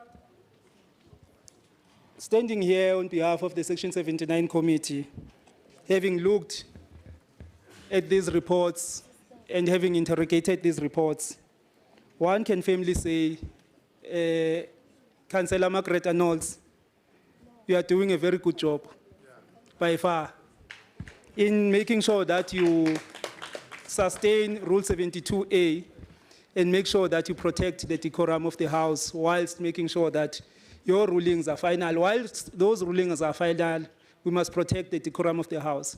And anything that attempts to interrupt the smooth running of this House, you have to take action. And in this case, you had to refer the ruling. You had to give the ruling that you gave. And the Rules Committee has agreed that by this kind of speech being part of the councillor's speech, it becomes her own. She owns it when it comes to council. However, because this is a democratic House, it means that going to the Ethics Committee, she will get a chance to express herself, and the Ethics Committee will judge accordingly. So it was not final judgment on her. It was not you saying she was wrong or right, but it was you referring it to the Ethics Committee, and the Ethics Committee will deal with it and bring the report to this House. So, Speaker, I ask the Council to note the report and say, Cllr Margaret, we are still doing a good job. Thank you.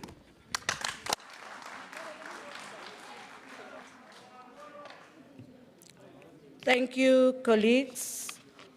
Thank you to the member in charge. Councillors, we have a report that needs to be adopted or agreed to, and we also have a minority report.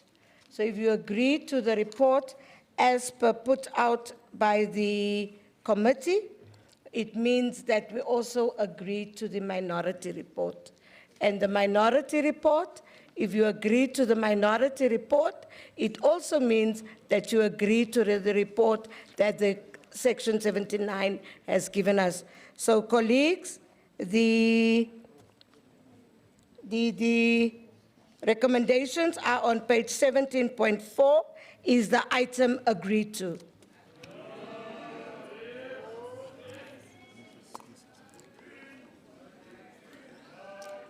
Councillor Christians? Thank you, Madam Speaker. Madam Speaker, the councillors around me have asked me to ask you to please repeat what you said because both versions sound the same.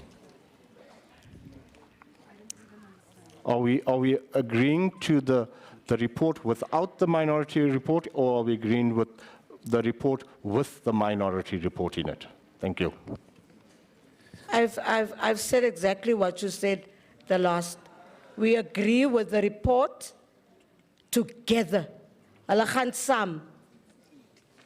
Concurrently. I cannot speak other languages. Thank you so much. So we are agreeing to it going concurrently. Het gaan saam. It goes together. Thank you so much. The report is agreed to. Thank you, colleagues.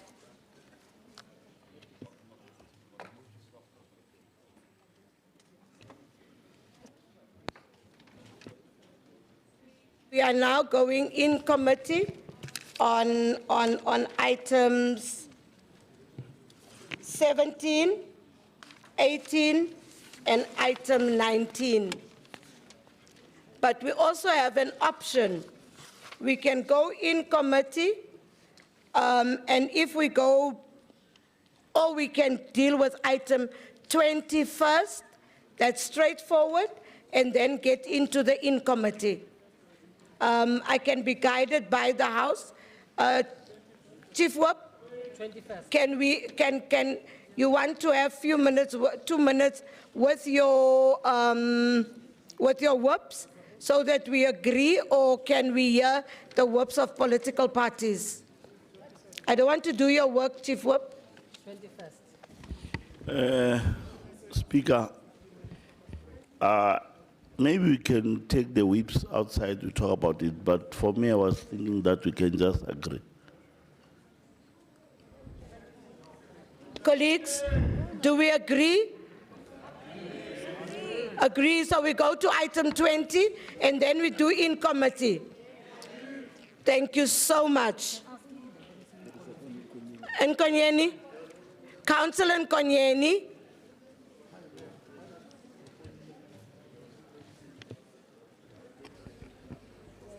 Councillor Nkonyeni, I've given you the space to speak. Okay, no, it's fine, Speaker, thanks. Are you good? Okay, we're going to item 20. STC will read it into record.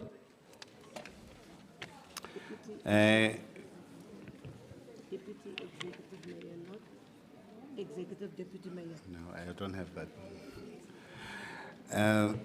Councillors, we're on item 20. It's a report on the establishment of an executive deputy mayor in the City of Johannesburg Metropolitan Municipality. I just told you.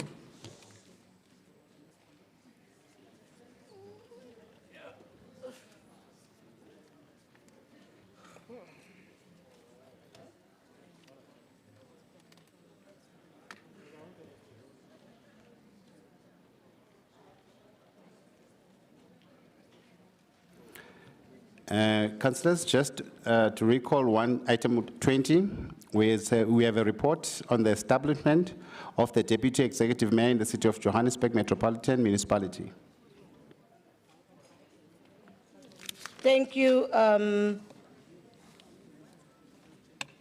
STC. Can we have the Freedom Front Plus, Councillor F. De Lange? Thank you, Madam Speaker. Madam Speaker, for this, I don't even need a written speech.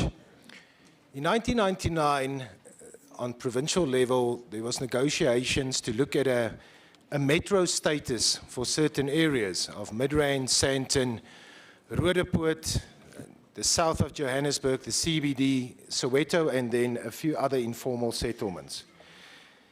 Then in the year 2000, I think for a while it was known as Igoli, and then the metro was formed.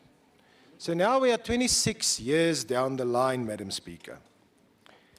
And never we had a need for a deputy mayor position.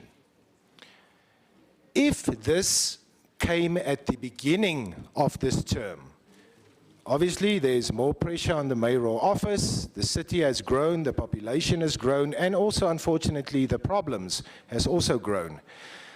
But really, Madam Speaker, please don't insult our intelligence. 11 months before this term ends, it's extremely suspect, and my heart really goes out to the GLU. If you can't keep your house in order, don't force something like this, and at an extra cost to the ratepayers of Johannesburg. I thank you. Thank you, Councillor De Lange. The next councillor would be Councillor J. Mokome from COPE. Thank you, Madam Speaker, and good afternoon. Madam Speaker, let me uphold the protocols that have been established by all the previous speakers. Madam Speaker, the Executive Deputy Mayor exercises the powers and performs the duties of the Executive Mayor if the Executive Mayor is absent or not available, as reflected in Section 151 sub 2 of the Municipal Structures Act, close quote.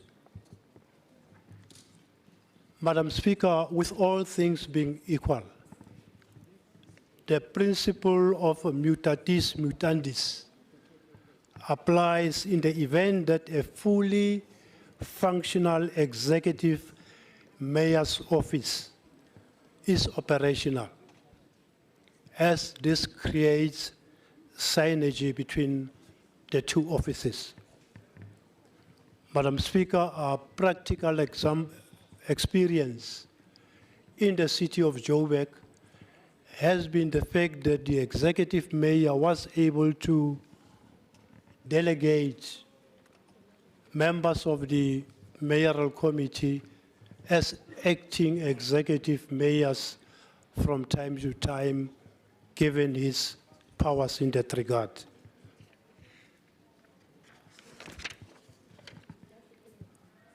Madam Speaker, this appointment of the executive deputy mayor will enhance continuity of leadership. It will also improve executive capacity. And lastly, good governance.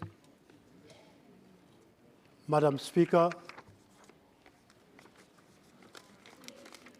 due diligence has been done in relation to consultations with the group legal and contracts, group corporate and shared services, including correspondence from the MMC of COCTA. Madam Speaker, therefore, we support the establishment of the position of the Executive Deputy Mayor. Thank you. Thank you so much, Councillor. Can we get good Councillor M. Cook?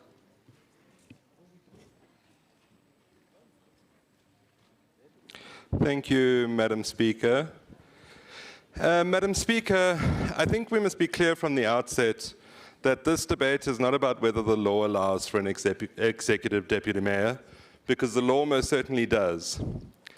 The question which Good has had to ask itself is whether this is necessary, whether it's appropriate, and whether it's responsible for now.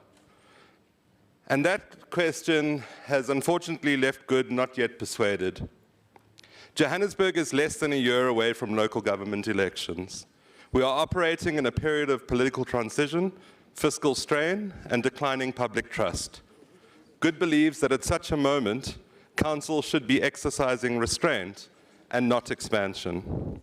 The city's challenges are not rooted in a lack of executive titles. They lie in weaknesses and the cracks that run throughout our administration buildings, the instability and the poor coordination sometimes. Good knows that creating a new political office is not a silver bullet, and on its own, unfortunately, a new position will not resolve any of these problems. We are being asked to approve a full-time executive position, but we don't know exactly what the enforceable performance outcomes for that position will be. Furthermore, there's also no evidence that the existing executive structures have been exhausted or properly evaluated.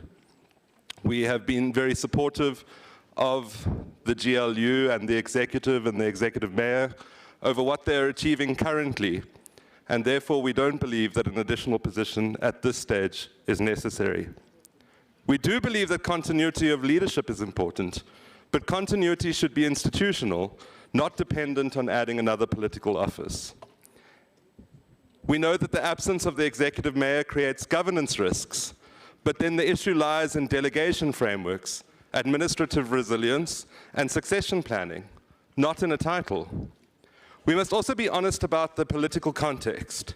Establishing a new executive post so close to an election risks creating a perception, and we've learned that what is perception becomes reality. 40 seconds. Fair or not, this council will be seen to be prioritizing political accommodation over service delivery. And at a time when residents are struggling with outages, infrastructure failures, and unsafe neighborhoods, Good believes this is not the signal we should be sending to the residents of Johannesburg. Unfortunately, it is our belief as Good that we are not rejecting this idea outright. We are just saying, not at this stage. 10 seconds. Let the next council with a fresh mandate from voters assess this situation. Thank you, Speaker. Thank you, Councillor. Councillor Zigebe from UDM. Chair. Thank you, Speaker. The UDM withdraws from this debate. Thank you. Thank you. ATM, Councillor Magwenchu. Thank you, Speaker. We note the report. Thank you. Councillor Kwamanda Al-Jama. I don't see him in the House. Councillor Christians, DA.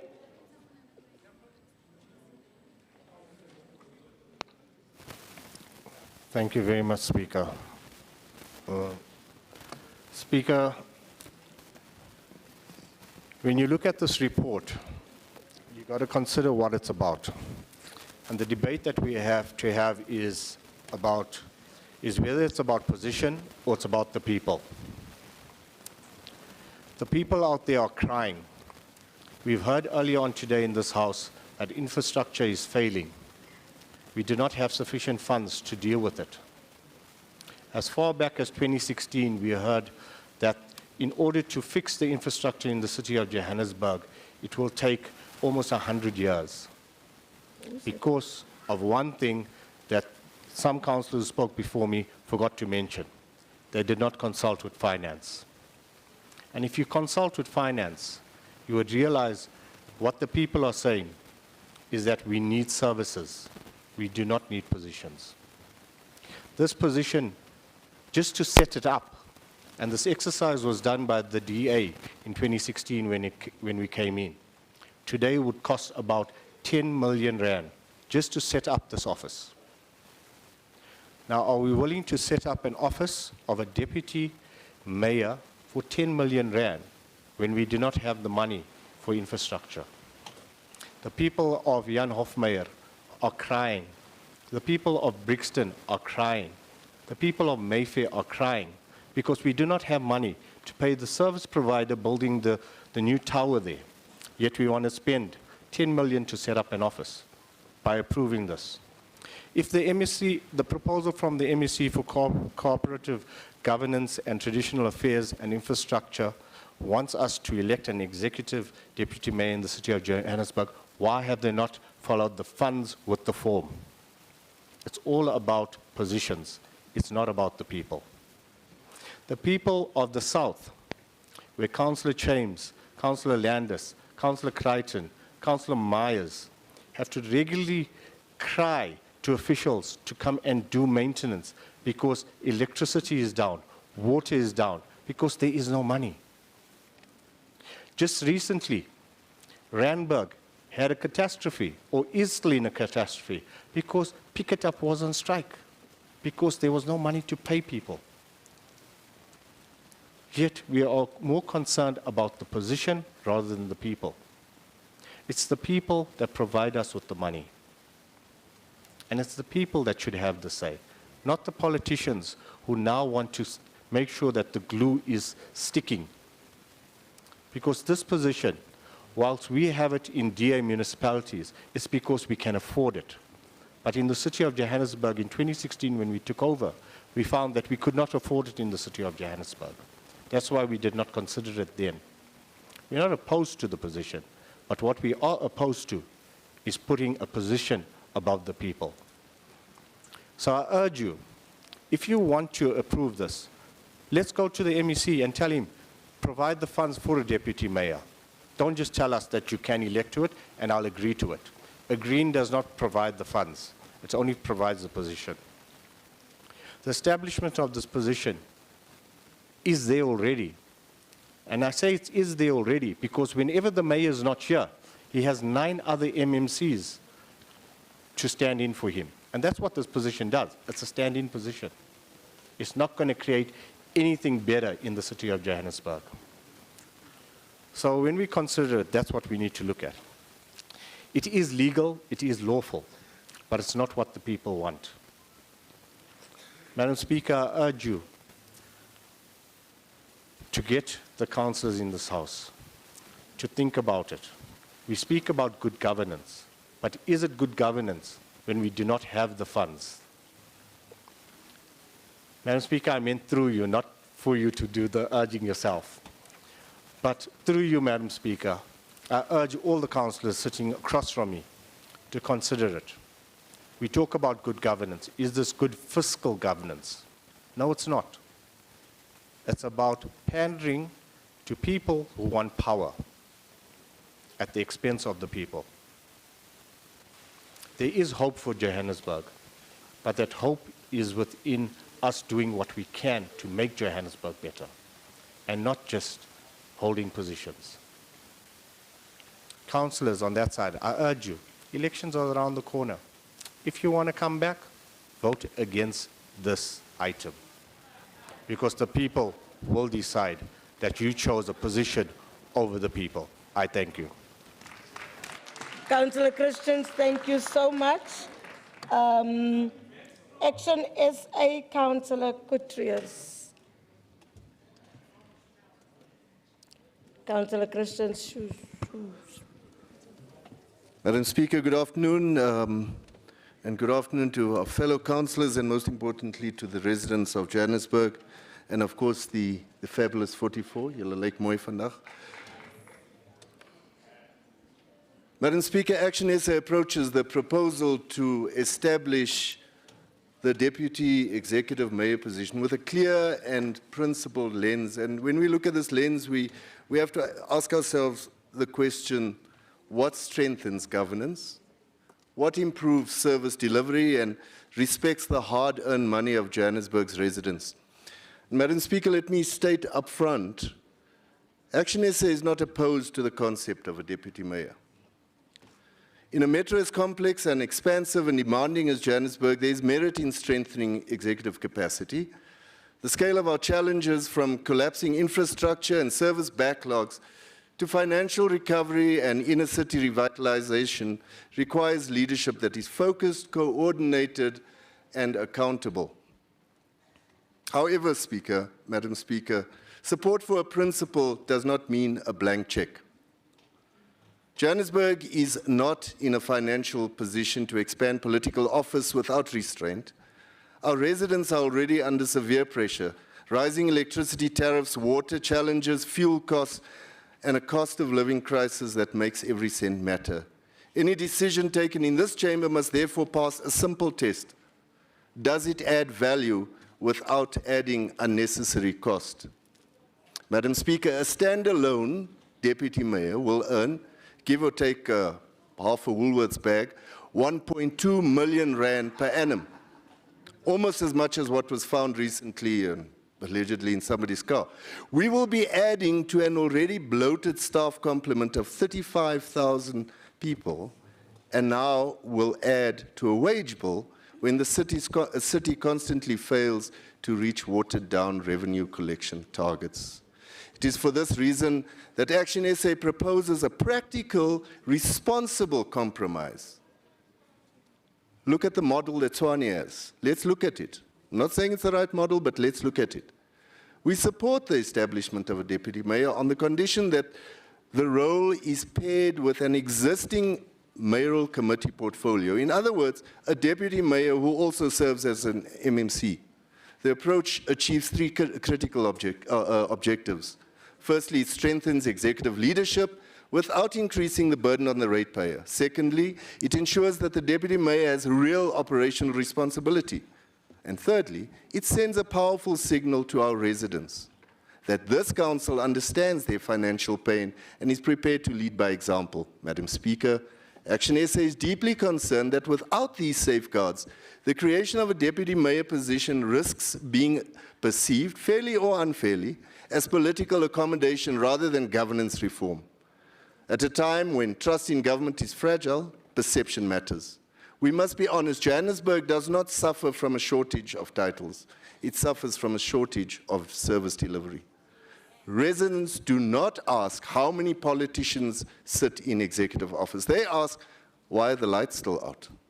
Why are water interruptions still taking place? Why do roads collapse months after being repaired? Why does corruption continue to drain resources meant for communities? Any restructuring of executive authority must be laser-focused on solving these problems, not creating new layers of cost. We therefore call on the executive to formalize a model where the deputy mayor role is cost neutral, tied to measurable performance indicators and reviewed regularly to ensure it delivers tangible benefits to residents. Speak to the City of Tshwane. It can work. With keeping our residents always at the forefront of our decision, it can happen easily. Mevrou die Speaker, ons is gereed om hervormings te ondersteun wat regering versterk. We are ready to support leadership that works. 39 secondes. But we will not support decisions that ask our struggling residents to pay more for politics instead of progress. Johannesburg deserves ethical leadership, disciplined spending, and accountable governance. And it is possible to achieve all three if we choose responsibility over convenience. Action SA stands ready to work constructively toward that goal. I thank you. Baie dankie, raadslid. Councillor Mogapi, EFF. Thank you, Speaker. Greeting to the Sub-Region F Chairperson, Aviwem Daniso, and the Secretary, Sambo. And greetings to the councillors. On the proposal concerning the Deputy Mayor, the EFF cannot support this item. Our position has always been consistent. Executive authority in local government must be justified by clear governance needs, defined responsibilities, and demonstrable value to residents, not by political expediency. The proposal before council failed to meet this standard and therefore does not warrant approval. In terms of the constitution, municipalities are required to structure their administration and the political leadership in a manner that prioritizes efficient and effective and accountable governance, as well as the progressive realization of basic services. Similarly, the Municipality System Act is clear that political structure must be designed to enable service delivery, accountability, and the community participation. This proposal does not adequately explain how the role of the deputy mayor, as currently presented, will advise these constitutional and legislative obligations. The EFF has repeatedly warned against the expansions or reconfiguration of executive position without a clear service delivery rationale. Johannesburg is facing a profound crisis, collapsing infrastructure, persistent water and electricity disruptions, deteriorating roads, and widespread unemployment. In this context, Council cannot justify additional executive arrangements that are not directly linked to resolving this material condition. The absence of defined performance indicators, oversight mechanism, and consequences for non-performance raises a serious concern about compliance with the principle of accountability envisaged in the Municipal Finance Management Act. Furthermore, the proposal does not demonstrate how this appointment will strengthen collective executive responsibility or improve coordination across departments. Instead, it risks reinforcing a culture where executive positions exist without measurable outcomes. While communities continue to suffer, the EFF has consistently opposed such governance models because they divert attention from structural reforms and blur lines and responsibilities. For this reason, we reject this proposal.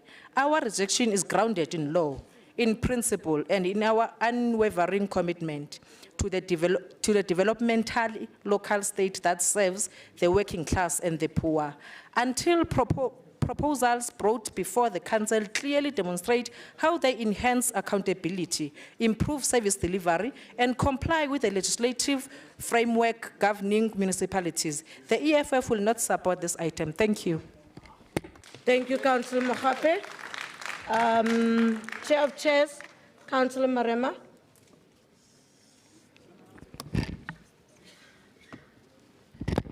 Thank you very much, Honorable Speaker. Cllr Margaret Arnolds, Whip of Council, Councillor Kazamula Chauke, Mayor of the City of Johannesburg, Councillor Tata Morero, members of the Mayoral Committee respectively, chairpersons of Section 79 respectively, councillors of the City of Johannesburg. And I also want to greet the newly elected Regional Executive Committee of the ANC led by MMC Councillor Masuku.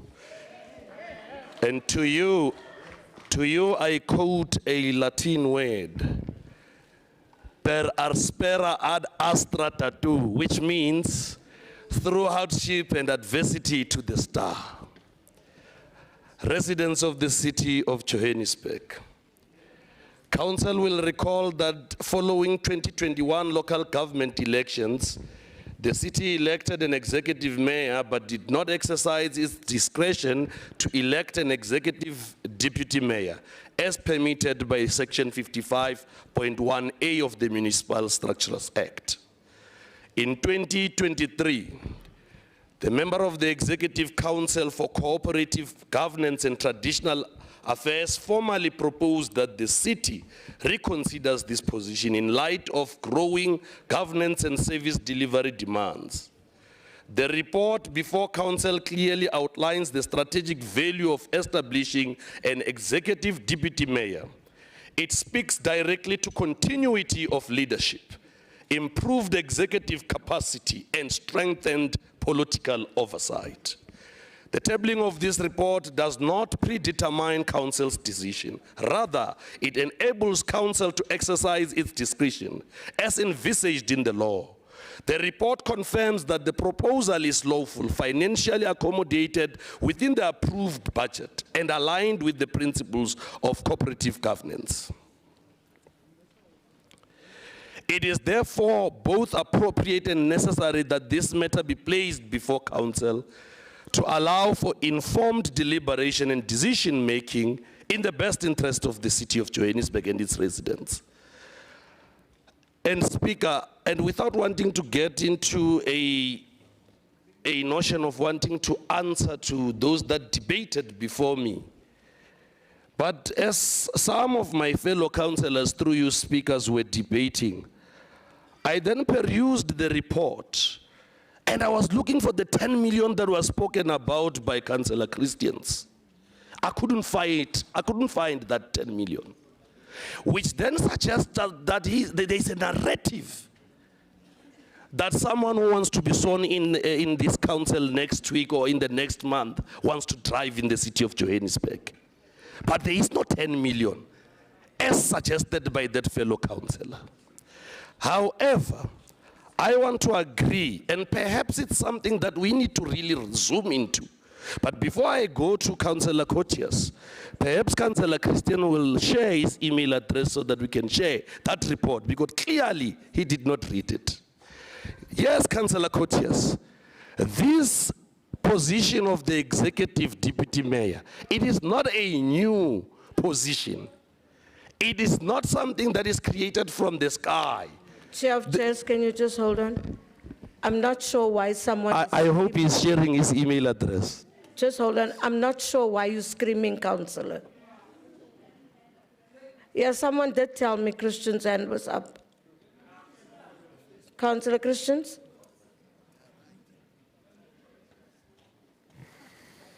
Madam Speaker, I rise but seated as per you in terms of Rule 71(2). May I continue?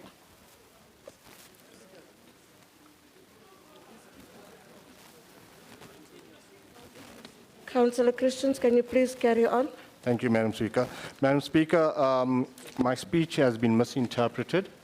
If the Chair of Chairs was listening, I said research was done in 2016 for the cost of a deputy mayor. It's not in this report. The research was done in 2016. Thank you. Chair of Chairs, can you please continue? Continue, Chair of Chairs. I thought that was a point of order, Speaker. Colleagues, can we not do what we are doing? Ons het nou nie eens verstaan wat sê hier in die Council of the Gama. Please, can we please just not do that when someone else is on the podium? Thanks, No, Chair of Chairs. Speaker, I will conclude by saying that the African National Congress ask or request that this council consider and approves this report. Thank you. Thank you, Councillor. Colleagues, the recommendations of the item is on page, just hold on, I just need to get the page. It's on page 20.5. Is the item agreed to?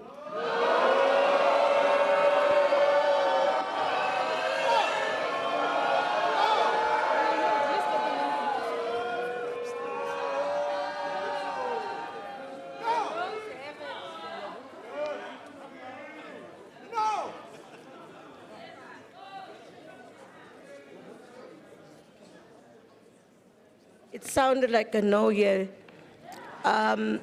Can we have a division of the House? Can we have a division of the House? Can we divide the House? Can we ring the bell? Speaker.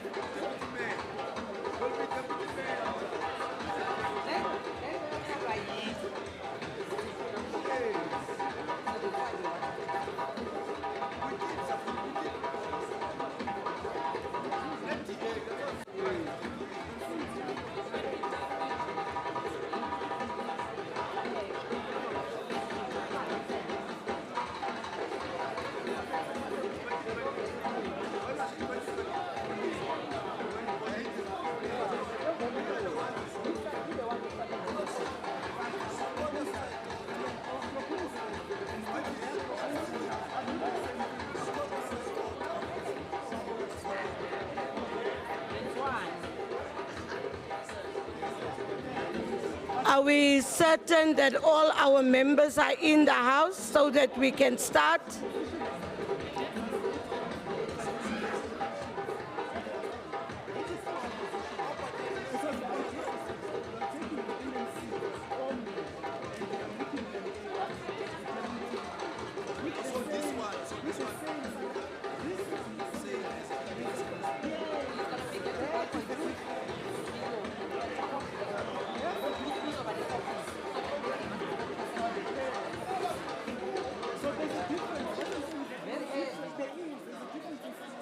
Thank you, councillors. Can we start, councillors?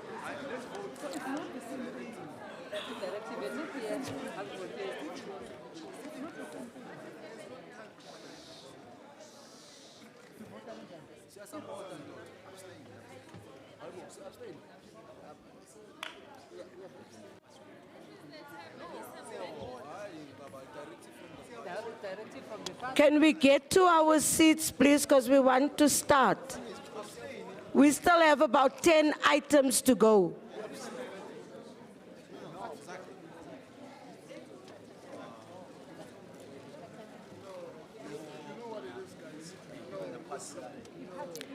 Councillor Marcel Coutris. Colleagues, can we start with those that abstain?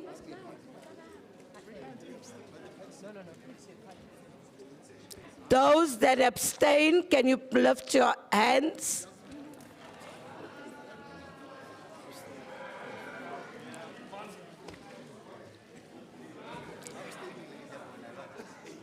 Councillor Smith, can you please control at the back there?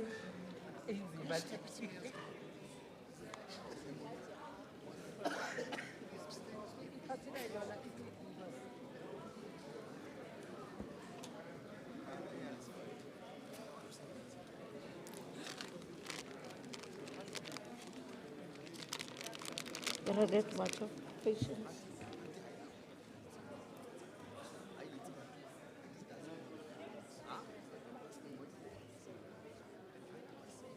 It's not fine.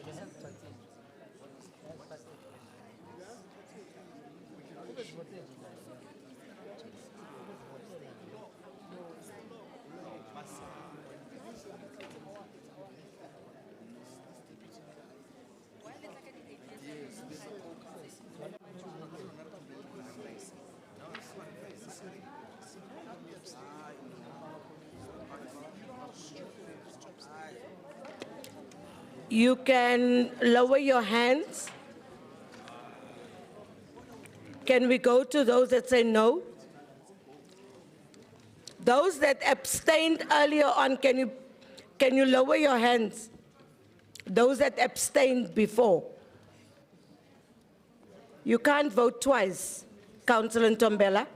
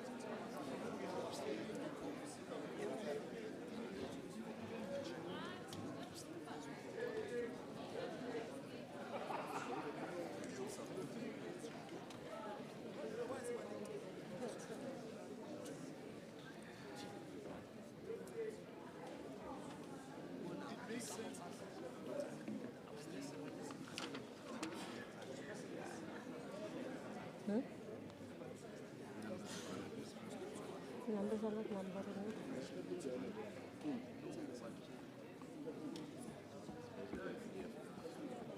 They are not. We are just discussing it now. They are not.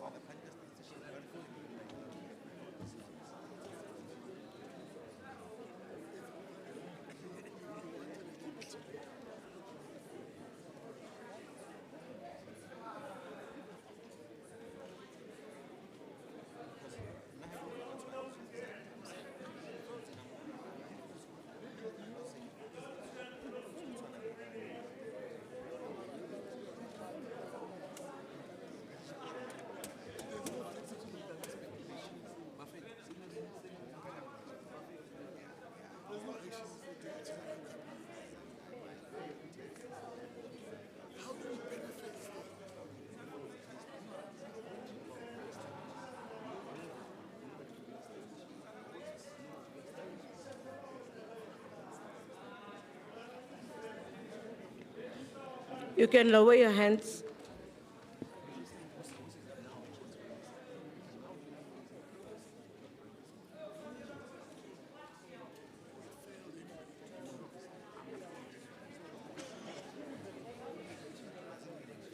Can we have the yeses?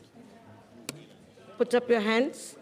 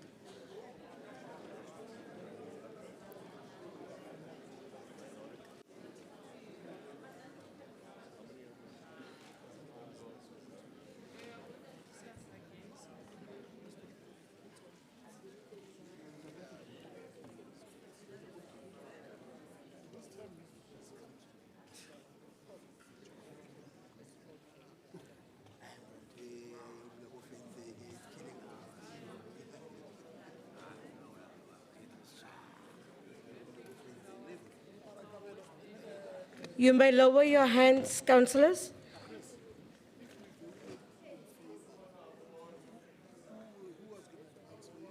Madam Speaker.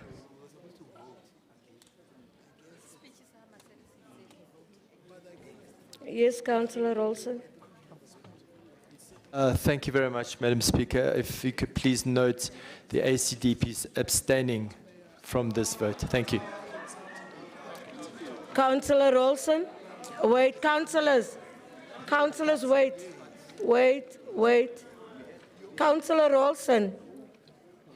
We called for those that abstained first. We then went to those that said no, second. We are now at the ones that said yes. I'm not sure where you were. If you were outside, they will not be counting you. Unfortunately. Madam Speaker, may I respond? Pardon? May I respond to your point, Madam Speaker? No, I've ruled you were not here when we counted, so we can't count you. You were not seated. Madam and we Speaker, asked Councillor Olsen, we agreed that if you are not inside, you don't vote. You were in the house, but we called for those that abstained.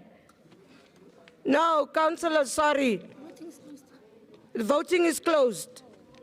Voting is closed.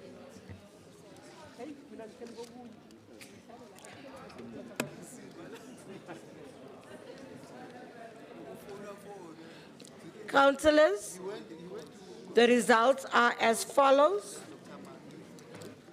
And Councillor Olsen, we need to be disciplined when we do things. Those that abstain, 37. Those that said no, 87. And those that said yes is 107. The item is carried.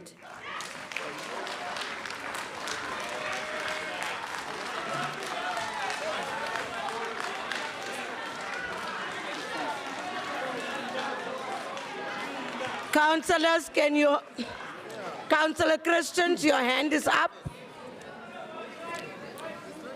Just hold on, Councillor Christian. Councillor Christians. Thank you, Madam Speaker. In terms of Rule 84, please note the opposition of the DA on this item. Thank you. It is recorded as such. You were those that said no. It is recorded as such, Councillor. Thank you so much. We are now going to the in-committee items.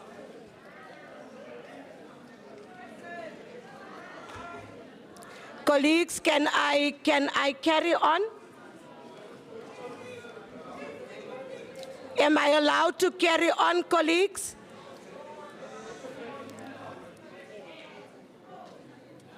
All of us on both sides, am I allowed to carry on?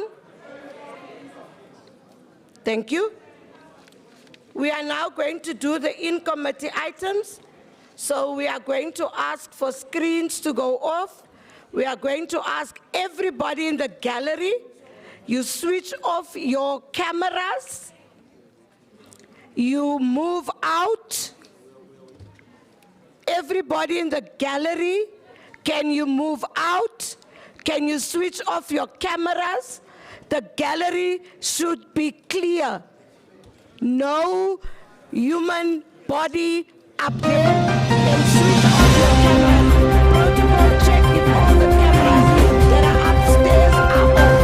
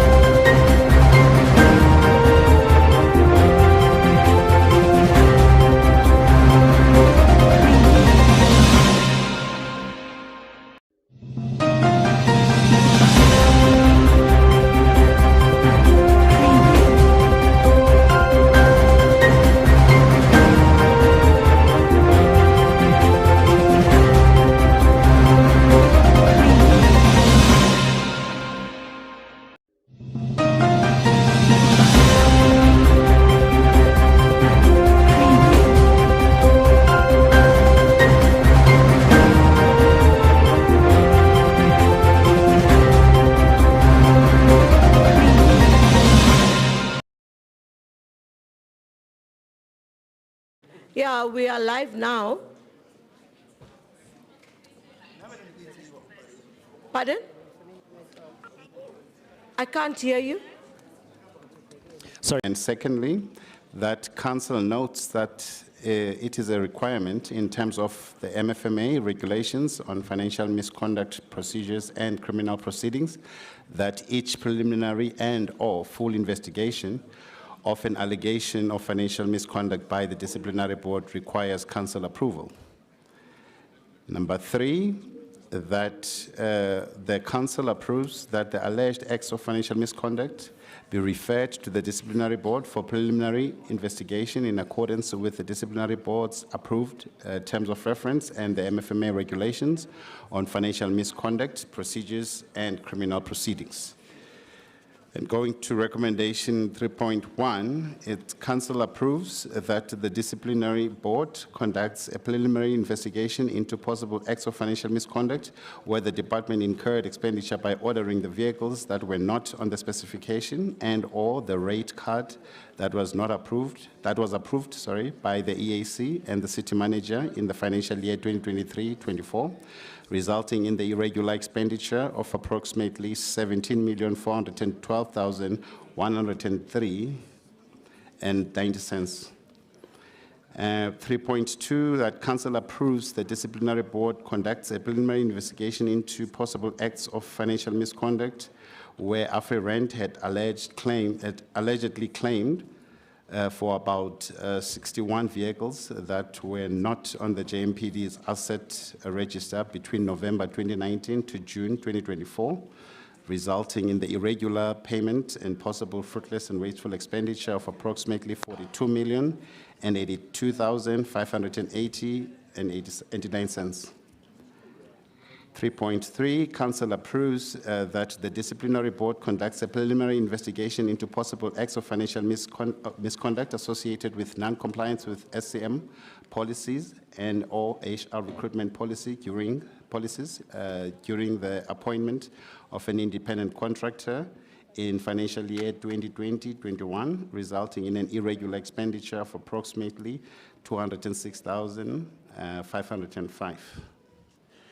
3.4, that council approves the disciplinary board conducts a preliminary investigation into possible acts of financial misconduct associated with alleged invoices that were processed, even though they were either inflated or duplicated in the financial year 2020-21, resulting in a fruitless and wasteful expenditure of approximately 2,365,328.90 cents.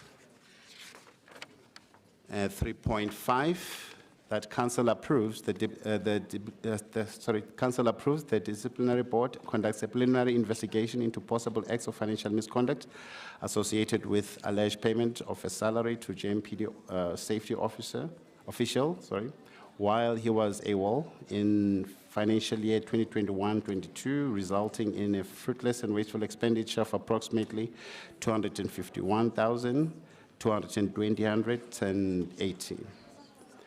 3.6 is council approves the disciplinary board conducts a preliminary investigation into possible acts of financial misconduct associated with allegations that officials did not properly conduct outdoor advertising, physical audit, resulting in no value for money being received in the financial year 2023-24. Causing incurrence of fruitless and wasteful expenditure of approximately 1,474,670.13 cents.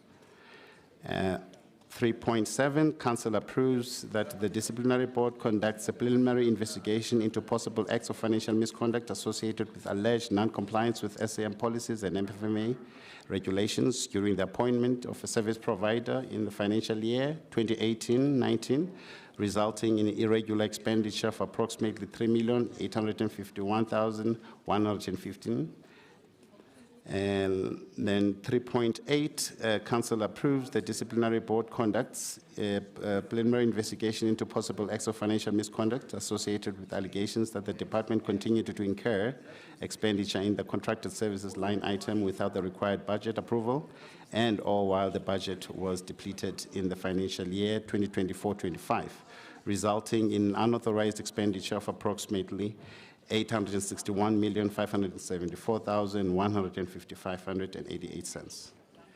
3.9, Council approves that disciplinary board conducts a preliminary investigation into possible acts of financial misconduct associated with alleged non-compliance with supply chain management policy and regulation 36 in the appointment of the service provider in the financial years 2019-10 to 2016-17. Result in an irregular expenditure of approximately 925,566,691.17 cents. 3.10, at Council approves the disciplinary board conducts a preliminary investigation into possible acts of financial misconduct associated with alleged non-compliance with supply chain management policy and regulation 36 in the appointment of the service provider in the financial years 2010-11 to 2018-19, resulting in an irregular expenditure of approximately 557,668,521.02 cents. Also, 3.11, Council approved the disciplinary board conducts a preliminary investigation into possible acts of financial misconduct associated with alleged non-compliance with supply chain management policy in the appointment of the service provider in the financial year 2017-18, resulting in an irregular expenditure of approximately 7,270,593.05 cents. And 3.12, that Council approves the disciplinary board conducts a preliminary investigation into possible acts of financial misconduct related to non-implementation of the court order which resulted in contempt order judgment issued against the city and the settlement of 146 million. This contributed to the department incurring unauthorized expenditure when the payment of the first installment was paid during 2024-25 financial year. Recommendation 3.13, that Council approves that the disciplinary board conducts a preliminary investigation into possible acts of financial misconduct associated with alleged non-compliance with SCM policies and MFMA Regulation 36 in the appointment of the service provider during the financial years 2020-21 and 2021-22, resulting in an irregular expenditure of approximately 233,834,480.14 cents.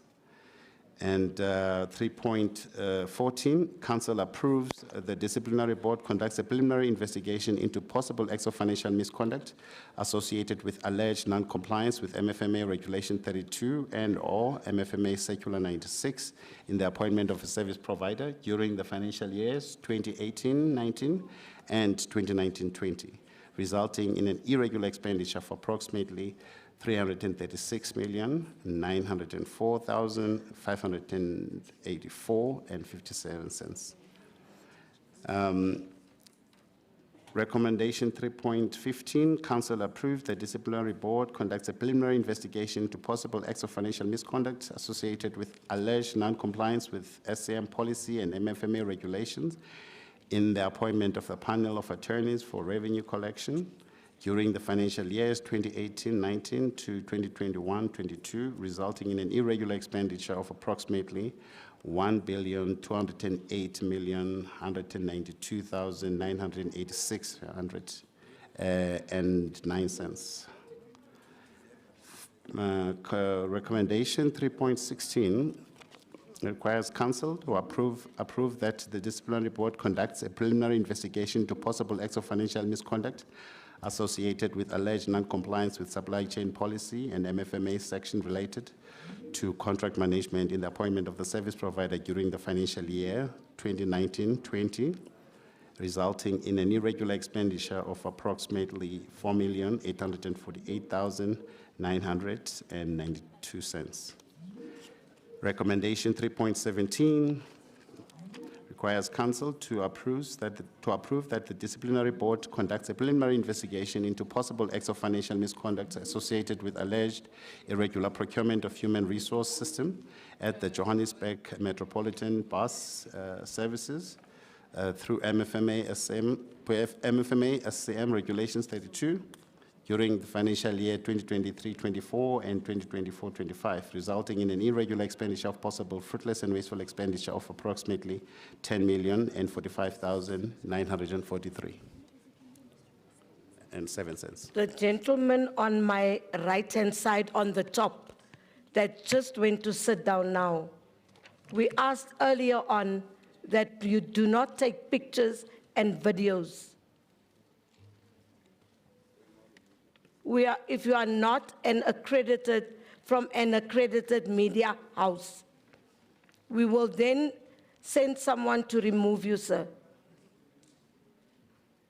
Protocol, can you just go and find out if it's someone from the media? If it's not, we remove the person. Please, this side. Thank you.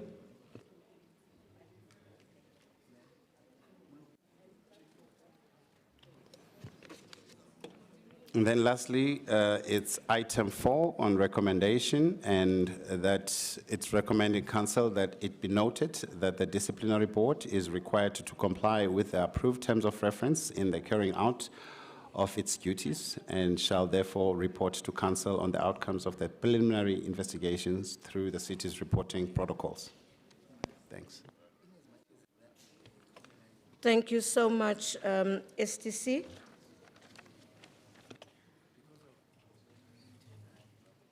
Okay, we've now read into record the recommendations, and we are done with the in-committees items, and we'll now go to the next item. We now proceed with motions. Yes, Councillor Smith. Speaker, the DA requests a 30-minute caucus break prior to the monks, please. Can we, yes, Chair of Chairs?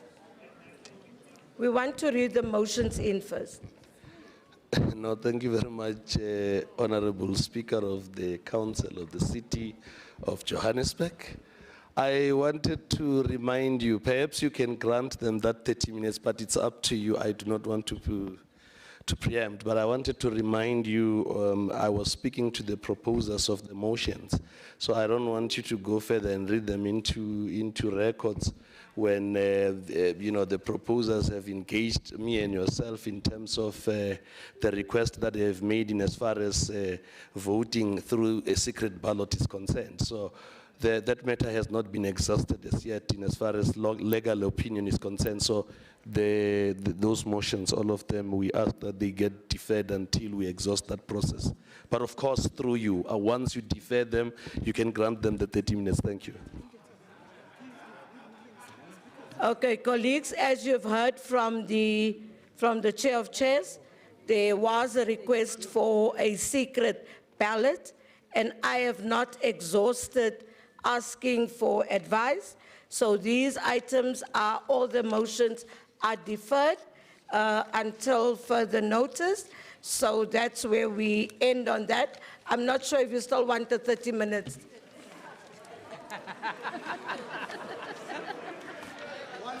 Colleagues? No, thank you. In the light of current information, no, thank you, Speaker. We don't need it. Can we just go to the information on the agenda? STC? We're now on announcements. Thank you. There are no announcements except that we have deferred the motions. We are now on closure. Thank you so much for your attendance. You've had a very good attendance and you were very good today in behavior. Thank you so much. Enjoy your day.